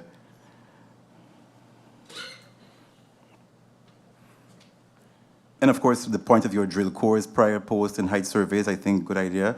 One thing through you, Madam Chair, when the roads were pouring the road, it was observed that, and that's to clarify, 10 to 12 centimeters is poured, and when compacted, it goes down to 4. So I actually have a picture where I myself was there 3 of the nights that were pouring. The reading was 9.8, and then when you compact it, it went down to 5.97, something like that, 6. In some places, in other places, was 6.5. So indeed, I think you mean something a bit more intense than just reading the screen on the monitor. So point well taken. And then with MP Otley, I think very strong point, and I think I've mentioned this several times, particularly to the last government when in my function as Foreign Affairs, we had a lot of discussions around the concession agreement. GEBE has a requirement of 2% renewable energy in the current concession agreement. This was something that was brought forward in my previous function. That's something that we all, I think most of the country is very much aware of now with this energy crisis. And of course, given what's going on, it does call the need towards addressing, is the concession agreement being adhered to? Very simply, it's not. In my discussions that I'm having currently with GEBE, because despite the Prime Minister's sort of very hands-on approach to addressing everything GEBE, I do indeed continue my regular discussions with GB, and there is a strong move towards renewables, and we're having a discussion around what options are there, simply because we cannot wait any longer. And I think what has become very much the kind of the modus operandi is that everybody is screaming renewables when it's a crisis, and once the generators come back on, everyone gets comfortable again with heavy fuel. Very much like how after Hurricane Irma, everyone speaks about change and resilience, and then once everybody gets current back on and they can bathe every day, then everyone gets comfortable again with just being, you know, non-neighborly and innovative. So I guess, indeed, with that, I think we have to address that concession agreement because we are in violation. Well, not we, I think we are contrary to what is in the concession agreement. And with that, Madam Chair, I will endeavor to answer all other questions, including these in writing, before the announcement of the public meeting. And I'd also like to say thank you, MP Duran, for reminding me, I think, in all the haste of answering these questions, for reminding us of the passing of Michael Brown. I think sometimes in all the work case, we forget the small things, but those small things matter a lot. So thank you again for reminding us about the human aspect of this work. And again, indeed, a lot of what we have been doing at VROMI and making the movements we've been making is partially, substantially due to the fact that we have had this position of head of permits filled for a very short time, but I think the impact of Michael Brown with the team and the sense of camaraderie and the vision that he shared in terms of where we need to go, that has very much driven VROMI positively forward. And I think it's definitely a void that everyone is feeling. You know, it's not easy to necessarily keep a team motivated because, you know, every time you look at VROMI's capacity issues, this is another blow again towards driving forward where we need to go. A very committed person, very ambitious, very hardworking, and he will be dearly missed by the ministry. So with that, we wish his family and of course the colleagues and myself, you know, you can't imagine losing a child. And of course his family, lots of them work in government. So, you know, you feel it heavily in the building, and it's something that we wish all the family all the best. And to my colleagues in VROMI, much support and strength as we continue to move forward, as Michael really supported us in doing. So thank you for that, Madam Chair, and with that, I yield you back the floor. Thank you, Minister Gums, and that would also be my question regarding elucidation on the VNGI. That will Yes. also be provided In writing. in writing later on. Thank you, Minister, and I see that MP Irian, you wanted to add something. Thank you, President. I think that the minister maybe have my question confused regarding the schedule, because you're referring to the schedule of, let's say, the main roads, and I'm referring to the schedule of the side roads, because you mentioned the airport project and asphalt and Point Blanche. I'm referring specifically to the side road project, because you're also referring to, let's say, Wimmer Roads, but Wimmer Roads isn't the only company that has the contracts for side roads. So I'm again asking if the schedule for the side roads can be published and keep the public up to date. Also, can it be sent to us in writing, obviously? And at the very least, the list of roads that's in order. So your priority list in terms of the roads that are up next. And you also, I'm still very confused, Minister, and I don't know, you're not answering very directly the question regarding the 1.2 million guilders. You said that there was a letter of intent by a minister to give the land. Just you could just nod if that's correct. And then after you plan to issue it, isn't that then a new issuance? Because a letter of intent doesn't mean that it has been issued. Intent isn't the same of actually issuing the land out or deeding the land out. So I'd like some clarity on that, and then you just never mention if it's part of the budget or not. Like they consistently refuse to mention if it's expected to be collected for 2024 or not. Thank you. Thank you, MP Irian. MP York, you have something to add, and then we have MP Doran as well.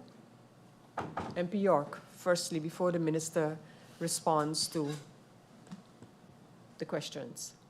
Thank you, Madam Chair. Thank you, Minister, for your elucidations thus far. I had two follow-up questions. One in particular as it pertains to the monuments. You alluded to the fact that the prior administration you didn't feel in your prior function that you had the necessary follow-up that was needed at the time. But my question was, what are you planning, through you, Madam Chair, planning to do? What is the minister planning to do with this case moving forward, and with future cases, or to mitigate future cases moving forward? That was more where my question was aiming towards. And next, finally and not least, the St. James Estate.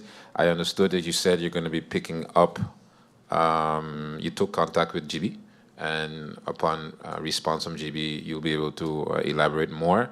But I don't believe the question was answered. Maybe I missed it.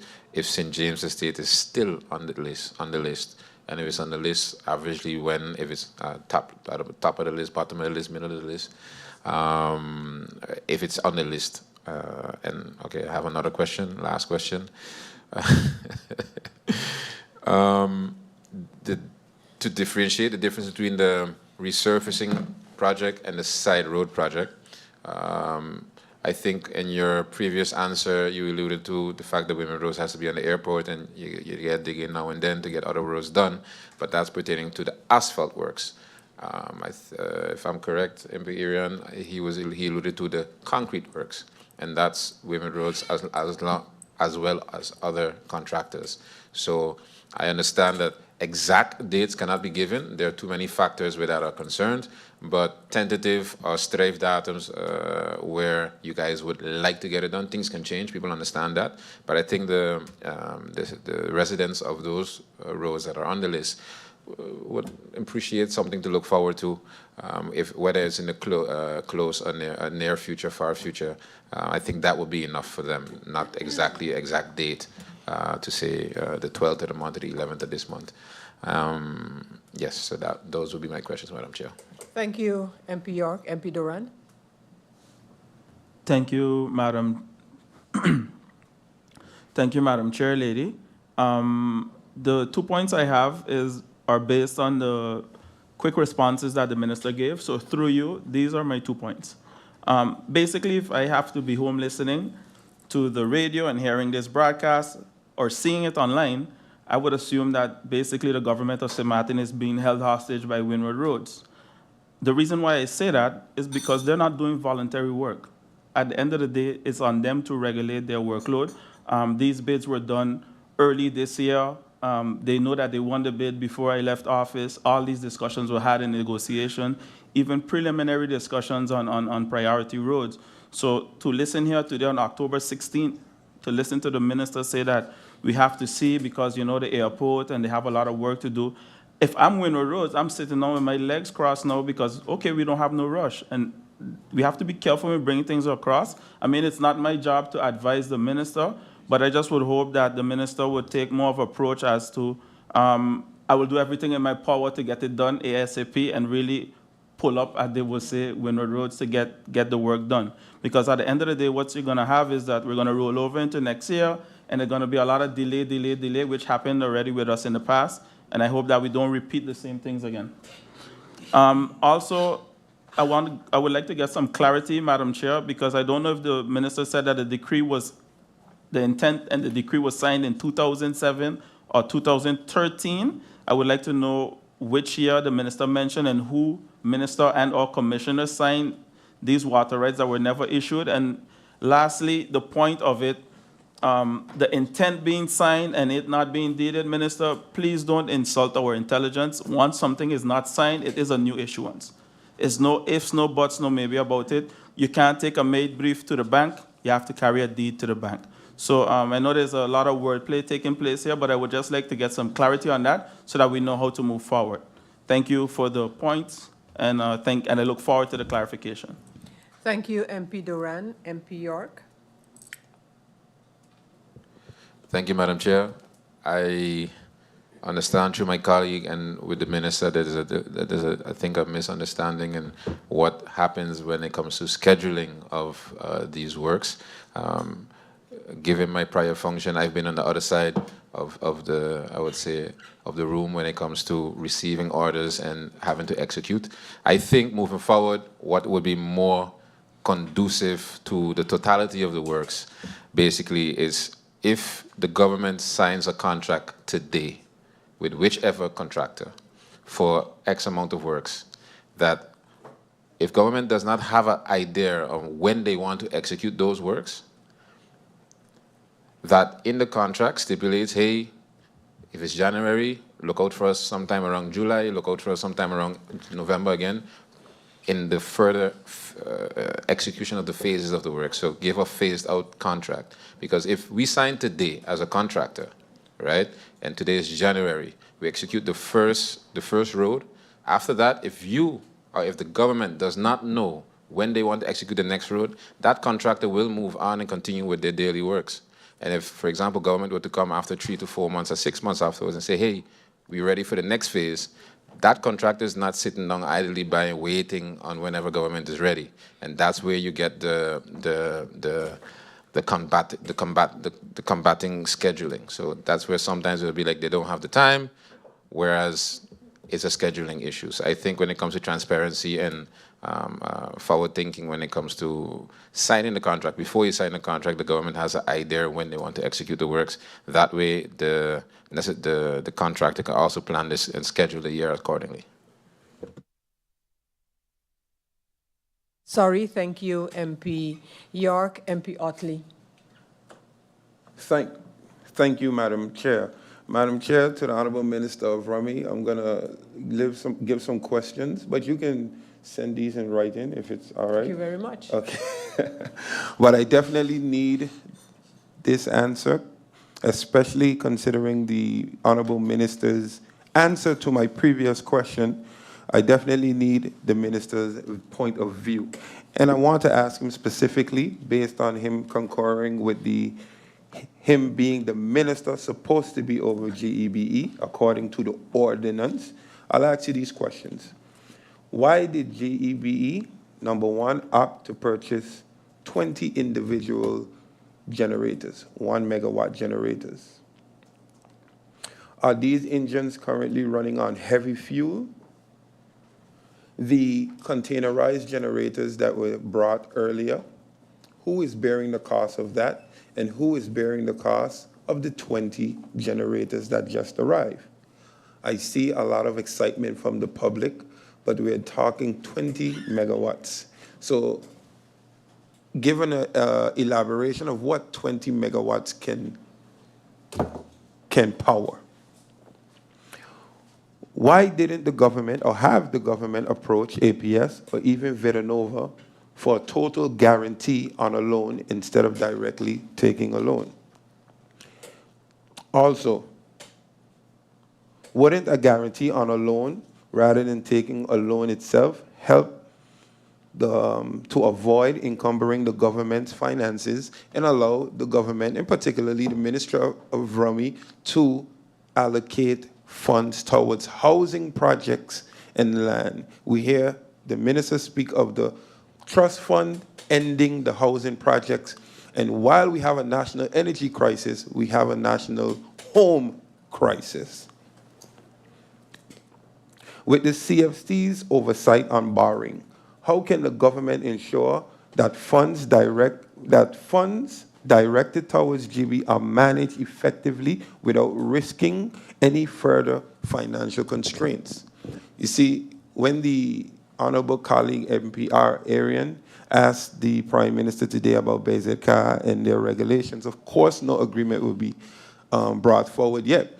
But what I foresee is something particularly like the airport, where a CFO or someone will be requested. Why? What is the update with the management team of GEBE, the big Cs? When will they be placed? What is the plan? What are we waiting on? Because I can expect conditions.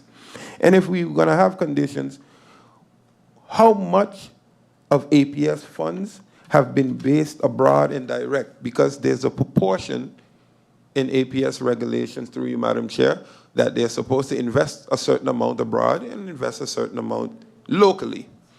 60% locally? Locally. So with that being said, I would like, well, if you can relay this to the relevant minister, to find out the amount that has been invested locally. Maybe we have enough, or they have sufficient to invest towards GEBE, whereby GEBE is a monopoly. So the problem is not recouping the funds. I want the public to realize that. The problem is mismanagement of funds while we're in this predicament. But GEBE, being a monopoly, will definitely recoup funds. Can the government ensure that funds used for GEBE needs are balanced with the investments and other vital areas like, same thing, housing, education, and considering our current financial constraints? We are in a bind. We see in the newspaper as it is projecting to lose 23 million this year and 19 million next year. The government is in no financial situation itself to play the hero. And I want us to ensure that we are not trying to play the hero, but take the best possible route.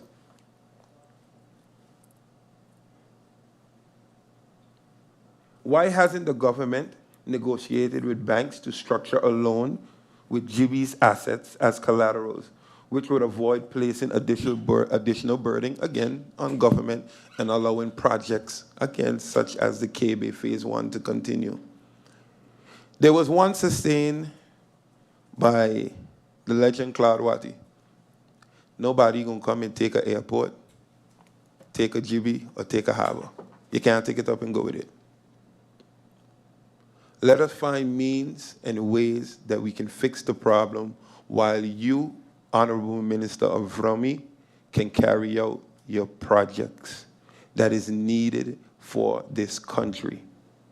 GEBE, yes, is a government-owned entity, but it's its own entity. And if we can find ways to access that they can access their funds while we can have our funds allocated and carry out our projects, would be a win-win for this country. A definite win-win.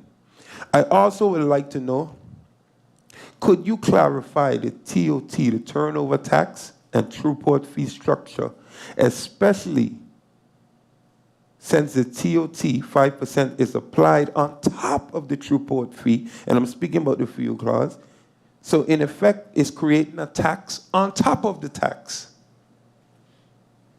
All of these is related to this fuel clause in the GEB bill. So a lot of us speak on the throughput, but we neglect the TOT that is coming out to actually be higher in the GEBE bill. And I save these questions specifically for you. For you, and I hope that your answers will come from you and your ministry. And a good time before the public meeting that we can carry on with further deliberation. Thank you very much, Madam Chair. Thank you, MP Otley. Minister, now I think we have reached at a point where you can respond or indicate how you will be responding to the questions posed by the members of parliament regarding your ministry. Minister Gums, how do we proceed with the answers? As I indicated to your colleagues, if in writing, then I look forward to receiving them before the public meeting for the handling of the draft budget amendment 2024. Minister Gums. Thanks, Madam Chair. I'll just like to give one clarification, and then I'll end off with all other things in writing. Regarding MP Duran's question about is this a new issuance or not, and I think the good MP knows very well how these long lease issuance work. Of course, it's a new issuance of water rights, that's undeniable, whereby, of course, the condition of this issuance is the same 1.2 million guilder fee, meaning that before they're able to deed it, this amount has to be in by government. Furthermore, the DDAM verdict does not stop the issuance of these water rights, as there are clearly big docks already built on these parcels at the moment. It's already built, so it cannot be issued to anybody else. And I think that's one of the key things you have to realize with the DDAM arrest, is that it does not necessarily, and I stated it prior in my clarifications, the issue is how do you justify it at the notary? So the issue here is that what is being issued, what has been already used, the fact that they've already used it for so many years and accrued so much long lease land, it's justifiable. And as such, as I mentioned before in my answers, this is something that can be accepted. And of course, we can give this to you fully in writing for perusal as well. And all other questions, Madam Chair, I will have them ready as early as possible before the 28th. Thank you, Minister Gums, for those responses and the way that we're going to move forward. MP York, I would want to suggest that we kind of round up this discussion now, but you wanted to add one little thing, please, MP York. Thank you, Madam Chair. Two questions real quick. Minister, I would really appreciate it if you could give a verbal answer on my monument question. And second question, as it pertains to the water rights, how many of those contracts have been given out this year? Minister, your response to the request by the Member of Parliament regarding an answer now or two answers now. Through you, Madam Chair, can the MP repeat to me which Monument Council question again? Is it that what's the plan to do with the cases? Yeah. So again, I think it's important to realize that I, as Minister of VROMI, can't do anything with monuments unless I get an advice from the Minister of Education, Cultures and Sports. So you have to work, and I agree, and I've been saying this as Monument Council Chair, the two never worked together. So exactly, I'm there now, and I think that's one of the key things I've stated, is that because there's also no Monument Council now, whatever things come up regarding monuments, I have to play a bigger role in terms of making sure that, knowing my knowledge, that those things are addressed and monuments are protected. And then, of course, with water rights, how many this year? I'll have to get back to you in that in writing. Thank you, Minister. Noted. The Minister now has something to add. Minister. No. The strength of a team, there has been no water rights issued this year. Thank you. Noted. No water rights issue this year. Minister, thank you for your responses to the Minister and his support staff. Thank you for being here present, members of Parliament. We are going to adjourn this meeting, of course, to allow the Minister to take leave. Once again, thank you, Minister. But in the meantime, members of Parliament, we are going to adjourn until 6 p.m. 6 p.m. and we will continue then with the Minister of Justice. Minister, thank you once again. Meeting adjourned until 6 p.m.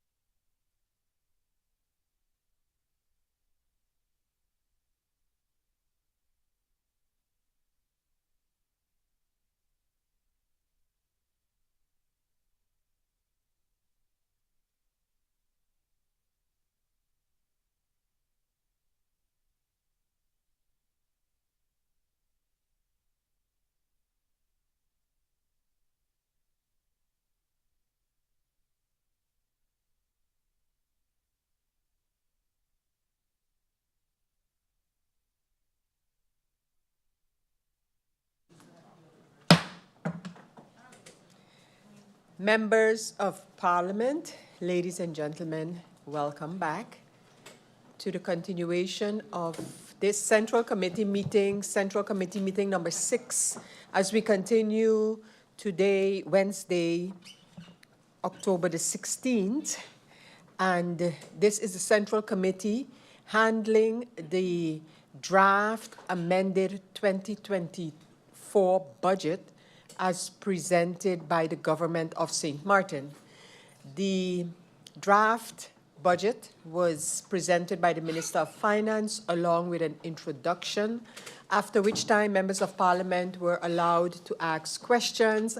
And since then, the ministers have been appearing in Parliament to answer the questions regarding their respective ministries. So as we continue today, we now have with us the Minister of Justice and his support staff, Minister Lewis in this capacity as Minister of Justice. And I want to extend a warm word of welcome to the Minister and his support staff. And Minister, I immediately turn the floor over to you to respond to the questions that regard your ministry as you receive them from the members of Parliament. Minister Lewis, you have the floor.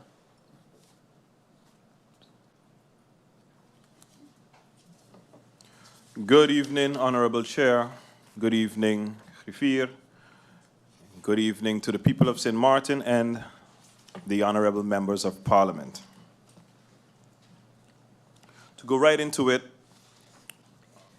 Chair Lady, I would like to go through you on the questions and answers for MP Duran. Can the ministry generate revenue by charging for tinted vehicles rather than banning them? This matter will need Parliament's input as it involves the Landsverordening. Furthermore, we want to ensure that this does not make it more difficult for law enforcement officers to do their jobs, so their advice will also be required. Is the ministry open to allowing ex-uniformed officers to carry their firearms? What are the ministry's thoughts on creating a policy for ex-uniformed officers to carry firearms? Currently, an ex-police officer is classified as a civilian and must request a permit. For this to change, the weapons policy will have to be adopted. However, I agree with such a policy for ex-uniformed officers with an honorable end of service. Through you, Chair, the questions by MP Roseberg. Why is there no annual policy plan for the crime fund? And how has it been used in the past without one? The intention is to draft a policy plan on a yearly basis. A draft plan was completed for 2024. However, this is tentative, given that the legislation for the crime fund is still being finalized. Typically, we would have liked the policy to predate the completion of any projects or spending. However, due to the urgency of acquiring enough vehicles to address the increase in the crime and safety issues, the minister has decided to prioritize this matter. How is it possible that BZ car funding, 3.6 million guilders, is in the crime fund? It was upon the Ministries of Justice request to expedite the processing of payments for the advice submitted by the border services. In the first ORVG project back in 2018, the ministry encountered some delays in processing of payments of the advice due to the funds being deposited into the government's general coffers. While this ensured careful oversight, it also led to some challenges in clarity regarding detailed expenditures. This time, by utilizing the crime fund, we aim to streamline the process and enhance transparency. What specific projects have been funded by the Crime Fund and how much was spent on each?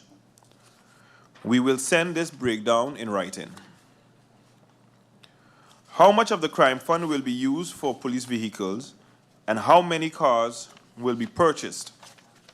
9 vehicles will be purchased for an amount of 517,779 guilders.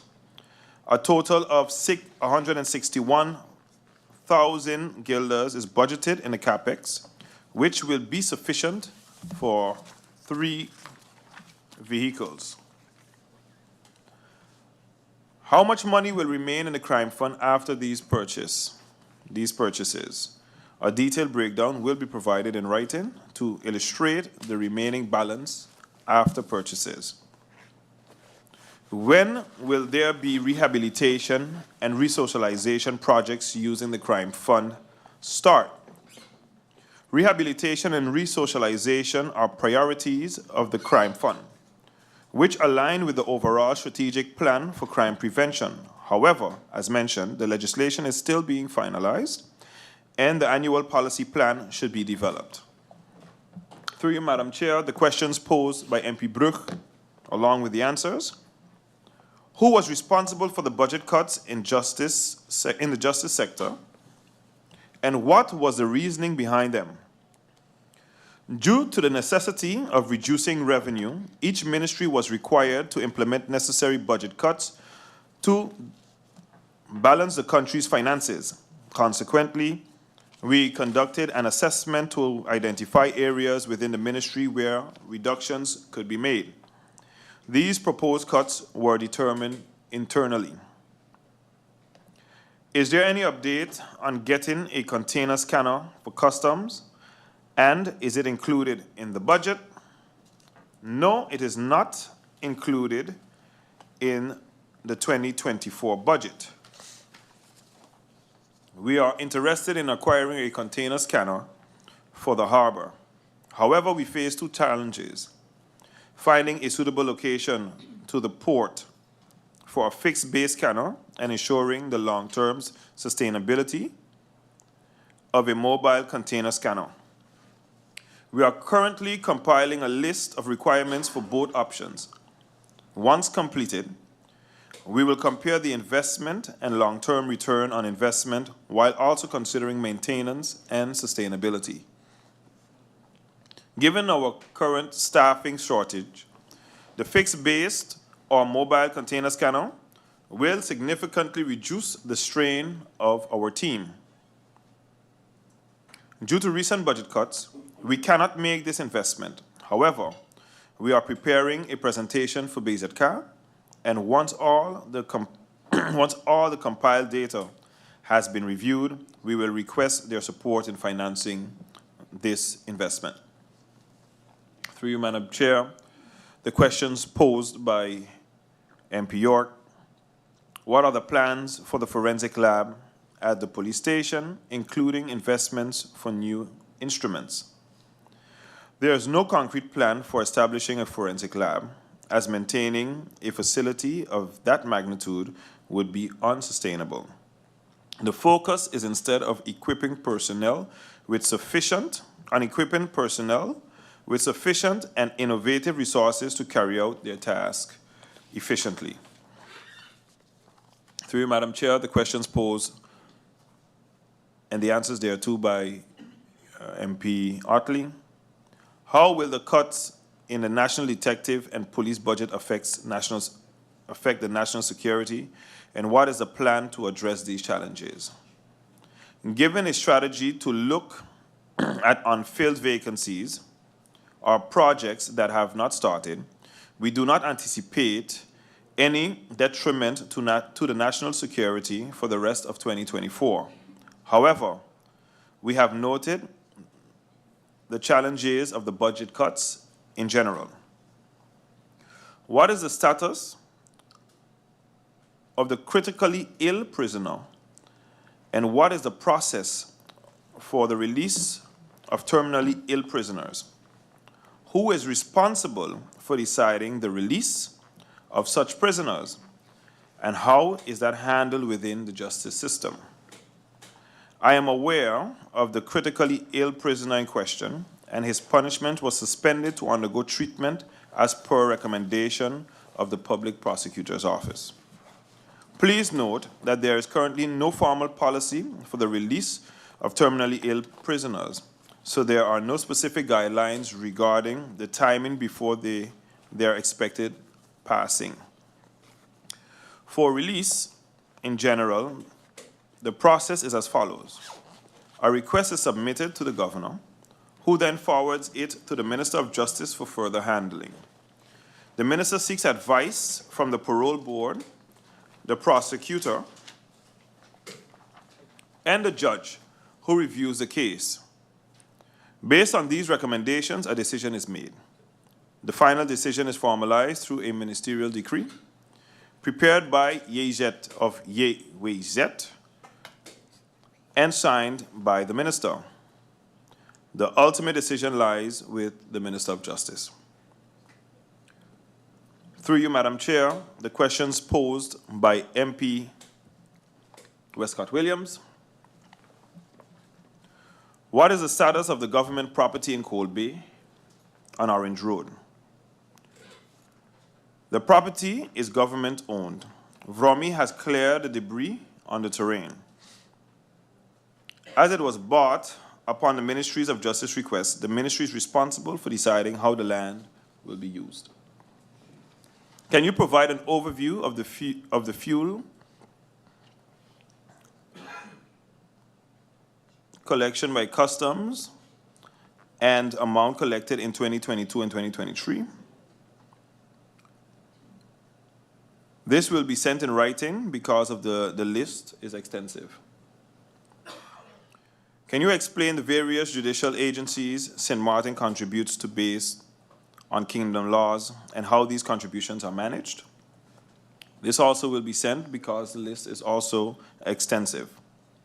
Services of the VKS, from your perspective, can you give us the status of the VKS? They give several proposals to government. From your perspective, can that be highlighted?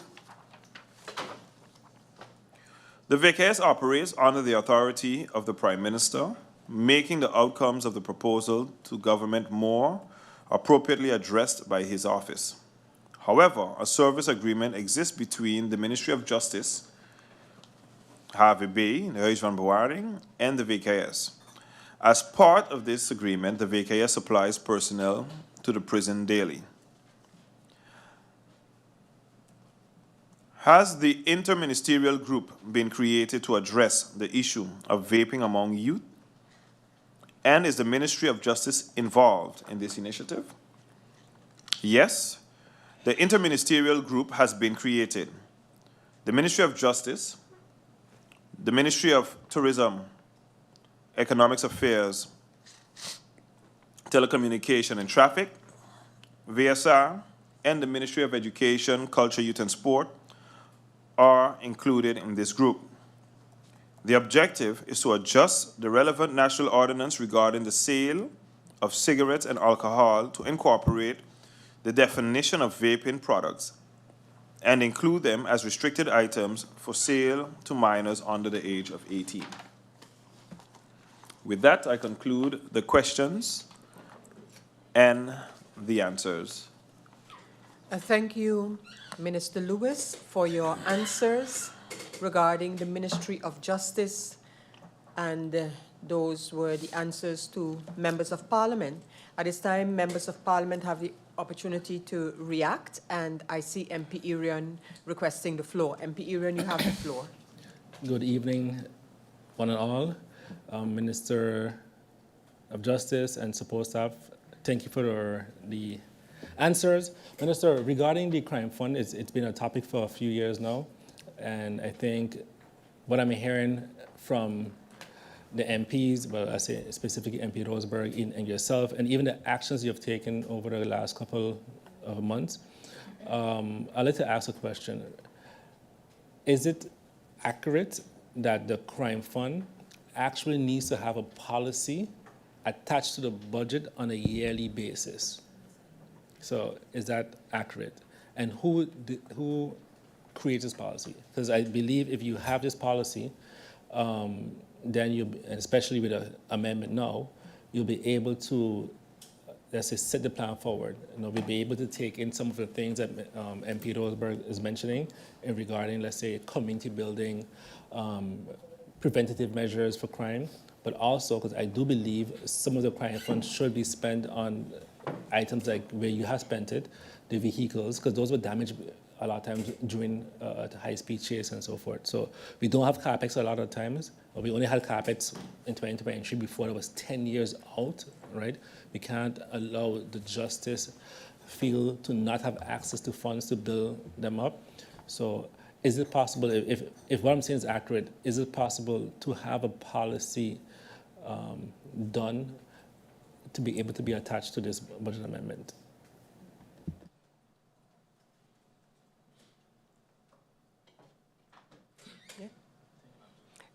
Thank you, MP Irian. I now give the floor to MP Roseberg. MP Roseberg, you have the floor. Thank you, Chair Lady, Secretary General. Blessed evening to the Minister of Justice and his support staff, and also my colleagues and the public here present this evening and the ones listening and viewing online. Just in regards to the question of my previous colleague, MP Irian, it's indeed correct that based on the law, and that's why I asked the question, Article 5 exactly, that every year when submitting the budget, and that's why I also asked the question in regards to the crime fund, the minister needs to provide a policy plan where every year it's clear which projects are going to be tackled in that budget year. So thank you for answering what you could have answered at this moment, Minister of Justice. Seeing that based on the answers you gave, it was mentioned that there is currently a draft policy plan, and at that moment, my legal mind starts to work because I'm trying to understand through you, Madam Chair, how we have a draft policy plan which is still in draft phase, but on the other hand, which I understand, we need to tackle the justice matters. So if there is currently a draft policy plan, when will this draft policy plan be finalized? If the minister could answer that through you, Madam Chair. And also, seeing that there is a draft policy plan, can the members of parliament receive this draft policy plan before the public meeting, even if it's needed to do that confidentially? I would like to see this draft to know what is in it. And also, furthermore, seeing that it was explained by the minister that police cars, which I understand also are important to tackle the current rising crime, but if those police cars are being purchased through the crime fund, based on what legal basis are they being purchased? Just to make sure that that is being covered, if that can be answered. And also the breakdown in regards to the different projects, which was explained that we will receive that in writing. Through you, Madam Chair, if we can receive those different projects in writing before the public meeting as well, and then to have it specified exactly what project and for what amount. So let's say I understood mental health patients, Brasami, for what amount and the date and year, of course. And then I can try to do the math or find someone to assist me with the math. Other than that, my colleague, MP Otley, asked a question in regards to the policy for releasing persons. If that can be repeated, and if needed, I will have a follow-up question in regards to that. And then, when will those police cars, when will they be purchased? When can we see more renovated new cars on the road? Or have they been purchased already? Those are the questions for now, Madam Chair. Thank you, MP Roseberg. MP Kotai, you have the floor. Thank you, Madam Chair. Good evening. Good evening to all. Thank you, Minister, for being with us here today again. And good evening to those tuning in. I'd just like to add some additional questions here on the floor, and I'm okay to receive these answers in writing as well. So concerning our justice chain, how many personnel are in each part of the justice chain? So a complete breakdown of how many are in immigration, police, prison, Coast Guard, and so on. How many of them are on sick leave? Which parts of the ministry is understaffed? How many justice workers received their new LBAs, and how many are pending? There has been a serious increase in crimes, as I mentioned yesterday, associated with scooters especially. What can be done to tackle this? Can you provide a percentage breakdown of the crimes committed by nationality? One of them that interests me in particular is the percentage of total crimes committed by Americans. Concerning the prison, how many people are waiting to the carrying out of their sentences? Also, the amount of time they have been waiting to actually sit their time. Is there a maximum time you can wait until one sits? I've heard stories of people waiting about 5 years until they receive their sentences. Is this normal and within human rights? What is the ratio presently of prison guards to inmates on a shift, and is this ratio acceptable and safe? Are there enough guards in the prison? Are there any programs after a prisoner is released to work them back into society? Can you please detail them in how it's done in terms of assisting with housing, job enlisting, or any help in re-socializing them? Who determines the release of inmates based on our overcapacity issues, as was just echoed by our previous MPs?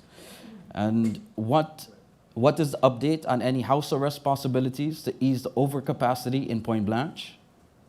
Why is it that the governor is the one that can give particular pardons and not the actual government of St. Martin? And I ask this question in particular with the cancer patient that we have in the prison at the moment, and it's being asked again and again and again in terms of that particular inmate's release based on his sickness. And lastly, what policy does the OM use for releasing inmates? And is this based solely on their liking? Shouldn't that policy as well be transparent? I can also just email these questions over to you, Minister of Justice, and I'm okay to receive it in writing. Through you, Madam Chair, of course. Thank you, Madam Chair. Thank you, MP Kotai. Yes, indeed, MP Kotai. So the questions, if you can forward them to our secretariat, and then, of course, they'll go to the minister / the government for their responses in writing as well. I now give the floor to MP York. MP York, you have the floor.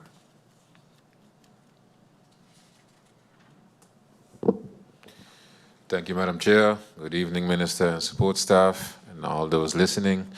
Minister, I'm going to keep it brief. In your answer pertaining to the lab, you alluded to the fact that something of that magnitude would not be sustainable.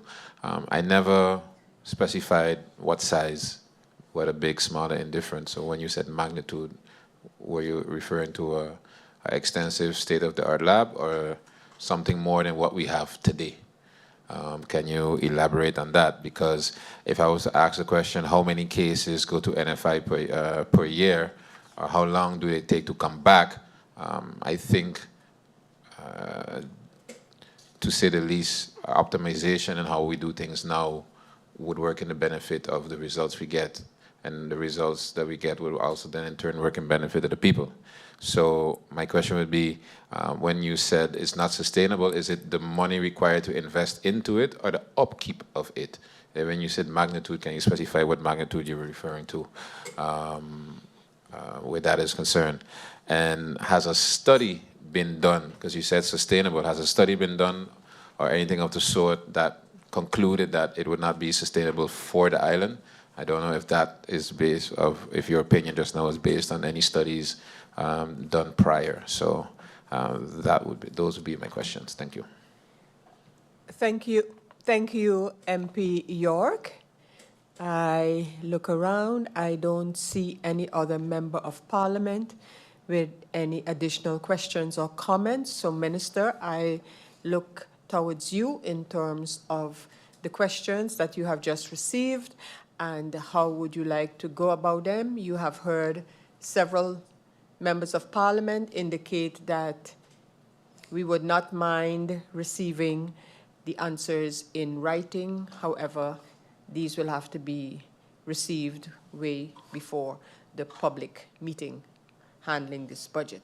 So I don't know if there are any comments or responses that you want to make right now regarding something that might have been said or brought forward, or you will leave all of the answering to your reaction, your answers in writing. And if that's the case, I see the minister nodding in agreement, and I do see that MP York has something to add before I close off this point with the minister.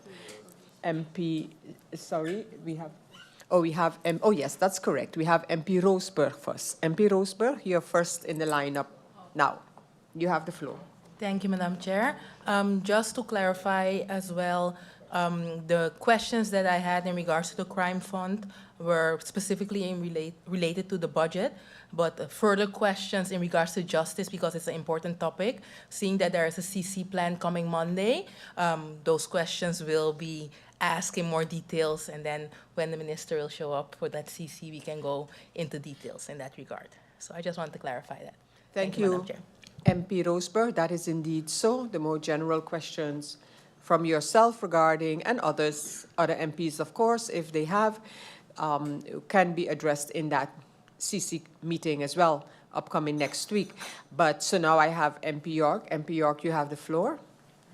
Thank you, Madam Chair. Madam Chair, I just wanted to add that I'm not in agreement on receiving my answers via writing. I would prefer that verbally, please. Thank you. You would prefer your answers verbally. Minister, you have heard that, but before I go over to you, Minister, I have MP Otley who requests the floor. MP Otley, you have the floor.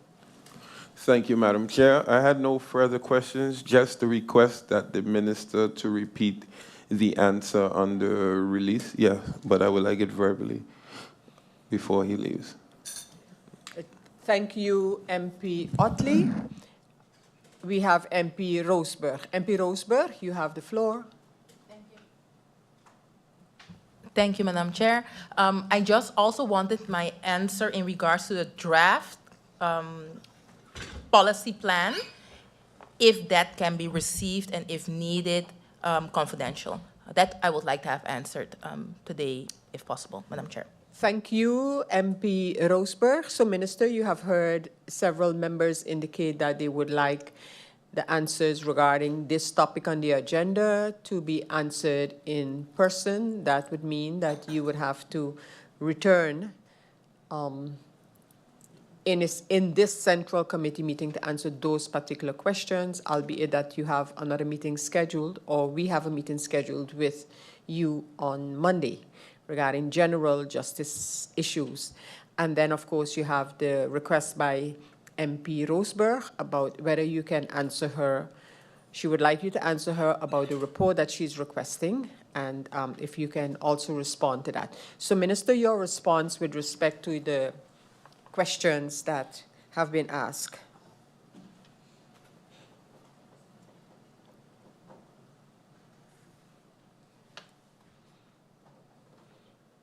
I will just adjourn for 2 minutes to allow the minister to caucus about the process going forward in terms of the answer. So I'll just adjourn for 3 minutes. Meeting adjourned.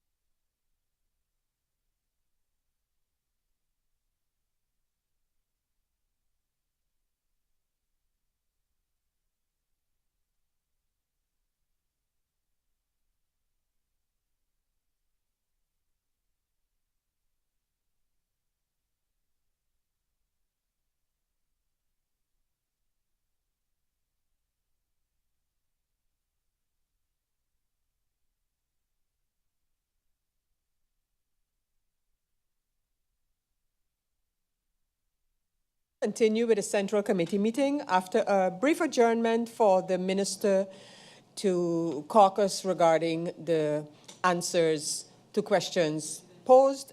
Minister, your reaction to the manner in which some members have requested that the answers be given verbally or in writing. So could you just respond, Minister, to how you will be addressing those questions?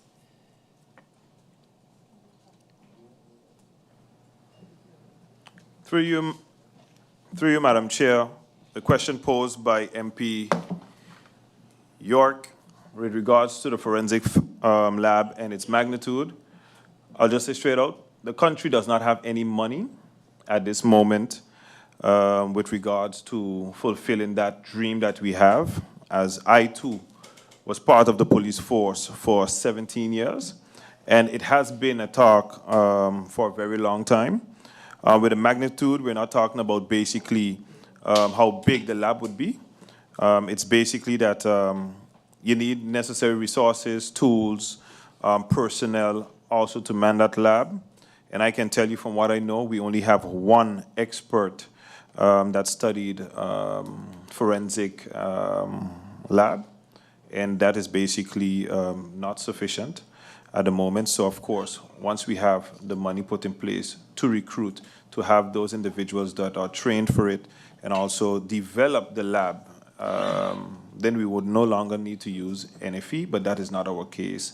St. Martin is not ready and prepared financially as yet for it, if you want an honest response. The question posed, or clarification, I think, from MP York, through you, Madam Chair, MP Otley, through you, Madam Chair, with regards to the prisoner. Okay. As I said, I'm aware of the situation with the prisoner. The policy still, the policy has to be developed. We do not have any. All right. I did mention it before. I think you wanted it to be rehearsed, but there isn't any policy developed as yet for critically ill prisoners. But I can tell you with this situation, of course, Minister, do you want me to repeat that?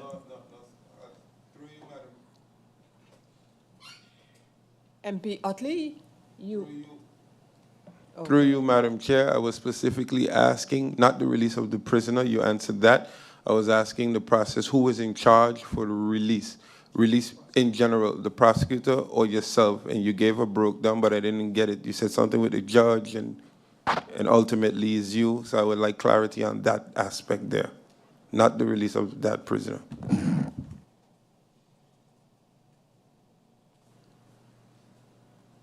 Through you, Madam Chair. Minister, yeah. It is ultimately the Minister of Justice that basically has to caucus with the Openbare Ministerie, who also has to, the person also have lawyers who will have to deal also with a judge.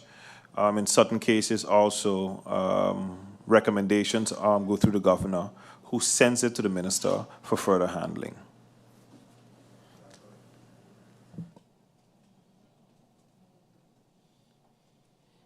Minister?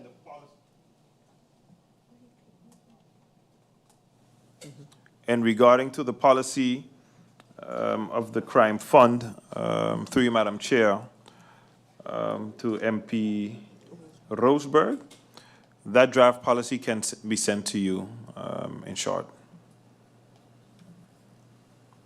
And with that, I conclude. Thank you, Minister Lewis. MP York? Thank you, Madam Chair. I would like to thank the Minister for his honest answer to my question, but I don't think the Minister, through you, Madam Chair, fully understood where we're coming from. I'm very well aware that there's no money right now, currently, as we've been perusing the budget for the last couple of days, but that was not my question. My question was more of in the vein of what is the ministry's vision when it pertains to the lab, because the more we complain of the fact that we're not ready for it today, is another step in the wrong direction of getting prepared for it for tomorrow. So my question is, what is the vision for the ministry, because that same answer the minister gave me just now, Madam Chair, as the minister alluded to, since he was a police officer himself, that's been the case. But that exact answer that he gave me could have been given then as well, and I'm sure it was given then as well. So the minister has been in the force for an extensive period of time, and to see that the answer today is the same answer that could have been given 10 to 15 years ago means that we're doing something wrong. So hence my question moving forward. I know it's not a fly-by-night thing, maybe not for this budget or the next budget, but more as what's the ministry's vision in making something like that a reality. That is more where my question came from. Okay, thank you, MP York. MP Roseberg. Thank you, Madam Chair. Just seeing the question of MP York and also my experience and knowing as well that a lot of cases are being sent to the NFE, as the minister mentioned, that hopefully in the future or whenever we will have our lab, it wouldn't have to be sent to NFE. I do know that it in the past has been looked into to see if maybe the Caribbean islands like Curacao, Aruba, and St. Martin can look into having something in the Caribbean so that eventually also with different cases, it can be handled more faster. So maybe just as an advice for the ministry and also knowing in practical cases how it does go, that might be an idea. And then in the future to look if St. Martin can handle those costs on their own. Just a little input. Thank you for that notification, MP Roseberg. Minister?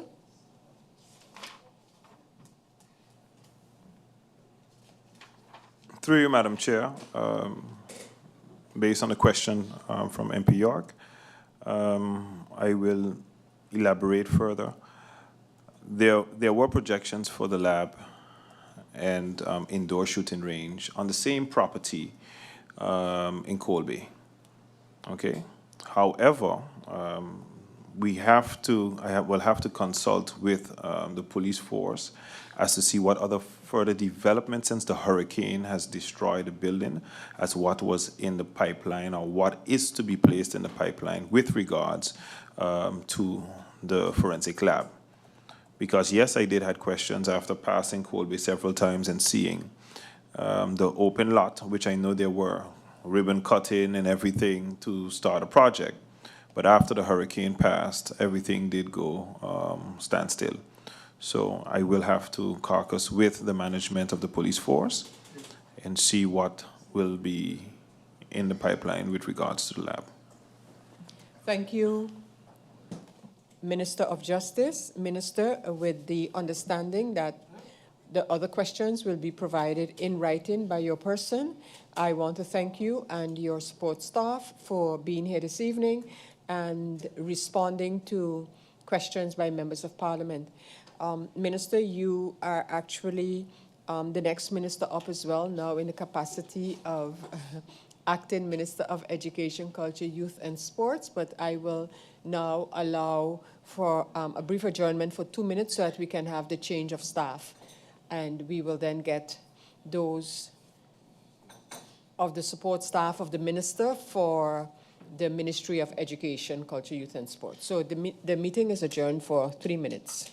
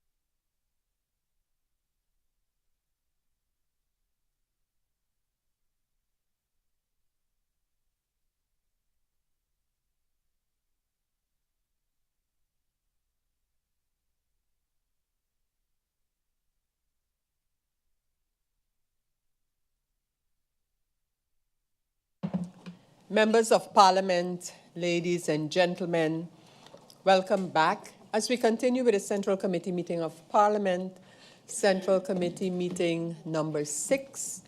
We continue today, October the 16th, with the ministers appearing in Parliament to respond to questions asked by members of Parliament regarding the different ministries.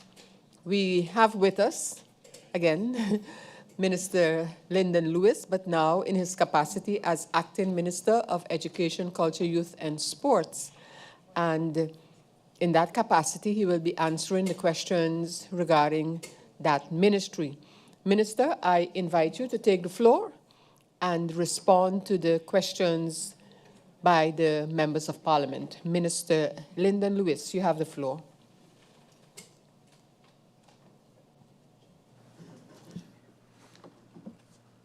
Good evening, Honorable Chair Lady. Good evening, members of Parliament. Good evening, St. Martin.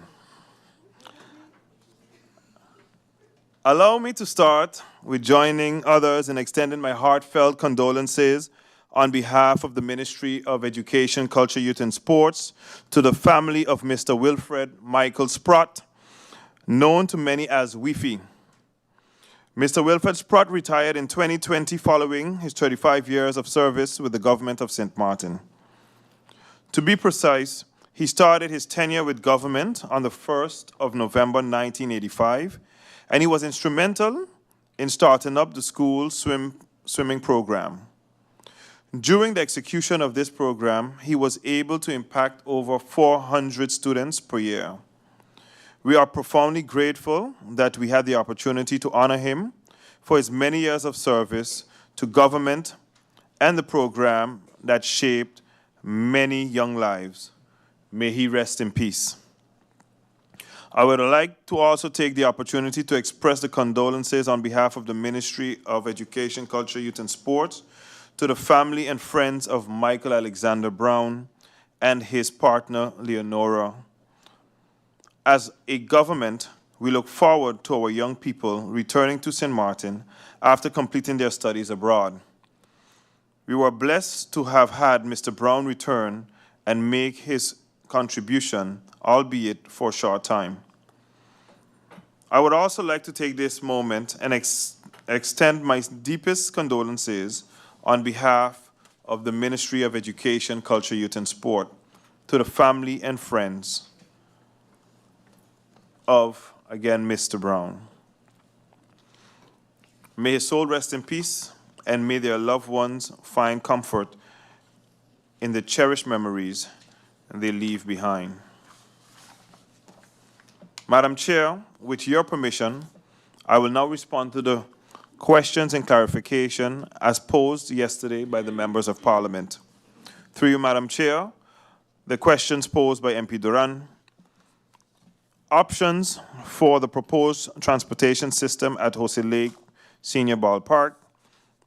To clarify, it is not related to the school busing, but an initiative with the government and the Ministry of Education, Culture, Youth and Sports and Justice for parents to not have to drive all the way into the school area themselves, but for the parents to meet and drop off by Jose Lake Senior Ballpark.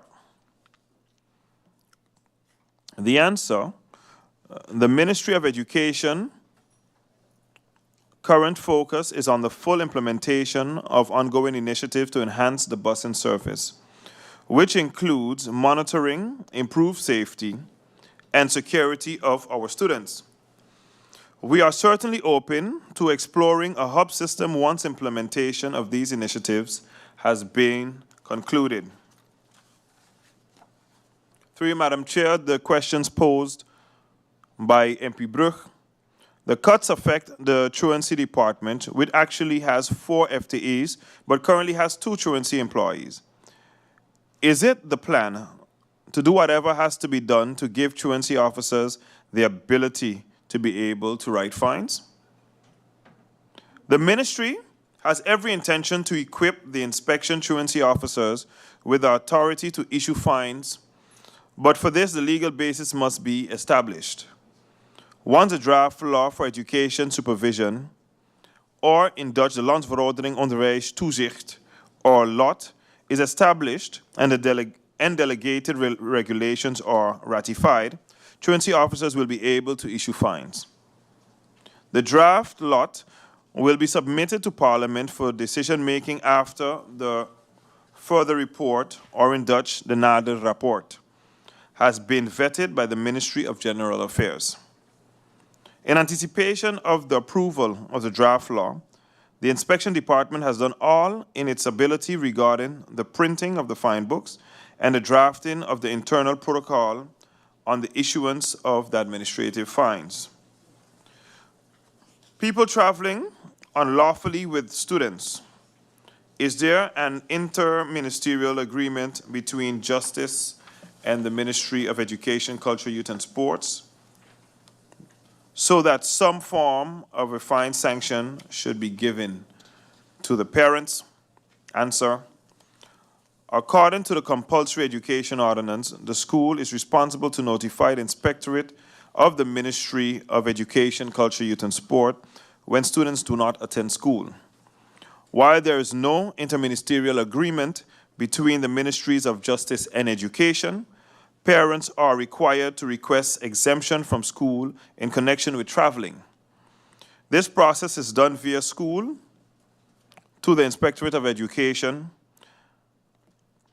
Parents are required to request exemption from the school in connection with traveling. The process is done via the school to the Inspectorate of Education according to the Compulsory Education Ordinance. The head of the school is responsible for notifying the Inspectorate of Education. The breakfast meal program. Public school receives funding, but what happens to the rest? Is the intention that the subsidized schools can also receive the similar program? Department of Education.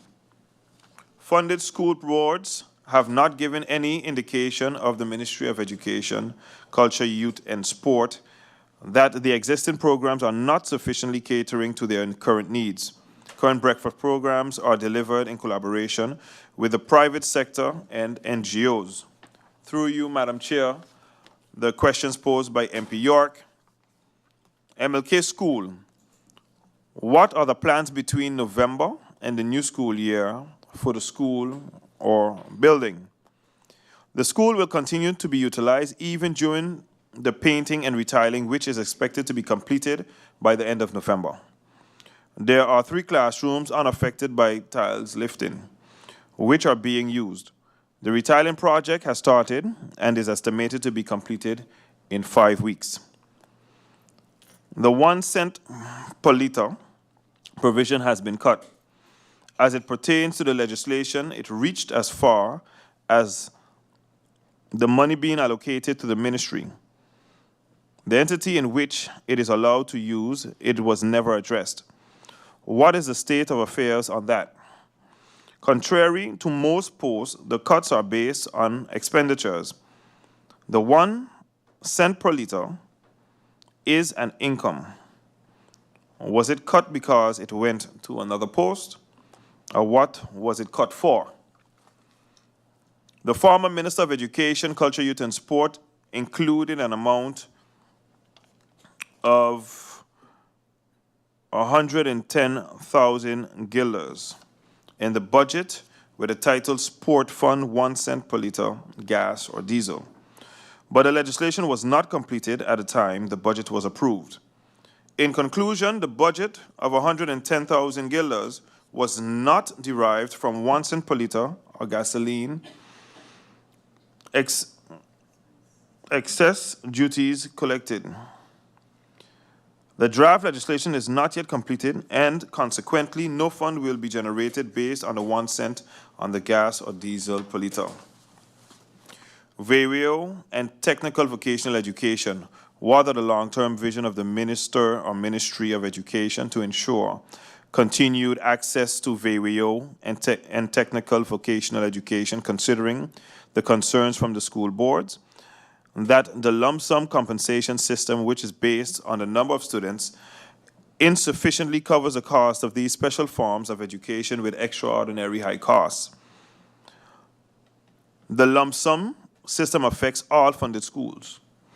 The ministry has prioritized the review of the lump sum system to ensure that all school types are adequately funded. Regarding the enrollment of the students attending pre-university education, the ministry's objective is to increase the student enrollment in participating in pre-university education. The ministry has also engaged school boards in introducing strategies to improve access and effectiveness of pre-university education delivery. Was the lump sum compensation system evaluated by a consultant recently? If yes, what were the findings and recommendations of the consultants?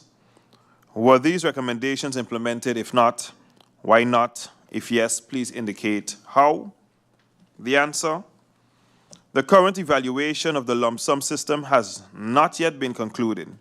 The ministry remains committed to finalizing the current review of the system, and the national decree for funding of education to introduce improvements in the funding of education in collaboration with the school boards. There is an increase in subsidy for subsidized school boards, while according to the data, there has been a decrease in the number of students in the primary or secondary schools since 2017. Can the minister provide a reason for the increase? Moreover, the legal justification for the increase in the absence of the increase in the number of students based on the lump sum compensation system. The funding calculations for education use students' numbers and the appraised value of school buildings and the inventory to calculate funding for all primary, secondary, and advanced vocational education schools. The funding of the education is not based solely on student numbers. The increase in educational funding to school boards noted on the 2024 budget amendment is mainly to account for the increase in the personal expenses due to the indexation of salaries, vacation allowance, and the 1% COLA, payments that were not accounted for on the approved budget 2024. Once the draft amendment is approved, the respective amounts will be dispersed to the school boards.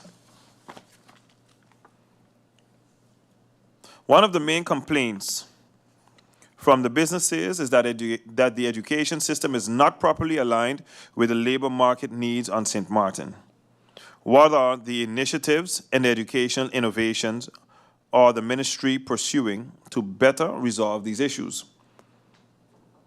The answer: the issue of education not aligning with the labor market needs has prompted the Ministry of Education, Culture, Youth and Sports to focus on several education innovation initiatives aimed at addressing this gap.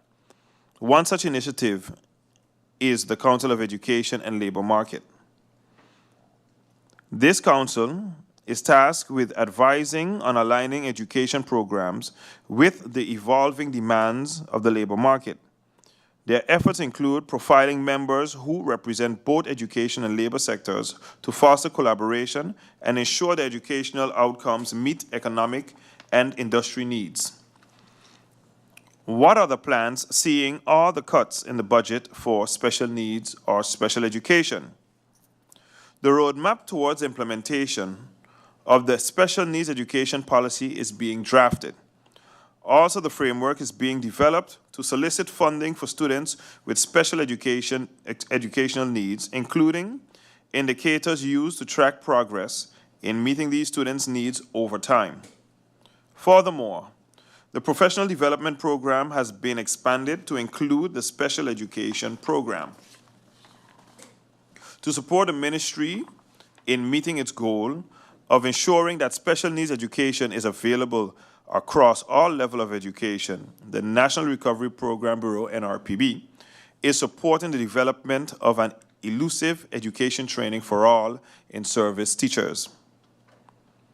Finally, the possibility of soliciting funding via the Tijdelijk Werkorganisatie, or TWO, for the assessment of physical infrastructure and material requirements and any additional training needs is also being explored. In accordance with the legislation, the Ministry of Education, Culture, Youth and Sport is required to present the State of Education report to Parliament.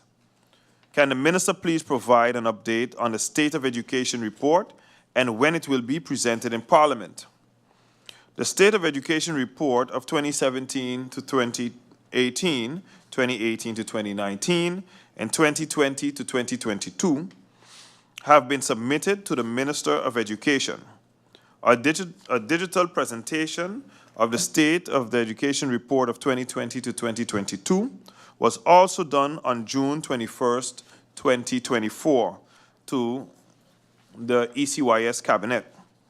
The State of the Education report of 2022 to 2023 is in draft pending corrections based on the data received from schools. Through you, Madam Chair, the questions posed by MP Brugge and the answers thereto. MP Brugge was responsible for a project requesting essays on why teachers should get school supplies. It was disturbing what they were asking for, like toilet paper and other basic necessities. Does the Ministry of ECYS have any amount outstanding regarding vendors?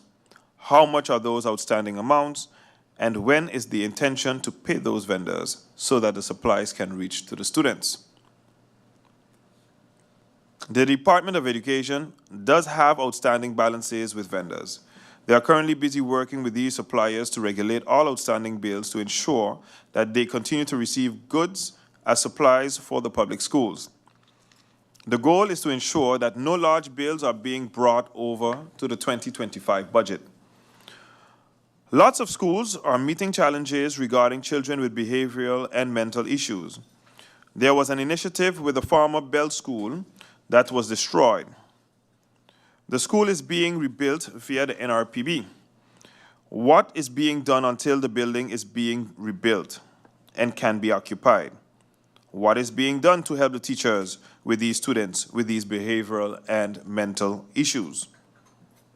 The answer: challenges at the schools concerning students that cannot be handled by the schools and their respective care teams are elevated to the Student Support Services Division, the SSSD, or other external agencies that provide psychological and behavioral services.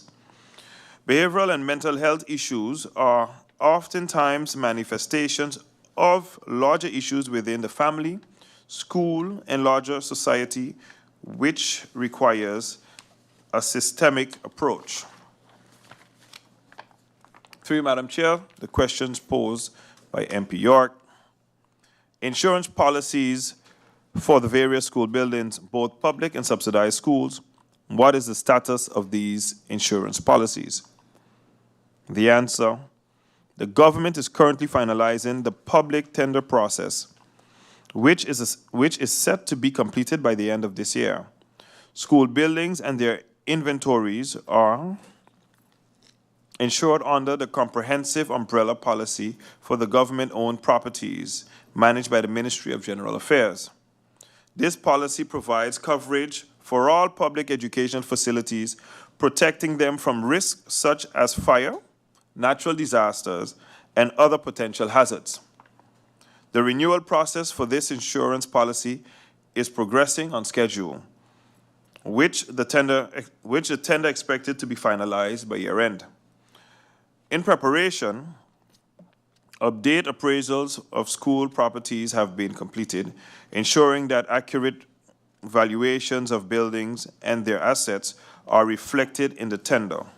This will guarantee that the renewed insurance policy aligns with the current market values of school infrastructure and equipment.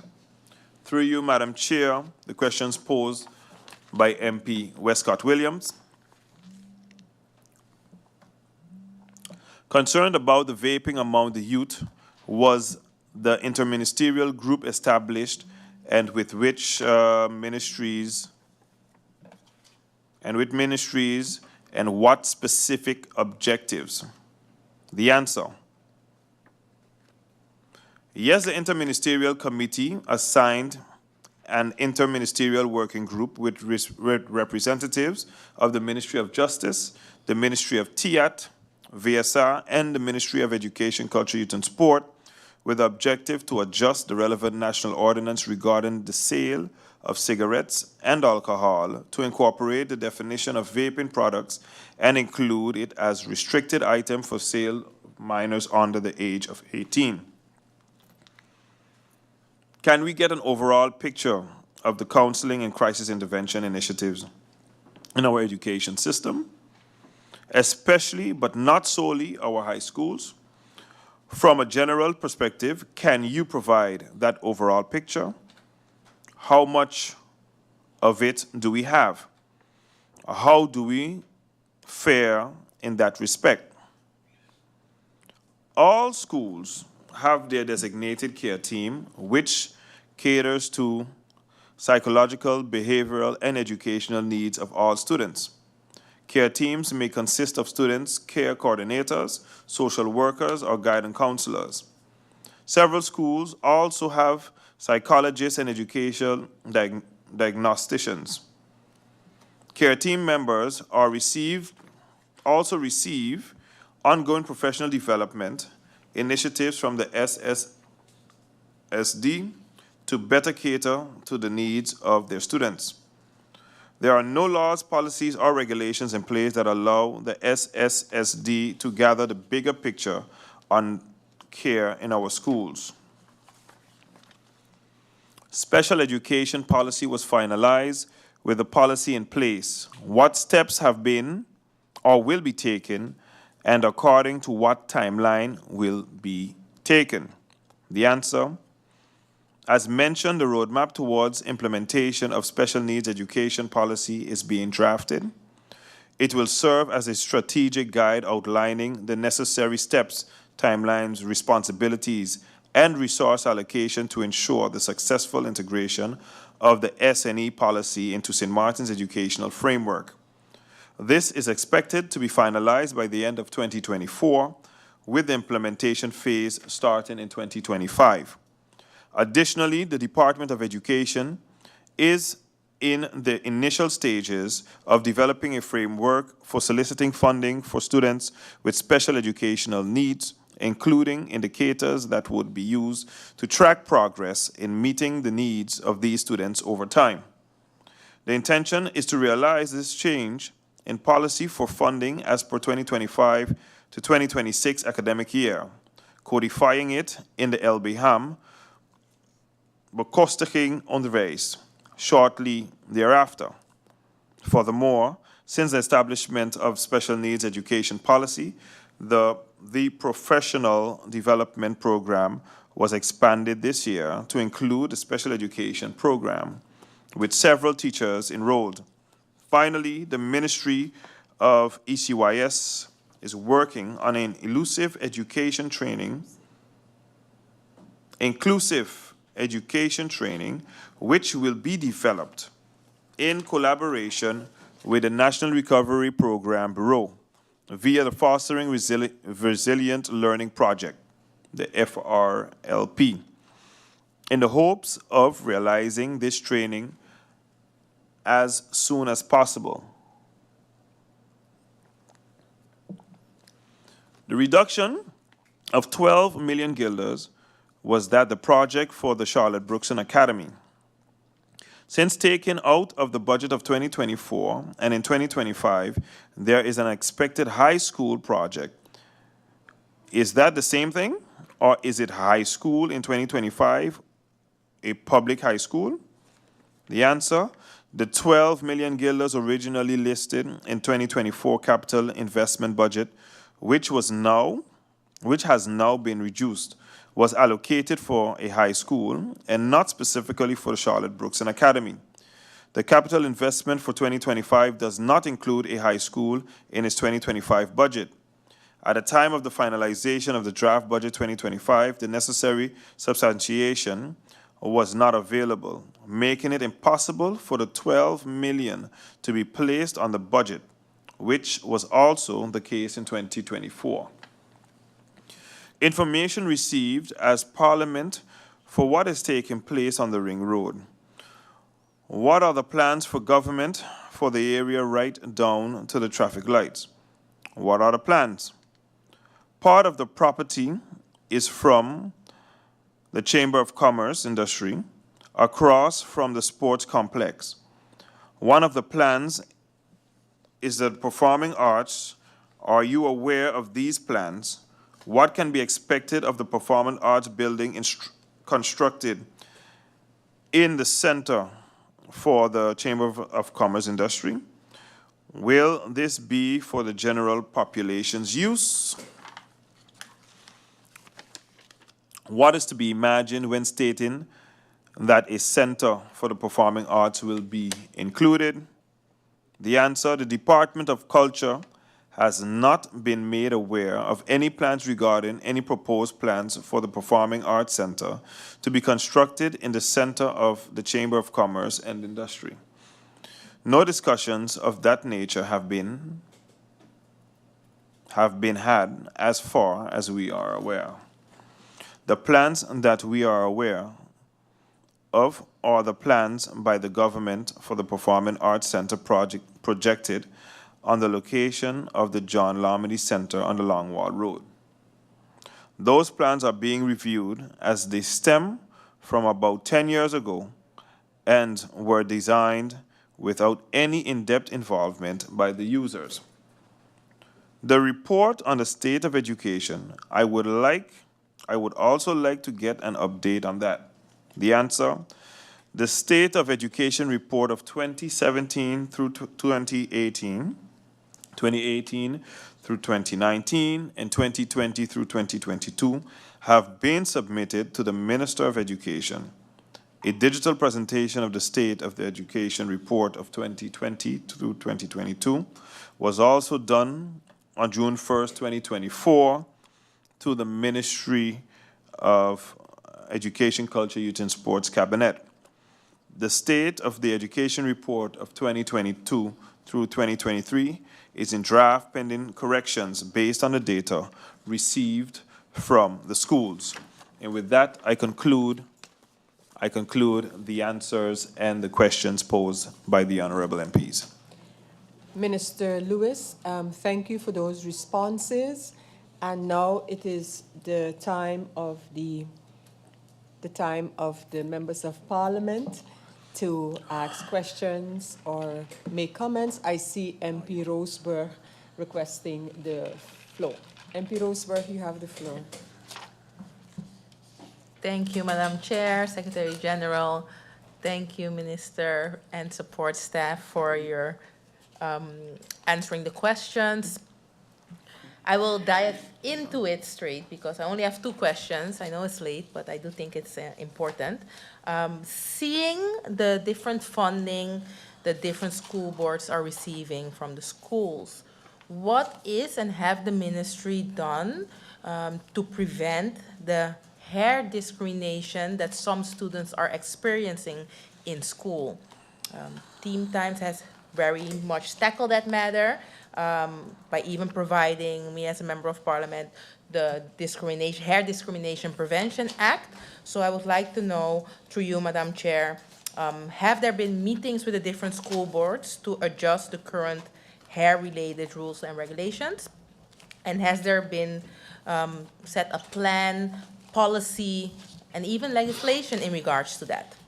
And my second question is related to the current rise in suicide under the youth.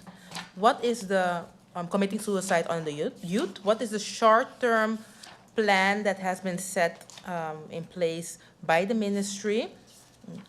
Is there even a budget provided to tackle this matter, especially in regards to early detecting mental health-related challenges under the youth?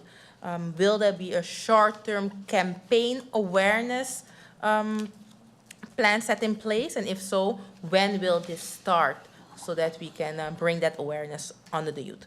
Those were the 2 questions, Madam Chair. I thank you. Thank you, MP Roseberg. MP York, you have the floor. Thank you, Madam Chair. I have many questions, but given the time of the time are going to be brief, and I'm only going to ask one.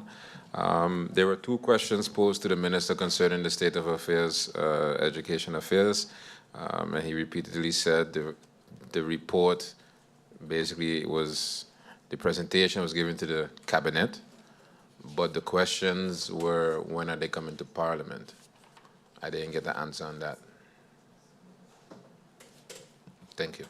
Other questions I'll ask at a later date. Thank you, MP York. I now give the floor to MP Brug. Madam Chair, sorry. MP Myers, you... I was next, but my thing gone dead. Oh, okay. Be careful. Here, go ahead. That is quite sad. I'll use MP Brooks' mic. Oh, yeah, yes. Yeah, I have to choose. I have to select a better choice of words, Madam Chair. I just realized what I said. MP Brug, I want to emphasize, could you share your mic with MP Myers, please? MP Myers, you have the floor. Thank you, Madam Chair, and Honorable Minister Griffier, Honorable Minister of Education, thank you for being here and answering the questions. Interestingly enough, you mentioned something, you answered a question that one of my colleagues had in regards to Charlotte Brookson.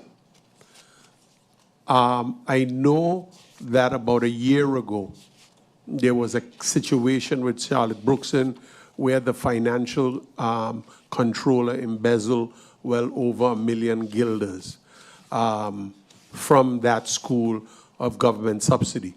Can you update me, or through you, Madam Chair, or the members of Parliament, as to what ultimately happened with that? Because I do not remember hearing of any criminal persecution or prosecution for that, and that's a large amount of funds to be embezzled. Can you highlight me, give me some information on that? Thank you, Madam Chair. Thank you, MP Myers, and now MP Brug, you may use your mic and ask your question. MP Brug, you have the floor.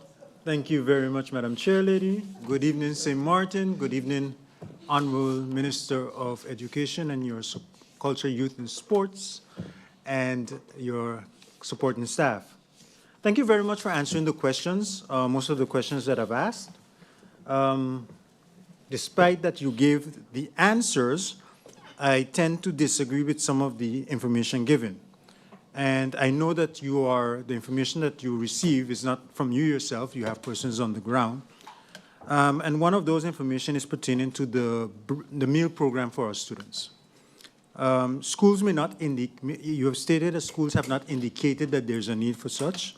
My advice to you, to the ministry, is to please reach out to the schools again individually and request this information. How much students are in need of some form of meal program? Is there an organization that's already supporting, or how much are they short of? This is something that I'm busy already with my staff, and the numbers are coming in. So I can honestly tell you that yes, still there are a lot of students that go to school hungry, and we're not covering all the amount that we're supposed to cover, even with the help of private sectors and organizations as well. So the meal programs is definitely much needed. You explained to me the process of how truancy works. You had it down to the T. But when I talk about the truancy, what I really wanted to highlight is the fact that it's an area where we can gain additional funds for a ministry that is in dire need of more funds. You spoke, with regard to example you listed exactly that the school, it starts with the schools, it ends with the schools, and the school have to report, but it reach a point where the students or the parents reach at the airport, and that's where the gap is. Because there's no way to hold them accountable, there's no way to find them, and that's what that's actually the direction that I want to go. Is it possible that we can look into a ministerial agreement together with the Inspectorate of Education and the immigration at the airport to find some way, somehow, in order to, even before, for example, before the parent take off, that they have to pay a fine as long as they don't have that approval letter from the school. That can be an additional income for this budget, whether it's this budget or for the future budget of 2025. We spoke about also I'm not sure if you're aware of this, but one of the former ministers, Pastor Smith, he took away the mandate from the inspectorate. And I know that ministers that followed after him tried something. I don't know how far it is. Is it possible you can give me an update pertaining to that? Does the inspectorate now has its mandates completely that it can execute its task? It's very important for them to get their mandate so that they can do what they have to do in order to prevent these young children from escalating from being dropouts or from being thrown into school to being criminals on the streets and being, ending up in our houses when we're not there, doing certain things that they're not supposed to be doing.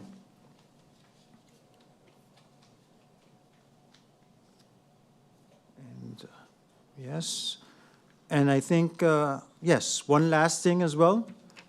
I didn't mention it the last time, but is it possible that you can give me an update as to exactly what's going on with the original Prince William Alexander School in St. Peter's? There was, a couple years back, there was a ceremony, there was this, there was that, a lot of different plans. I don't know what went wrong. This can be done in writing, actually. Is it possible you can give me an information of what exactly is going on with that particular school? And what's the future intention for it? Madam Chair Lady, that would be all of my clarifications for now and also updates. Thank you. Thank you, MP Brug. I now give the floor to MP Otley. MP Otley, you have the floor. Thank you, Madam Chair. Madam Chair, through you to the Honorable Minister of Education. It was mentioned earlier by the Minister of VSR when I asked about the healthy food meals program for the schools, that a further collaboration had to be done, information had to be sought, which I don't agree with, however, because a full assessment was done even before the pilot project. But to dovetail on MP Brook, I would say I too don't agree with the answer that is not needed, because 167 kids benefited from the meals program that we provided while I was in VSR. And the intention was to carry out to the rest of the schools where over 300 would have benefited from such programs. So it's a real thing. Kids are going to school hungry. So please let us revisit that analysis. And that is all that I have to say, Madam Chair. Thank you, MP Otley. MP York, you have the floor. Thank you, Madam Chair. The Minister alluded to the fact that the 1 cent per liter post of 110,000 guilders was not from the 1 cent per liter provision. But it was there, and now it's not there anymore. What's the story around that? So where did the money come from, and where has the money gone? Thank you. Thank you, MP York. I don't see any other members of Parliament asking for further clarification and a question. Minister, you, in response to my question regarding the Charlotte Brookson Academy and the amount that was on the government budget for that school, if I understood you correctly, in the established budget, so the one that is the current budget before it's amended, there was not only an amount on the capital budget of government for that school, but a whole presentation was made by the Minister of Education about the plans for this school. And so with that not being in this amendment, I'm asking, has that project been scrapped? It was specifically mentioned, and the reason why I tie it in to the National Theater or whatever the center in the Chamber of Commerce building would include was because in the plans for the Charlotte Brookson Academy to be financed out of the government capital budget, there was supposed to be a center for the performing arts, which the minister indicated could have been used by the general public. So hence my question, has the project of the Charlotte Brookson Academy, has that been completely scrapped? And in 2025, according to this budget amendment, there is a post for 12,100,000 guilders for a high school. That's what it's mentioned in this budget for 2025. And it is mentioned under the Dienst Openbare Onderwijs. So I'm asking you, is that a replacement of the 12 million that was in the 2024 budget for the Charlotte Brookson? So just that I explain it better, but a whole presentation was made in Parliament here regarding the plans of the Charlotte Brookson Academy that would have included a national center, a national theater, national center for the performing arts. That's where I was actually going. So would we get a national center for the performing arts, whether it be in the building of the Chamber of Commerce, whether it be that the renovations at John Lamini are going to be of such a nature, because there's only 2 million budgeted for that, that we would then have a center there for the performing arts. So, Minister, and again for me too, that whole explanation surrounding a center for the performing arts can be put in writing, and then I would be able to peruse it before we continue the handling of this amended budget in public meeting. So, Minister, I now look at you again in terms of, you have had a few questions, including mine for a further explanation, and how do you wish to proceed on those? Minister?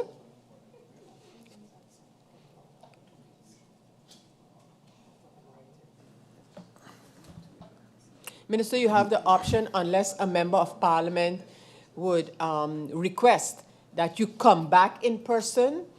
The answers to the questions that have been posed now can be answered in writing. Madam Chair, I would prefer if I can present everything in writing. I'm sure your colleagues would grant you that request. Sorry, MP York, you have the floor. Thank you, Madam Chair. Madam Chair, I would prefer my answers in verbal, please. You want to see them? From the good minister. Minister, the MP York would like you to respond to his questions in person. Is it something you can do now, right away, or?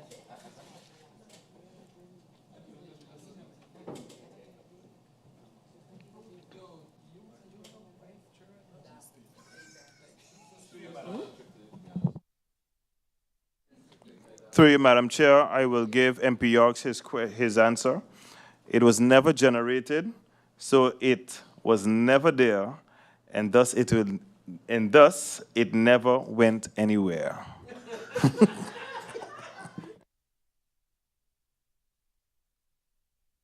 Straight about the status of that. The legal basis basically was never created, and I would reiterate, it was never generated. So it was never there, and thus it never went anywhere. It's pretty clear.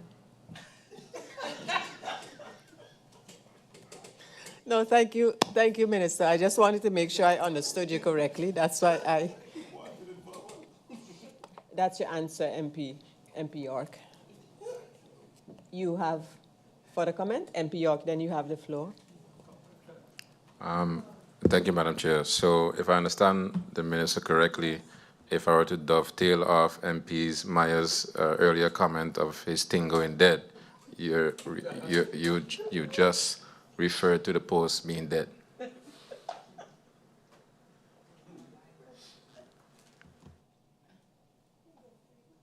Minister? It was fictional. It was never alive.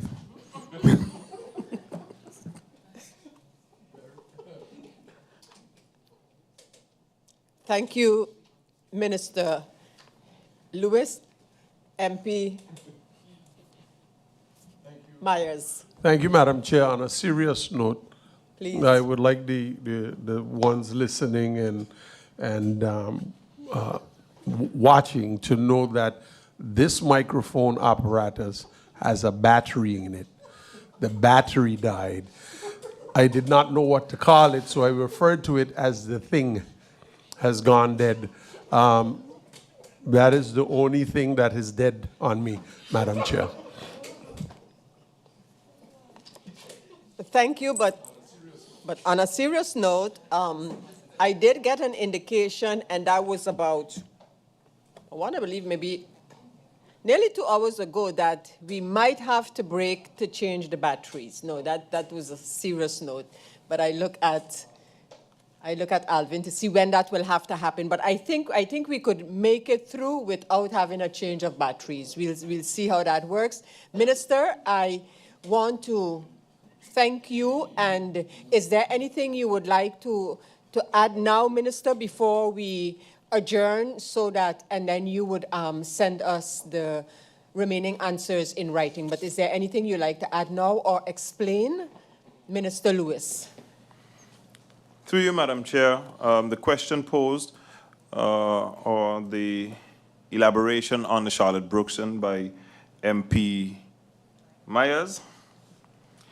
The Ministry of Education, Culture, Youth and Sport has engaged the SOAB to execute financial audits on CBA.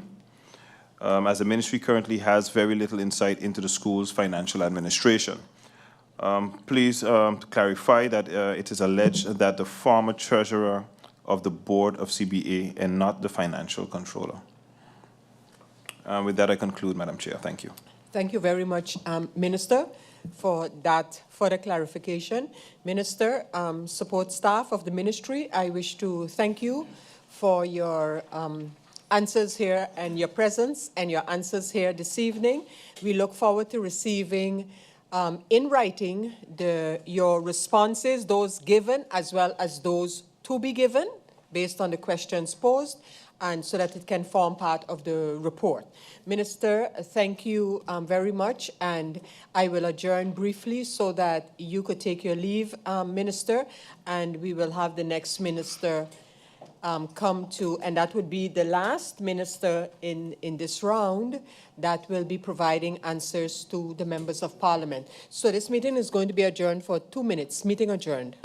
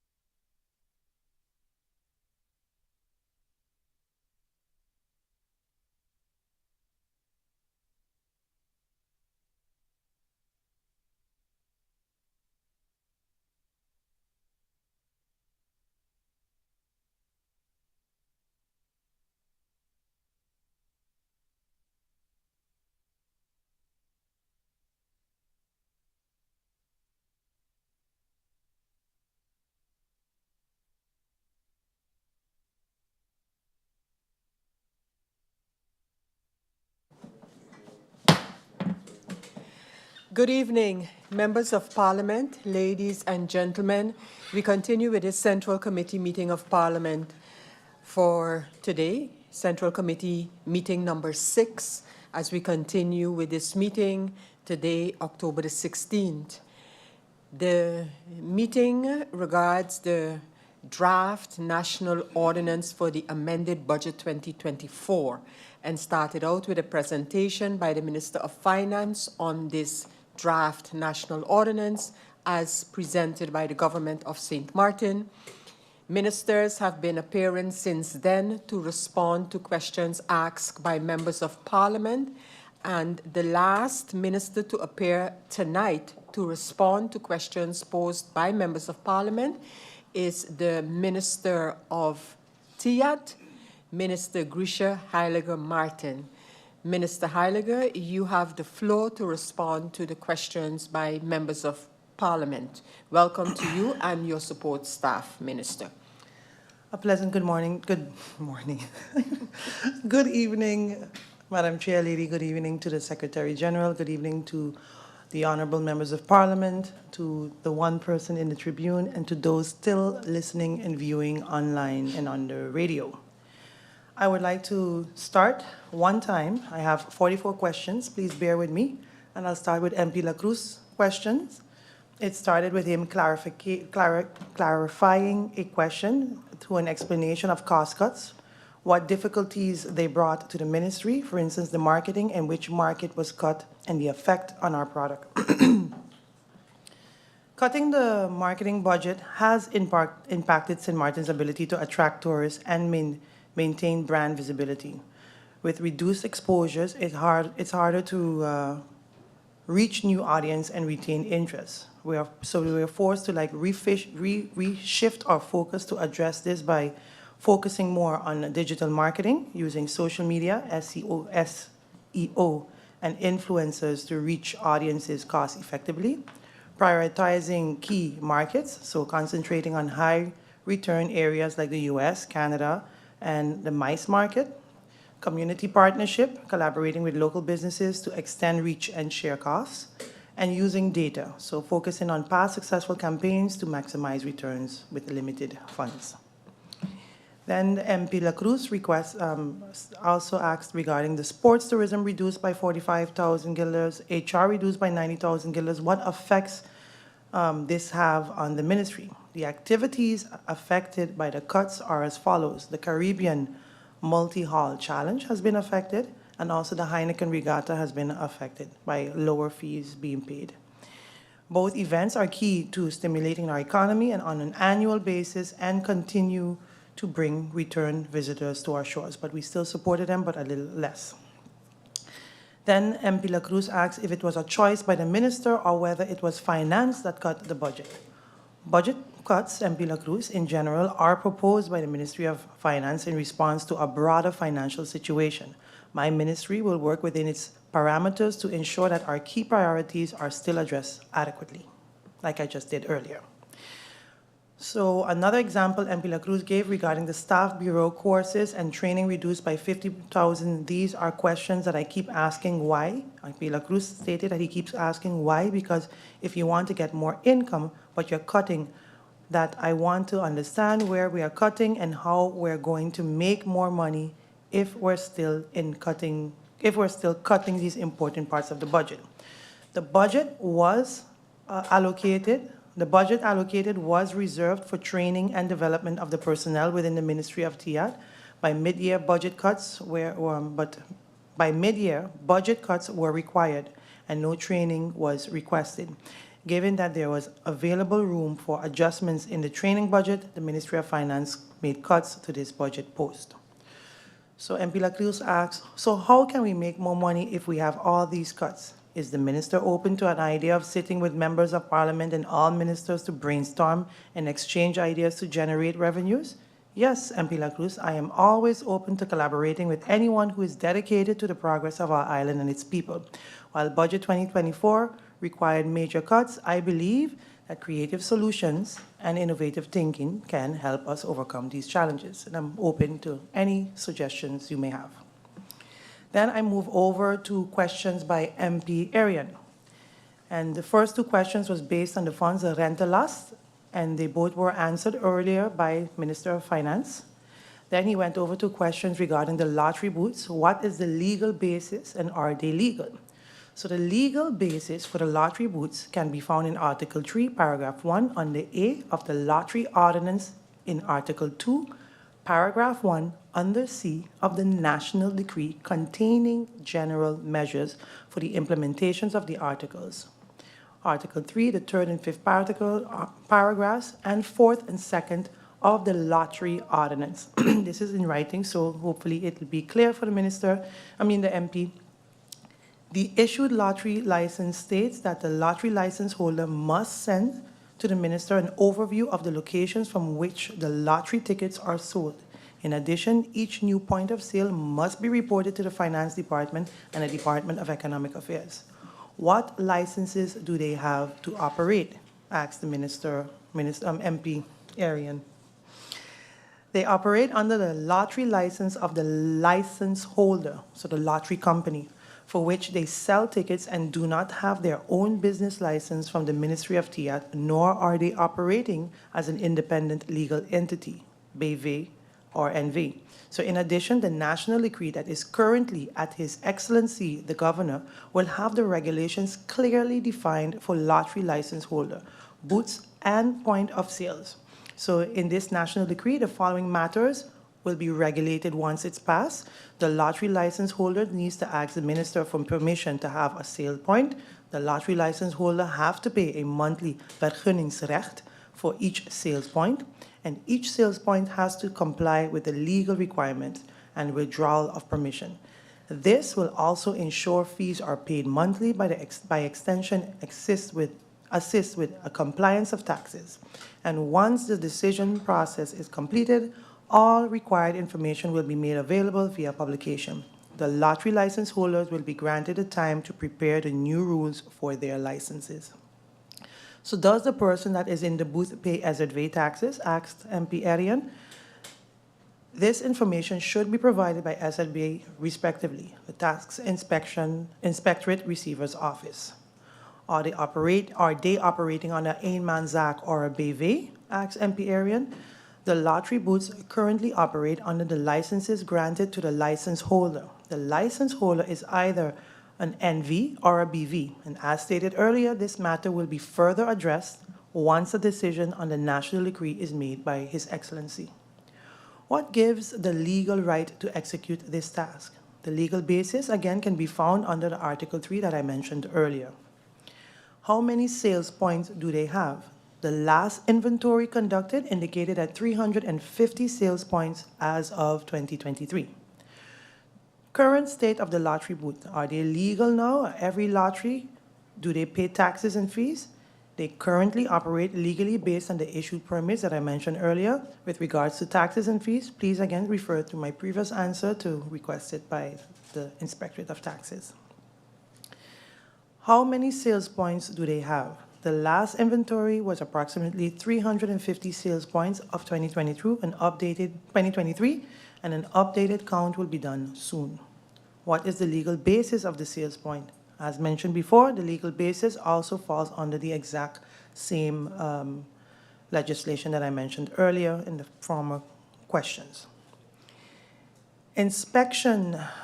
The last minister was working on revenue generation schemes and dated inspection policies the outdated inspection policy is one of them. Is this a plan to continue in terms of inspection department in regards to vehicles? Yes. The interest expense of the collective sector, what is our limit? And if we take on this loan, will it exceed our limit? This answer was provided, I think, earlier by Minister of Finance. And if not, I'll maybe the MP could let me know, but I think the Minister of Finance already responded to this. Costs cut, but projections were cut. So costs wasn't cut, but projections were cut.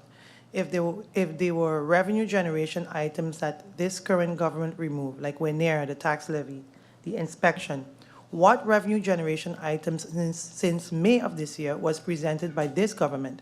1% excise tax from gas, was removed. Why? The final part was to have an entity attached. The legislation was done by TEATT, who worked alongside ECYS. Cuts will come with revenue generation being removed, and what was it replaced with?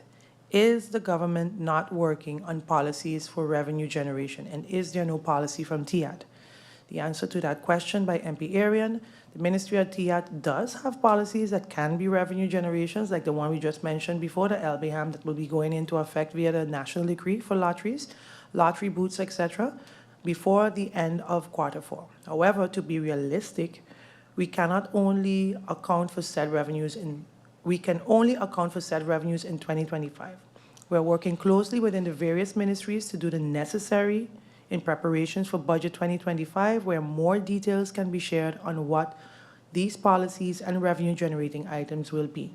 For the record, the legislation in regard to the 1% excise tax was not drafted by Minister of TEATT. The former Minister of ECYS was spearheading this project with the department and SWAB. The Ministry of ECYS can further elucidate on their progress to date. Next, I move on to questions posed by MP York. Series of lottery booths, questions asked to the Minister of Finance. They'll pose them, he will be posing them to me now, and it relates to the answers provided, more piggybacking from MP Arian.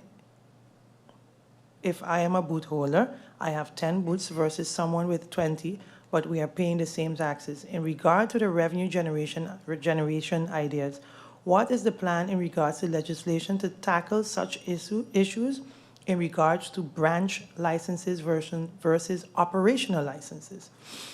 Again, please refer to the answer regarding to the pending national decree. I think I answered that question there.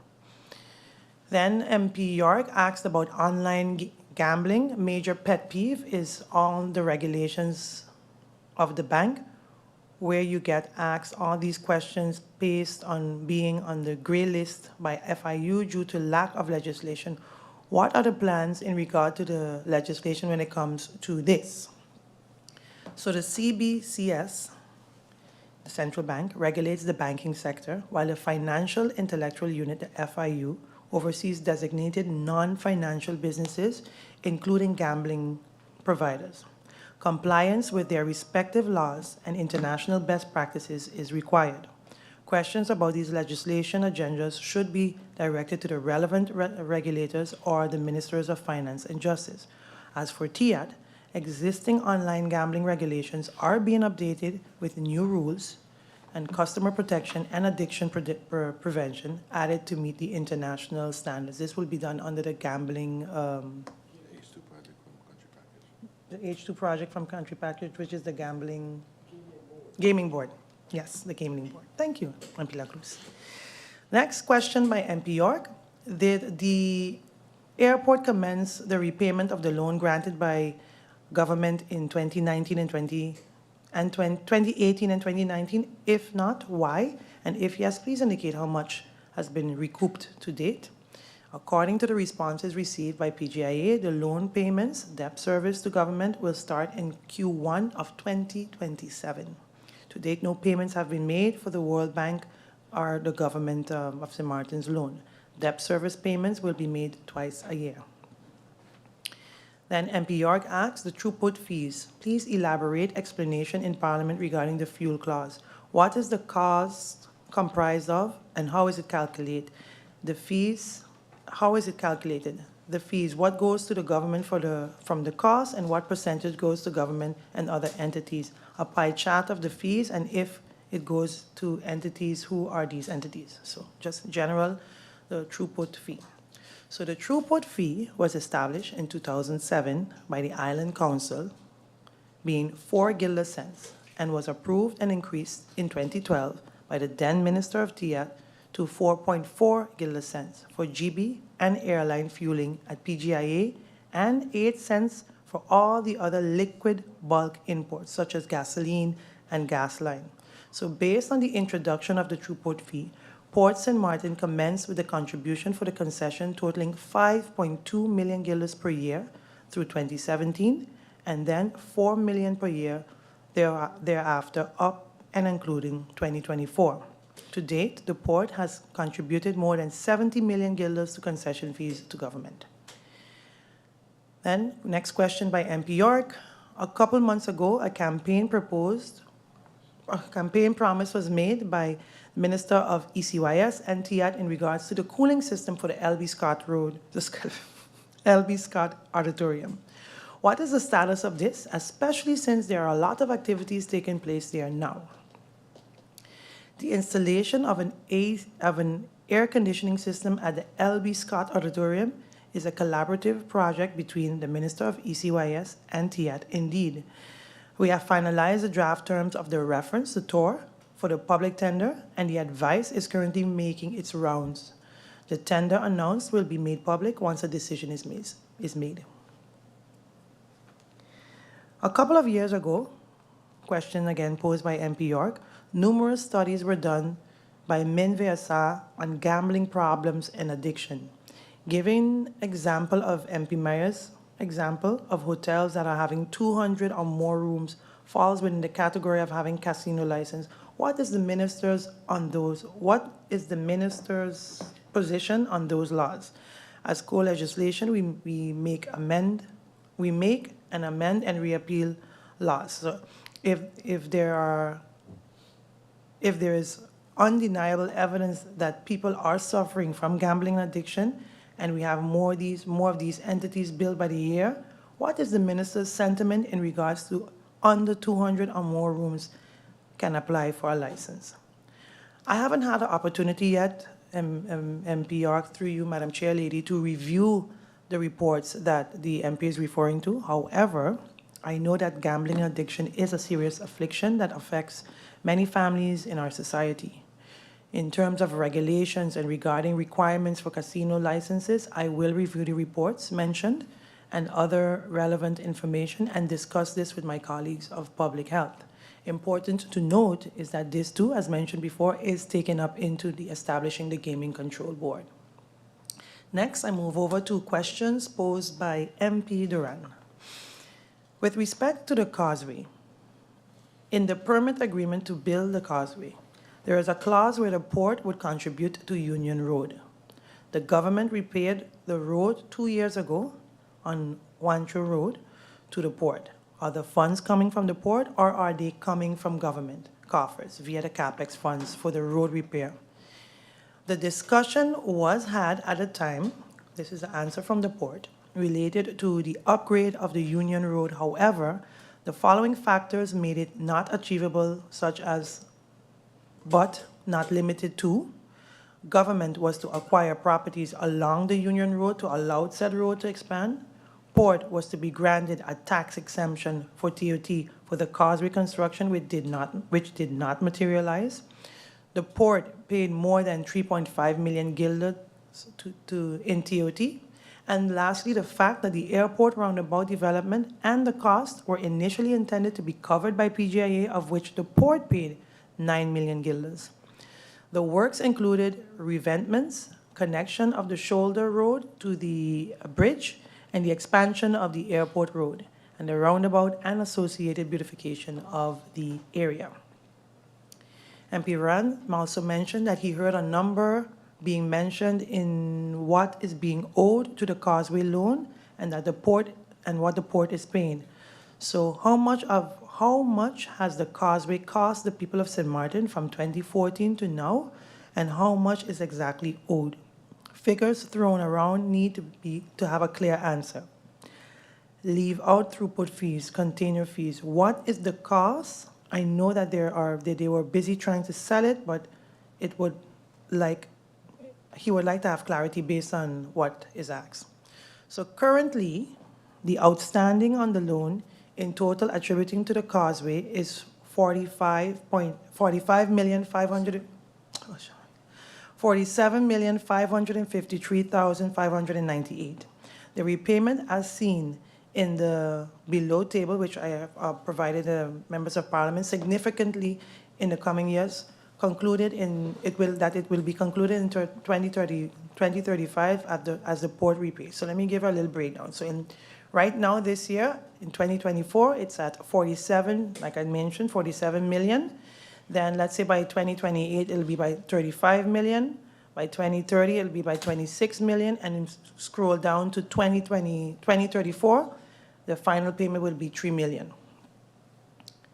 So an entire chart listing this from 2024 to 2034 will be is also in the on the list and is provided clearly to Parliament.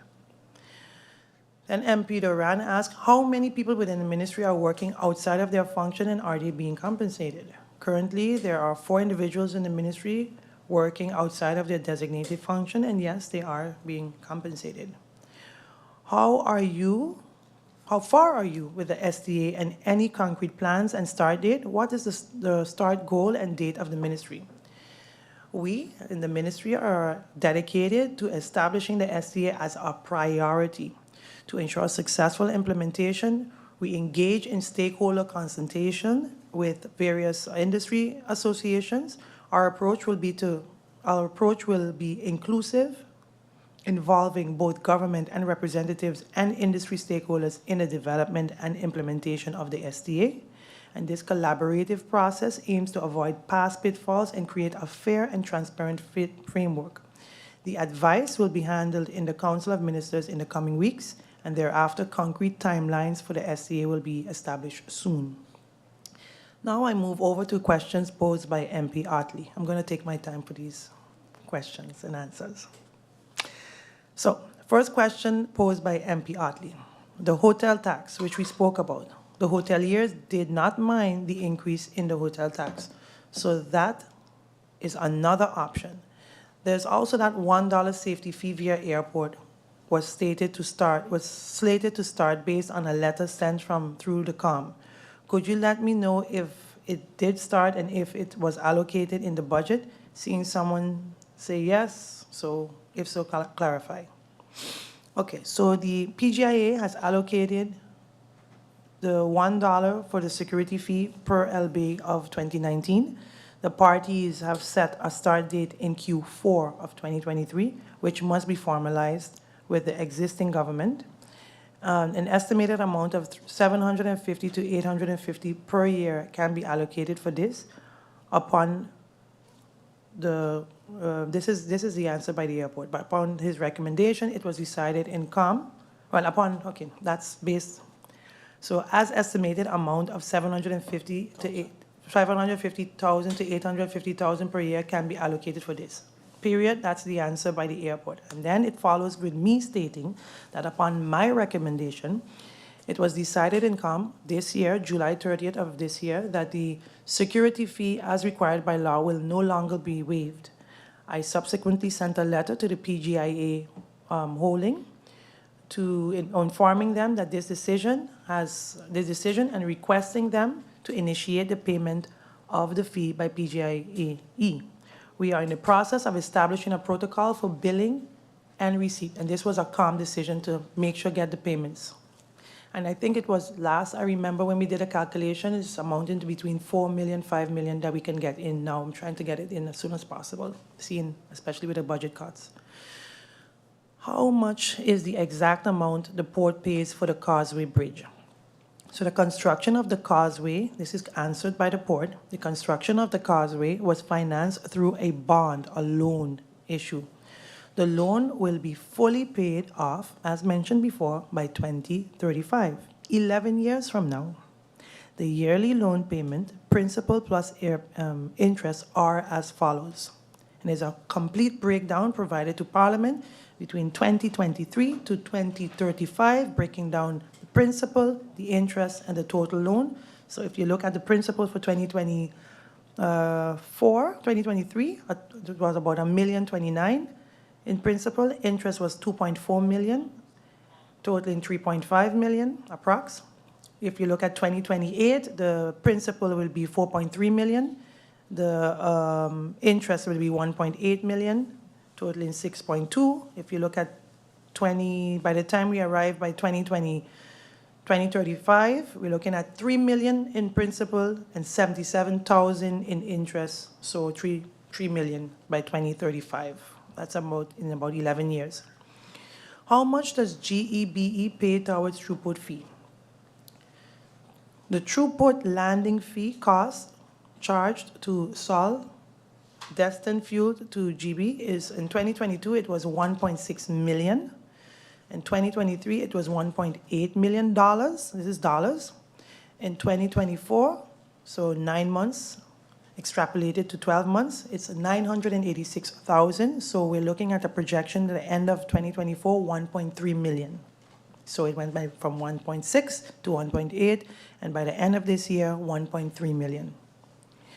Note that the throughput fees were increased, again, I'm going to repeat this, by 0.4 guilder cents in 2012 to 2014 in relation to the loan issued to the 4.4 guilder cents per liter. As such, 10% of the above relates to the loan issued in 2012, which includes the Causeway. So in 2022, Causeway paid $164,000, 2023, $186,000, and 2024, $98,000. So 10% of that was the Causeway. I truly hope it's clear now. Does any other company pay for the Causeway bridges? No, no other company pays for the Causeway. The throughput levy system are 4.4 cents to the airlines via Sol and via airport, and 8 cents to the other bulk liquid fuel landed in KB. MP Otley asked, how much is the debt the port has, and what is owed for it, and how much does it pay for the loan in its entirety, and how much is the monthly burn rate? I provided a table again, and it shows that how the loan will be repaid in the next 10 years, and all the current loan will have, all current loans will have been paid in the next 10 years. So it's a big breakdown, but just to explain the burn rate, total operating expenses and interest expenses and principal loan payments of the port based on its 2024 budget amount to $49 million for 2024. So based on the port's current cash position, the port can meet all its commitments for longer than a year in a situation where it would have zero income. A natural disaster, such as a major hurricane, is externally insured, including business interruptions. So additionally, the projected net results are favorable based on their business projections, which will help the port to build additional reserves. This will make them further shock-proof and enable them to make key investment linked to the business continuity and business growth. Next, MP Otley asks, what is the annual maintenance cost of the Causeway? Who maintains it? What outstanding CapEx projects are still pending for TEATT, but particularly for the harbor? Considering the FCCA and its members are leaning towards LNG, what is the harbor's position on being able to offer energy-related service to the cruise industry? This can only save GEBE, but also generate the revenue. This is the opinion of MP Otley. The answer from the port is the expected maintenance costs for 2024 linked to the Causeway are estimated at $328,000. I think I'm assuming it's yearly. The Causeway is currently being maintained by the main manufacturer of the swing bridge and the technical components. Also, local companies and port employees carry out the day-to-day maintenance and upkeep. LNG is very much a discussion in the industry as an alternative option and immediate solution, while the industry leaders further research and develop solutions that's not fossil fuel based, such as hydrogen, methanol, or hybrid. These items are on the agenda to have further strategic discussions with the industry partners during the upcoming FCCA conference in St. Martin. That's next week. The transition to the renewable fuel sources and the ability to fuel power these vessels is a collaboration of several local stakeholders, including government and GEBE, amongst others. MP Otley goes on to ask, will a transfer of assets and debts from the harbor to the government help the port in any sort? Given the recent economic conditions, has there been any reevaluation to manage financial risks such as those posed by the natural disaster and pandemic? In discussion as VSR with the CDC, we can estimate that every 10 years we expect a pandemic. So the port has discussions regarding the recapitalization since 2016. The port has requested in the past a contribution in kind through the extension of its current water rights as well as the transfer of the Causeway Bridge. Next question posed by MP Otley. Is it still the interest of the Port of St. Martin to enter discussions with Global Port? The port is not intending to further discussions with the Global Port. Global Port is still active in the Caribbean and approaching many destinations. However, the port has maintained and improved its strategic agreement with cruise partners directly, and as such, maintains and appreciates the direct relationships with the cruise industry executive partners. MP Otley goes on to ask questions regarding the vending village. What is the vendor's village and where is it at this moment and where is it intended to be moved? So the vending village has been removed from the CapEx and is currently being worked on by the ministry to be presented again in 2025. The vending village was supposed to move the food vendors, right, across the street of Walter, not Pondfield, but Walter Nisbet, and they were going to move them by the mental next to Turning Point. That was the idea for the vending village by the Ministry of TEATT itself. Then MP Otley asked my questions pertaining to the causeway. When TEATT was here, a link was created based on the answers that this causeway bridge was built, which we all use. However, the throughput fee was initiated to pay the loans for such. And with this fee came the increase in fuel clause. What? No, okay, sorry. So I think I need to skip that. I think I'm just repeating something. Yeah, it's just a statement, I guess. It's not a question. I'm going to move over to another question posed by MP Otley. Update on the 10.4 acres land transfer to EDC. Does EDC still have ownership of this land? The EDC does not own the 10.4 acres of land the MP is referencing. This property is in long lease by the Port of St. Martin and sublease to SMQD, which is owned by the majority of Royal Caribbean Group.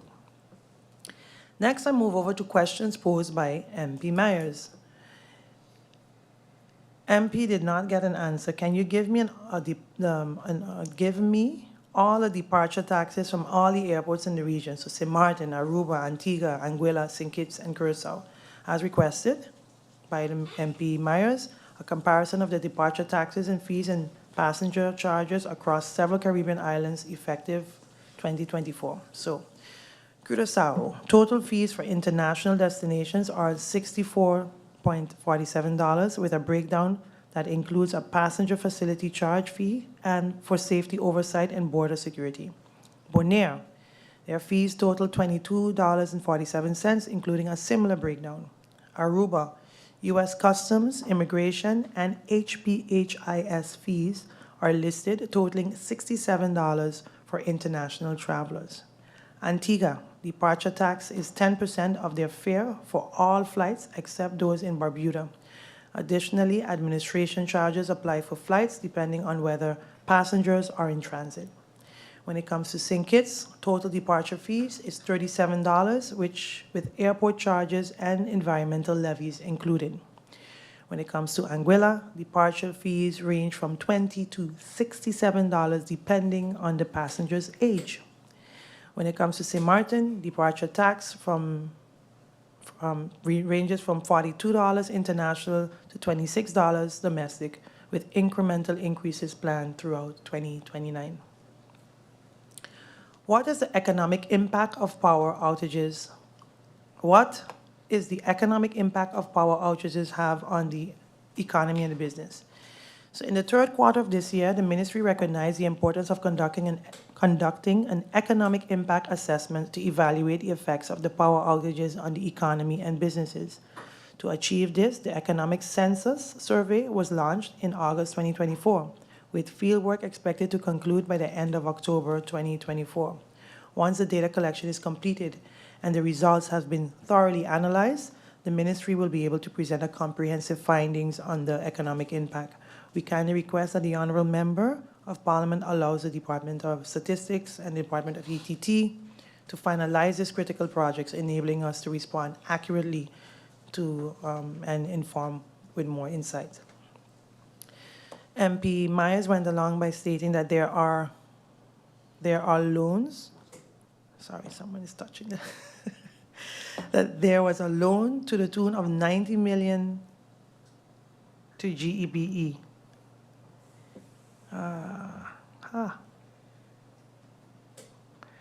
And that it was not drawn out and that it was not received by finance.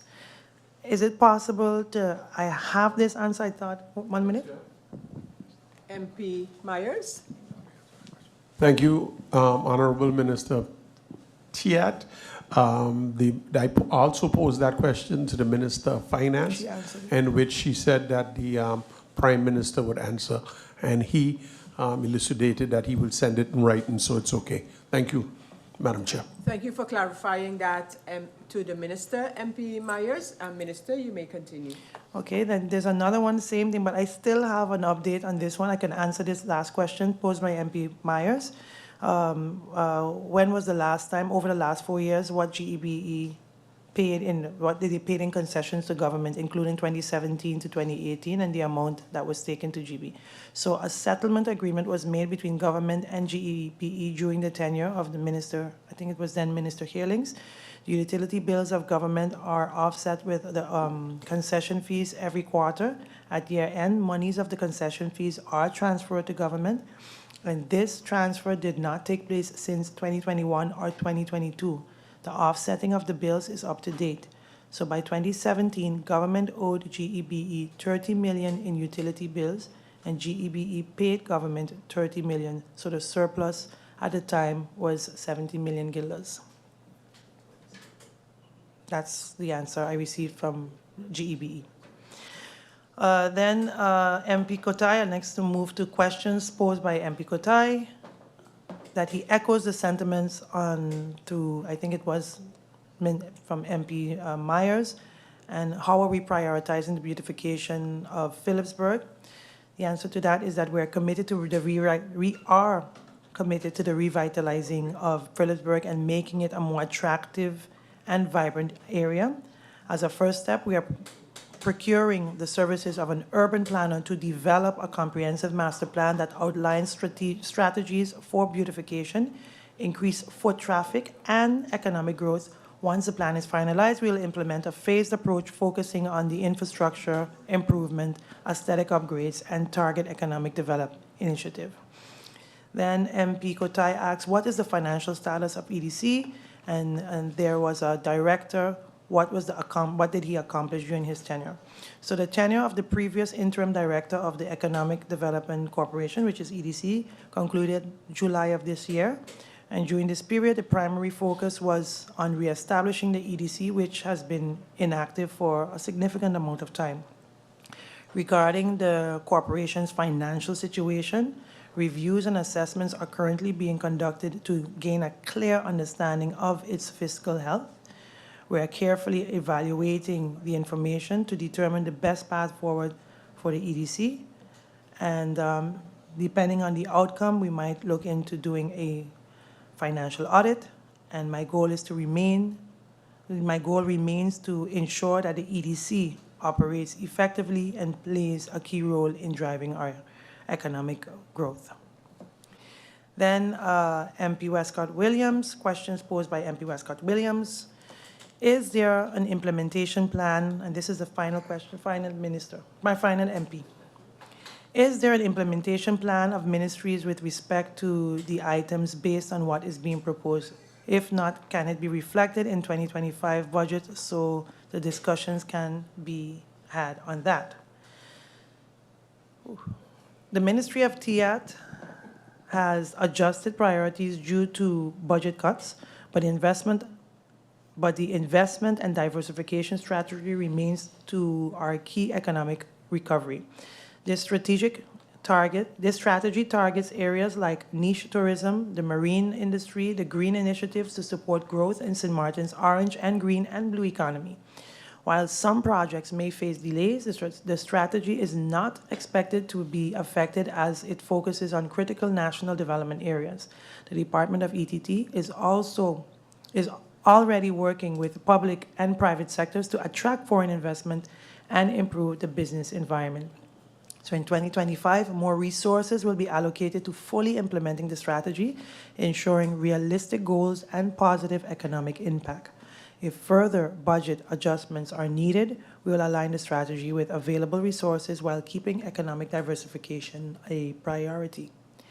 MP Westcott also stated that similarly with agriculture policy, can we identify steps to be taken on an annual basis so that we can see where it is reflected in the 2025 budget? Yes, we can, and we will, MP Westcott Williams.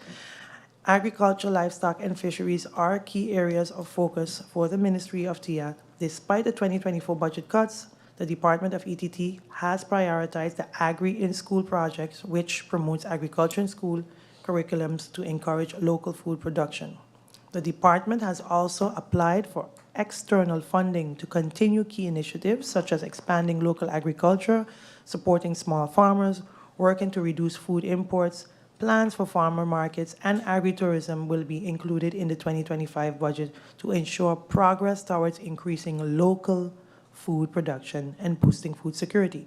The ministry is coordinating with other departments to finalize an action plan and secure funding, which will be presented in the 2025 budget discussions. MP Westcott also asks, are you aware of Mr. Beervoet's article in the invasive species on St. Martin on agriculture and the devastating effects? Yes, this morning I read it. The ministry is aware of the article as well, and by extension, as mentioned via agriculture, livestock, and fishery policies, invasive species is a threat to the development of the industry. And through various programs and studies, we're currently assessing the best ways to deal with these issues and moving forward. And I must add the suggestion on that law by MP Arian that I will be also looking into maybe reinforcing. I thank him for that. And then MP Westcott said that she read recently and the article by Turning Point based on an offer made to them, that their response on the offer coming from the group of companies that there has and is not and or is expecting permission to have something to do with the area of cannabis, whether they are getting the permission to our market, whatever there is. I could not understand the Turning Point. Okay, so let me clarify it. I think MP Westcott said that she could not understand what Turning Point was saying about their interaction with the group, and if I could please provide an explanation on the matter. So, the Native Nation group contracted by the previous administration is responsible for establishing cannabis legislation and regulations for St. Martin. They have met with Turning Point to share information and discuss concern and insights.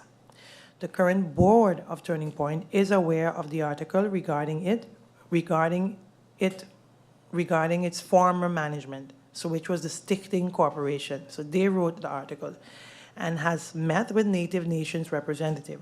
Turning Point is assessing Native Nations' plan for cannabis legislation and its potential impact on St. Martin and their foundation.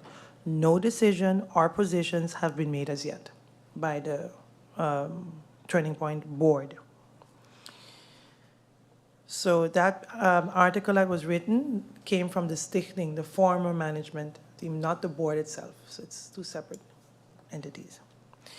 Then the SME development as MP, I think final question, a question by MP Westcott Williams. SME development, as this too is a policy, are there any reports on the execution of the policy? This is a long answer, so a little sip. So since the approval of the MSME policy in 2021, several key initiatives have been launched to support micro, small, and medium enterprises in St. Martin. the SEDP pilot project, which is providing training for the MSMEs, with 47 participants completing the courses and 26 business incorporated. A loan application of 390.64 was submitted to NRPB for further business growth. Then you have the red carpet treatment pilot 2022 to 2023. This program, in collaboration with the Department of Economic Licenses, reduced costs in simplified procedures for obtaining business licenses. That is going to be coming up soon. And then we have the Small Enterprise Development Center, the SEDC, launched in September. The SEDC offers support to entrepreneurs, including business counseling, plan writing, training, networking, and B2B meetings. Then you also have the Enterprise Development Program, the EDP. 4 training sessions scheduled for 2024 and 2025 with 30 participants in the first sessions, and these aim to equip entrepreneurs with the skills needed for success. And then finally, you have a seasonal events. Initiatives like Backstreet Bonanza and Cope Avon provide MSMEs the chance to showcase their products and boost sales during the peak seasons. So access to finance and continued training remain the priority for the MSME growth. Then MP Westcott Williams asks about the Gaming Control Board. The amount in our budget has been reduced by 91,000 and has been reduced to 84,000. So from 91 to 84. What exactly, given what the plan is being prepared by the Landspaket, what is the amount for the budget? The budgeted amount is St. Martin's contribution to the overall cost to draft the individual action plans for the establishment of St. Martin's Gaming Authority, which is majority being funded by TEATT. So it was just St. Martin's contribution, and we had to cut part of that. Given the movement of the vendors in the Phillipsburg market, is there any way they can be exempted, or are they going to be exempted for paying their monthly annual fees due to being uprooted and everything that went along? So based on Article 1 of, Paragraph H of the Ordinance on Street Trade, Landsverordening, Openbaar, Straathandel, defines the right to being in possession of the market vending license, the so-called vergunningsrecht. So as being equal to the amount owed to the country for holding a license such as this, the ordinance that regulates these fees is the precariorechten and the retributieverordening, and falls under the authority of the Minister of Finance. So the Minister of Finance is therefore the relevant authority to indicate whether these exemptions of paying the market vending license fees is possible under aforementioned. But I will say that it does have our attention, and it's something we are considering doing, given what they're going through these last couple of months. So we are going to be discussing this with the Minister of Finance to see if we can give them a little leeway this year, because they had a very stressful year. Then MP Westcott asked about the permits and the fees in connection with our law, the precariorechten, the use of public spaces and the fees associated with it, and are these monies being collected? A firm made a statement about their board being vandalized, but they are paying their fees. So all these boards paid for, are these boards paid for? Because it has a deterrent element to reduce the need of these type of advertisement. The issuance of advertisement board permits fall under the authority of the Minister of Justice. The collection of the annual fees fall under the authority of Minister of Finance.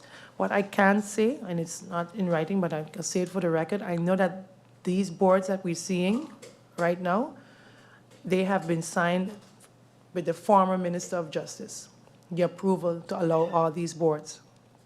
That is out there right now. So it started with the Minister of Justice approving the former Minister of Justice approving the erection of all these boards that we're seeing here today. Then the LBAM had to go in effect via national decree, and has it been completed? I think I responded earlier to that question regarding if this is the question, I'm sure that this is the question referring to the LB regarding the lottery booths. So yes, we are waiting on the Excellency, the Governor, for the decision making. I responded to that earlier. And once the decision is taken, the ministry will inform via publication that the government platform, on the government platforms. And yes, like I said, refer to the previous answers breaking it down. So it's still by the Governor for the ordinance is still with the Governor. Then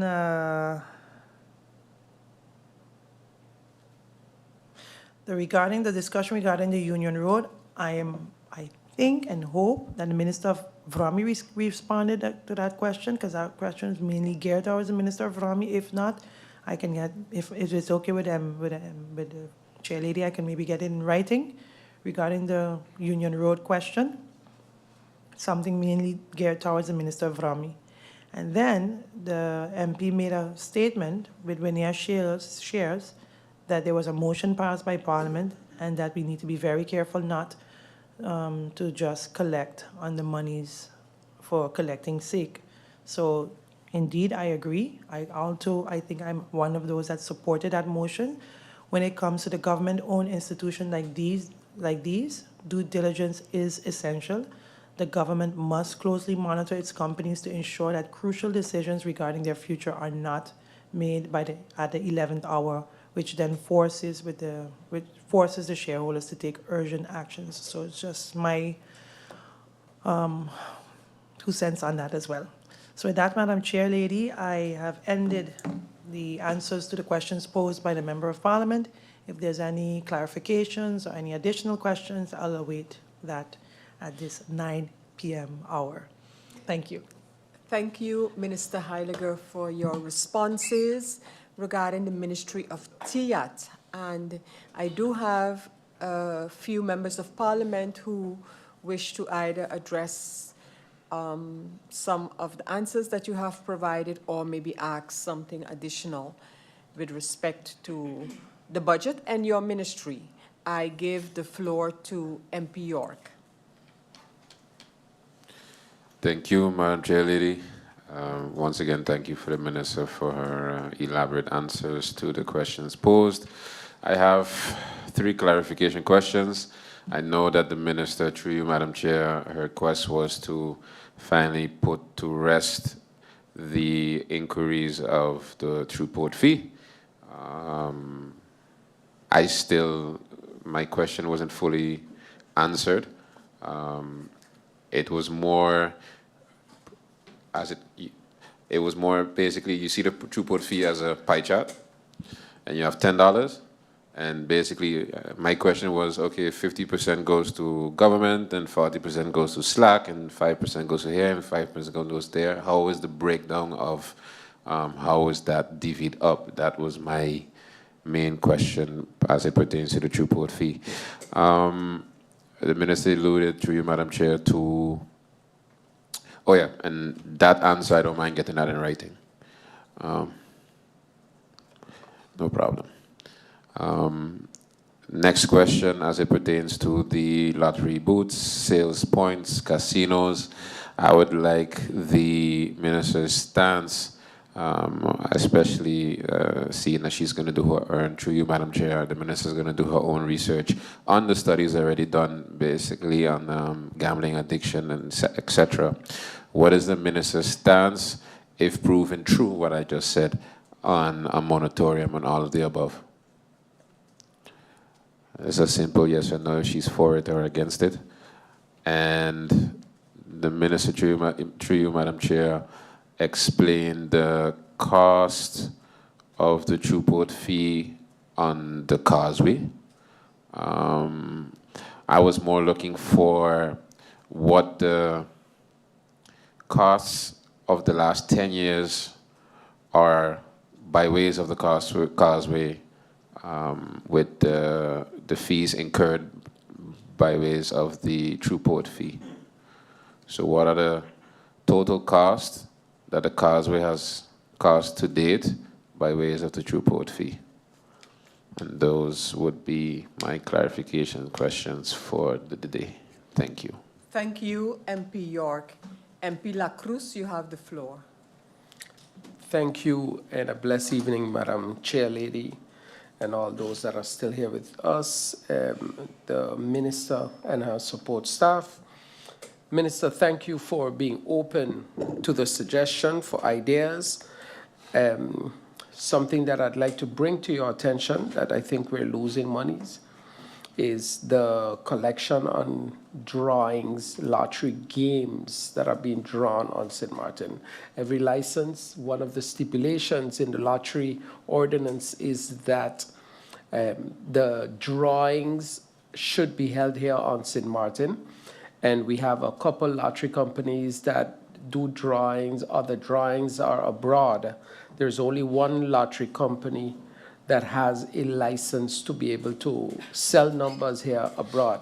So with the oversight committee, government is losing monies. The drawings, because it's 50,000 per game that is played on the island, we're losing monies there also. And it brings somewhat of a disadvantage to the lottery companies that are actually doing, the right thing by doing all their drawings here. My estimate is that we're losing at least literally a 500,000 to 600,000 a month with that alone. So that is something that the minister could look into, and the ministry, your inspectors, they are fully aware of it, because it is something that I started before we left, and they know exactly which companies, how much drawings they could follow up on. Thank you, Madam Chair Lady. Thank you, MP La Cruz. I now have MP Otley. MP Otley, you have the floor. Thank you, Madam Chair. Thank you, Minister of TEATT, for your elaborate explanation on the Trooport fee for my questions. I await the presentations and graphs definitely in writing. I looked to the SG, he said did not receive anything as yet, so I'll await. Very important. Also, it was not a statement, it was a question when I said, the Minister of TEATT stated that the Trooport fee was created in 2007, and then there was an increase in 2012, 13. And I specifically asked the Prime Minister, who stated that the Trooport fee was created to pay for the Causeway Bridge. And I asked him again, and he said yes. So that was that question through you, Madam Chair. I needed the clarity if it was created for that, because that's the answer that I got from the Prime Minister. Also, I would like to know, speaking about, I asked the Honorable Prime Minister about Telem, so I'll wait on his answer. I know Telem is near and dear to your heart as well, but I'll wait, as I know it falls under the Prime Minister. But speaking about having our companies in order, I would like to know the update on the head of BTP. I know the interim head really, while I was there as well, really worked hard to put BTP back in a position that it can start to see the light. So I would like to know, the position, if this position is finalized, is the person still interim, or will the person become the definite head? Because they definitely do deserve that with the way that they brought BTP back in a reasonable state. That'll be it, Madam Chair. Thank you, MP Otley. MP Myers, you have the floor. Thank you, Madam Chair, and thank you to the Honorable Minister for answering those questions. You've answered all of the questions that I've asked thoroughly, and I just have two more questions. I hate to burden you with more questions, but you can send them in writing. Your answer regarding the EDC was very vague. What are some of the accomplishments by the director in the year that you said that the director was there? What was the financial position of the EDC then? and what is the financial position of the EDC now, and what is the annual subsidy from government to the EDC? Thank you. Those are my two questions, Madam Chair. Thank you, MP Myers. Minister Heiliger, these are the additional questions and or clarifications requested by members of Parliament. Are there any that you can address now, Minister? And then I would ask you to please put the others in writing, but I'll get to that after I give you the opportunity, if there's anything you would like to address now or respond to now, if you can. Yes, Minister thank you. Heiliger. Thank you, Madam Chair Lady.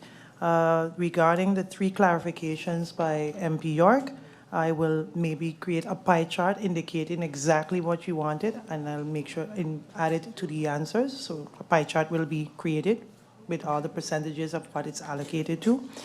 And with all the lottery booths, what's my stance on a moratorium? Something that I would consider. A moratorium for sure, it's a lot. You know, I usually, when people ask me about my island, I usually say we're the Sin City of the Caribbean with all the casinos and the lottery booths and the, I mean, it has to end. It's a little too much, my personal opinion. So I do consider having maybe a moratorium. I find it's just a bit much, my personal opinion. And then the cost of the last 10 years, I think I kind of answered it, saying that it's 10%, but I will try my best to maybe clarify it a little better when I send in the ones in writing. But I think I answered it when I said 10% of that loan is the causeway. And I also mentioned that the causeway's cost, the annual cost is about 300 and something K per year costs. That's what it costs us. And the percentage of the loan, 10% of the loan is what we pay for the causeway. So you have the standard maintenance costs, what the causeway itself, and the throughput fee, okay, I'm confusing two things. I'll have to go back and maybe clarify that. Sorry about that. And then MP La Cruz gave a suggestion on the, maybe have a discussion with the Oversight Committee regarding the charging those that are doing the drawing, the lotteries abroad. That is a good suggestion. That's something I would look into. Maybe even before, maybe see if we could implement it for 2025. So I'll look into that. Thank you for that suggestion. MP Otley, from what I have gathered from before, the throughput fee is not only related to the causeway bridge, it is a source of direct operating revenues for the port, from what I've gathered. But I will confirm that with the port and then put that in writing for you as well. And as for MP Myers, ask specific questions regarding the EDC. I don't have that information with me, but I will 1,000,000,000% put it in writing for you in the report tomorrow and give you how much. So the question is,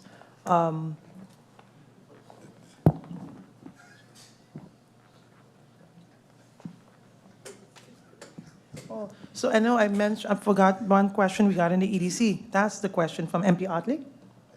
Regarding the EDC, the board right now has started the vacancy. They started working on getting the director for the EDC, the vacancy process. Oh, BTP, sorry. I'm looking at you and saying EDC. I don't know why. But yes, BTP. The board has started the process for vacancies. And we will hopefully get the outcome of the BTP. BTP, the vacancy for the director of the BTP. That's the question that MP Otley asked. Yes?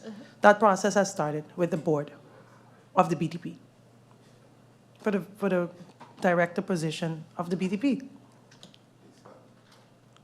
MP Otley? Did the minister understand you correctly? Yeah, I'm trying to understand the minister correct. So the board is starting to... Usually the vacancies and starting not evaluation, to start the recruitment process has started to hire, to get a director of the BTP board. Because right now we have an interim director, so we need to now hire a director. So we need to now go through the process. Okay, well... I'll answer it clearly because remember there was through you, Madam Chair Lady, there was a... MP MP Myers, you're going to help out the point? No, Madam Chair. I think the question that MP Otley is asking is if the present interim director would be or is going to be considered to be the director in the whole evaluation process. This is based on the board. The board has started the recruitment process Okay. internally, and if she is chosen, and then she would be the one, or maybe they will go on to externals. I'm staying hands off with that, but they have started the recruitment process, and the recruitment process usually starts internal first. So we know we'll as soon as I get the outcome of that recruitment process, I can give the MP a pass. But the process has started internal first. Yes? And then for the rest, I'll send in writing. Thank you, Minister, for those answers. And again, with the understanding that all the answers will be provided in writing, including those which are yet to be answered, and that if we can get those before the public meeting in which we'll be handling this draft amended budget. And so, Minister, I want to thank you and your support staff for being here this evening and responding to the questions by members of Parliament. I want to thank the members of Parliament for sitting through this CC, the Central Committee meeting of Parliament on the draft amended budget 2024. Thank you, Minister. Thank you, support staff. Thank you, members of Parliament. And thank you to all who are still tuned in to this meeting of Parliament. And with this and the understanding which we have with the ministers in providing answers, I can hereby close this Central Committee meeting of Parliament. Thank you once again, members of Parliament. I wish everyone a safe journey home, and I hereby close this meeting of Parliament. This Central Committee meeting number 6 is closed.